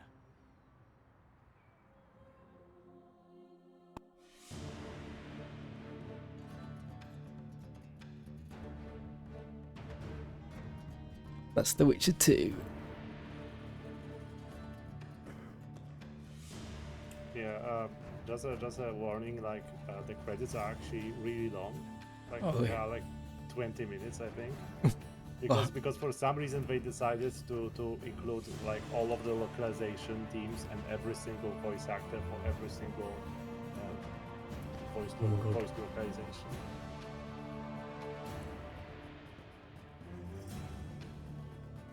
But yeah, like, watch for a little bit. Yeah, I mean, like, something that I've been thinking about is that, like, The Witcher, there's something that I never sat right with me about The Witcher 2. Like, it kind of feels like the odd one out against The Witcher 1 and 3, and like having played it again and having watched you play it and talked with you about it, like I think I finally understand like what the issue is. It basically, like, and the most concise way I can put it is that it doesn't feel like a Witcher game. It feels like a game taking place in the world of The Witcher, starring Geralt of Rivia. Yeah, I see that. So basically, like, you know, like The Witcher 1 like feels like a Witcher game. Like, first of all, like you're like the main quest is involved with the Witchers. Like you're after, you know, the people who stole the Witcher secrets. Yeah. And secondly, like every single chapter has lots of Witcher's work for you to do. Like there's the like the contracts and also like the special monsters for you to hunt. Yeah, you feel like a Witcher. Yeah, like it has that feeling of like of being like a Witcher. But this game is like, yeah, there are contracts, but they also almost feel like an afterthought. Like you saw, like chapter 3 and chapter 2 only had one contract each. Oh yeah. And like sure, like like you have the K run in chapter 1, and of course, like yeah, sure, the Eternal Battlefield does feel more like Witcher's work, but at the same time, like the story is so incredibly like weighed down by the in-universe politics. And to be fair, like I have no problem with it. Like I enjoy a lot of the in-universe. Yeah, I think when when I understood it more as I went, I was fine with it. But like at first, you kind of like you don't really fully understand what's going on unless you like read the books and have a better understanding of it. But Yeah, like I think if I wasn't there to give you some context, you would be completely lost by chapter 2 as to what was happening. And yeah, why, I think I'd be googling quite a lot. I think. Yeah, and what the different motivations were. And the problem is when you Google, you also like spoil yourself. Yeah. So yeah, like that's an issue with this game for sure. Is that like another thing is that if you don't see the alternative version of chapter 2, you also don't get like all the information, because like there's some information that you only get from Yorvev's version of chapter 2, which is why playing at least the alternative chapter 2 is pretty much required to get like the full story. Yeah. And yeah, but like again, like I don't have a problem with the with a game about like in-universe politics. Like actually, like I find the in-universe politics of The Witcher what kind of fascinating in a way. But the problem is that it just doesn't. The problem is that the politics are overshadowing like The Witcher in The Witcher game, basically. Yeah, true. It's like the main focus, I think. And like I was thinking that one of my favorite, like one of my most like oh yeah, you skipped that credit. There's actually like an extra video. Oh yeah, what's this? At the end. Yeah, this is an extra video. It didn't exist in the original version of the game. It just showed Geralt like walking away from looking at Lockmuin and walking away. But this was added in the enhanced edition, I think, if I remember correctly.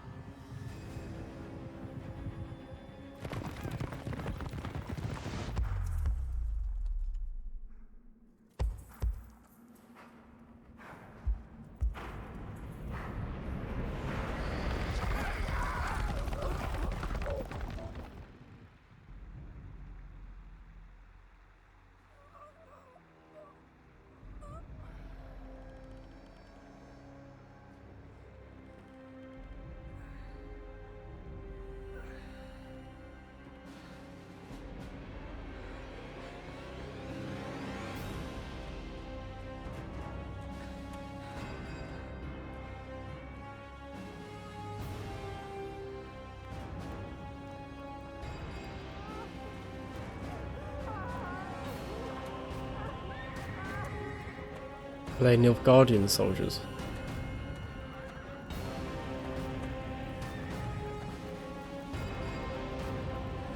Oh, that's them.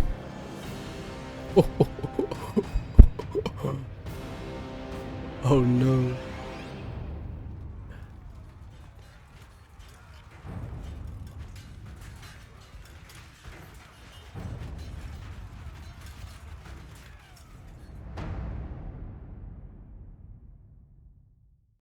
It's a bit of a teaser, isn't it? Yeah, like that was that's basically showing the Nilfgaardian army fording the Yaruga, which is the river separating the northern kingdoms from the empire. Damn. And yeah, like this and this like wasn't in the original version of the game. This was added like I think in the enhanced edition. Like I do like that scene. Like I think it That's does pretty like cool. I think it's better than the original like scene, which was kind of like wasn't worth like watching the credits all the way through.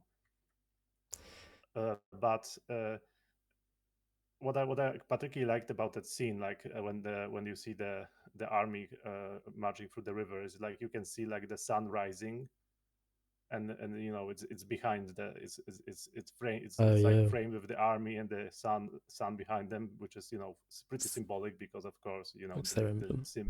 the symbol of the New Guardian Empire is the sun. Yeah. But yeah, I just feel like this game was kind of like the focus wasn't really in the on the right things.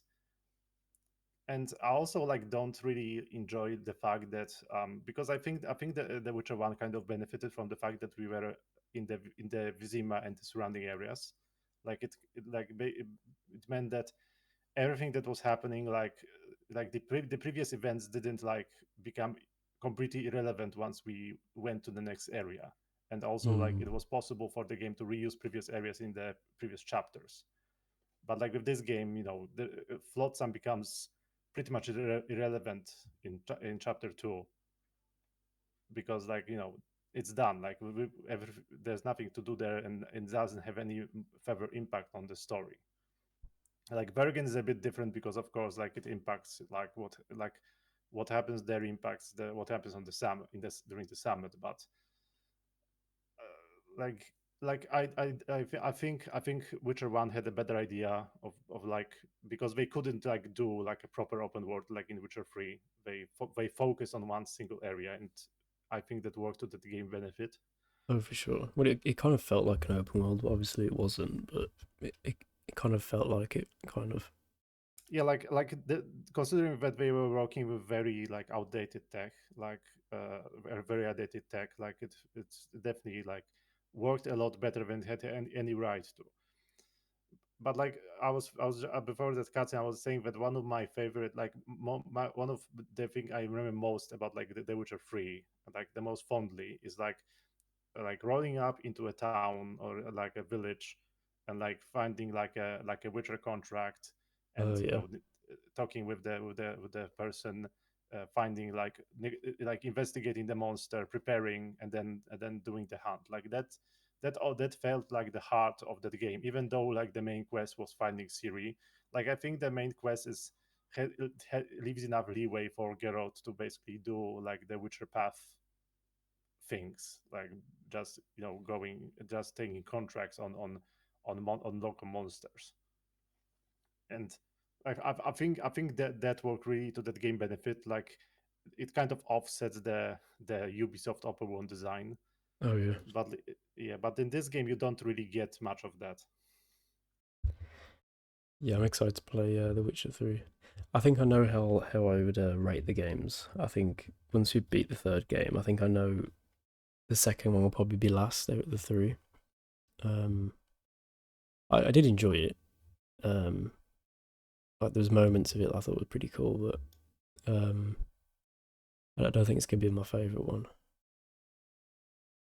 Yeah, there's also a thing that like The Witcher One also had like this very like I would say fitting atmosphere, like when it came to the music. Like I think and the graphical design. I think this game went went a bit too far into what I would say is like the direction typical for that time. Like it still has like those Witcher like aspects to the music and the graphical design, but it feels like they went a bit too far away from what they had in Witcher One, and I think they kind of managed to correct course in Witcher Three. Mm. Like it will be interesting if they decide to remake this game after Witcher One, because like I think while obviously Witcher One needs a remake because like it's not really accessible to anyone who's not a PC gamer, and also like, you know, the gameplay is also not really something people expect these days. But I think Witcher Two also needs a remake, and I honestly think it needs a remake that takes it takes into account the fact that a lot of the choices in Witcher Two don't matter. Like for example, you saw that like Oh, it is yeah. that for example Temeria was split between Redania and Kedwen. That doesn't matter at all, because as you saw, like Yeah, the because Nilfgaardian Hensel dies, invasion. doesn't he? Well, yeah, the Nilfgaardian invasion happens in between the games. Hensel dies, and it's basically just Nilfgaard and Redania separated by the Pontar. Like that's basically the situation in The Witcher 3. And it doesn't matter because like there are 4 different versions of what can happen to Temeria. Temeria can be divided between Redania and Kedwen. Temeria can be annexed, effectively annexed by Redania. If they get an ice, it can remain independent uh, and together. If an ice goes to Natalis, and there's also a fourth option where Temeria can be split into districts by the nobles. And like all of those options are interesting, have their own like interesting pros or cons. The problem is that it doesn't matter, because it doesn't matter who theoretically ruled Temeria, because Temeria gets rolled over basically at the start of the war. And whatever like arrangement was reached at the summit of Lochmuin, which was which the game built up like this is this is going to be where new borders are going to draw, and everything is going to be changed, everything is going to change, but Yeah, at the end of the day, what happens at the summit doesn't matter. yeah. I think if they did a remake, they can probably fix a lot of this, can't they? And actually have it connect properly into the third game, I think. Yeah, and like what happens in Flotsam doesn't matter. If Flotsam is Temerian or gets handed over to Kedwen, doesn't matter. It's get taken over by Nilfgaard. The same applies to Upper Edirne and Vergen. Actually, like I think Vergen like gets destroyed during the war. So yeah, like basically, like all of those choices don't matter. Like actually saving Arian in the prologue actually matters a lot more, because it actually impacts one of the quests in Witcher 3, because you meet his mother, Oh, and right. she's of course like a lot more helpful to you. She's obviously helpful to you if you saved her son, Mhm. and not helpful to you if you haven't. Like that's just an example of one decision in the Witcher 2 that actually like matters for the Witcher 3. But like it's not one of those big decisions that the game tries to sell you.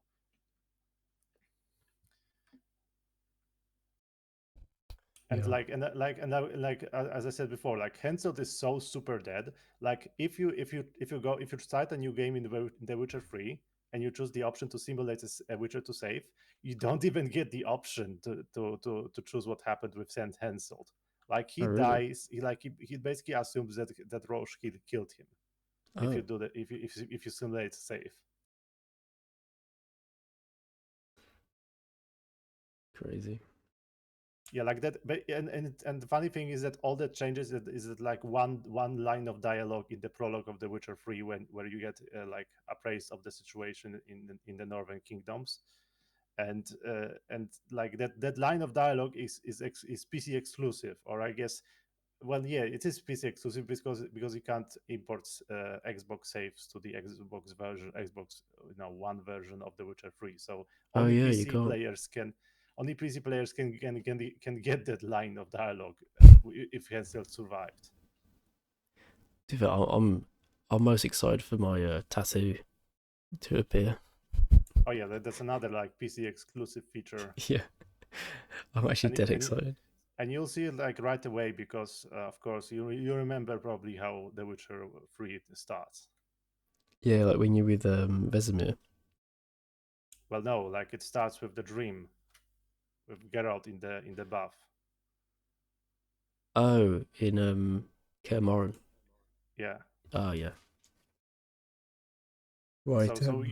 So you'll see I'll see the it straight tattoo away. like right away. Oh, well, I do need to head off, I think. But yeah, I think tomorrow we'll I need to find the save, but we need to go back to chapter 2, don't we? So I think tomorrow I'll find the save and then we'll go back to it. Yeah, like technically, like you'll play through an alternative ending of chapter 1 because, of course, like it's not quite so simple. Mm. But yeah, like, but basically, like the if at the like I would say like the alternative chapter 2 is pretty much required. After that, the game like sort of merges back. There are some differences, but like I would say only like the alternative chapter 2 is pretty much is required. Okay. Yeah, that's fine. Right. Yeah, cool. I mean the ending was good, I think. But yeah. Yeah, I really like the fact that you can you know, let Lefo go. Like that's actually like a very like Yeah, I thought it would have just disappeared, to be honest. Like yeah, it like just ran off. that's a very Witcher thing to do, to give you that option of whether you want to you know, of letting him go. And you know, it was kind of I would say brave to have that in the game, because most gamers expect games to end with a, you know, a dramatic final boss fight. The dragon option was cool as well, because you get to actually, like, I don't know, do what Geralt would do, or be a bit vicious and kill the dragon off. Well, I mean, you know, I guess the reasoning is that, you know, I don't remember what he says, but I'm pretty sure like he says something that that the dragon was under the control of Philippa, so you know it was still dangerous. Yeah. But at the same time, like the fact is that, you know, Geralt has a very has a rule that he doesn't kill dragons, and actually like the dragon is not relevant in Witcher 3 at all. Like you would think that a Geralt that a dragon under the control of a sorceress would be super relevant in The Witcher 3, but it's never mentioned at all, I'm pretty sure. Oh well. Like and this is another case of cut content, just like Yorveth.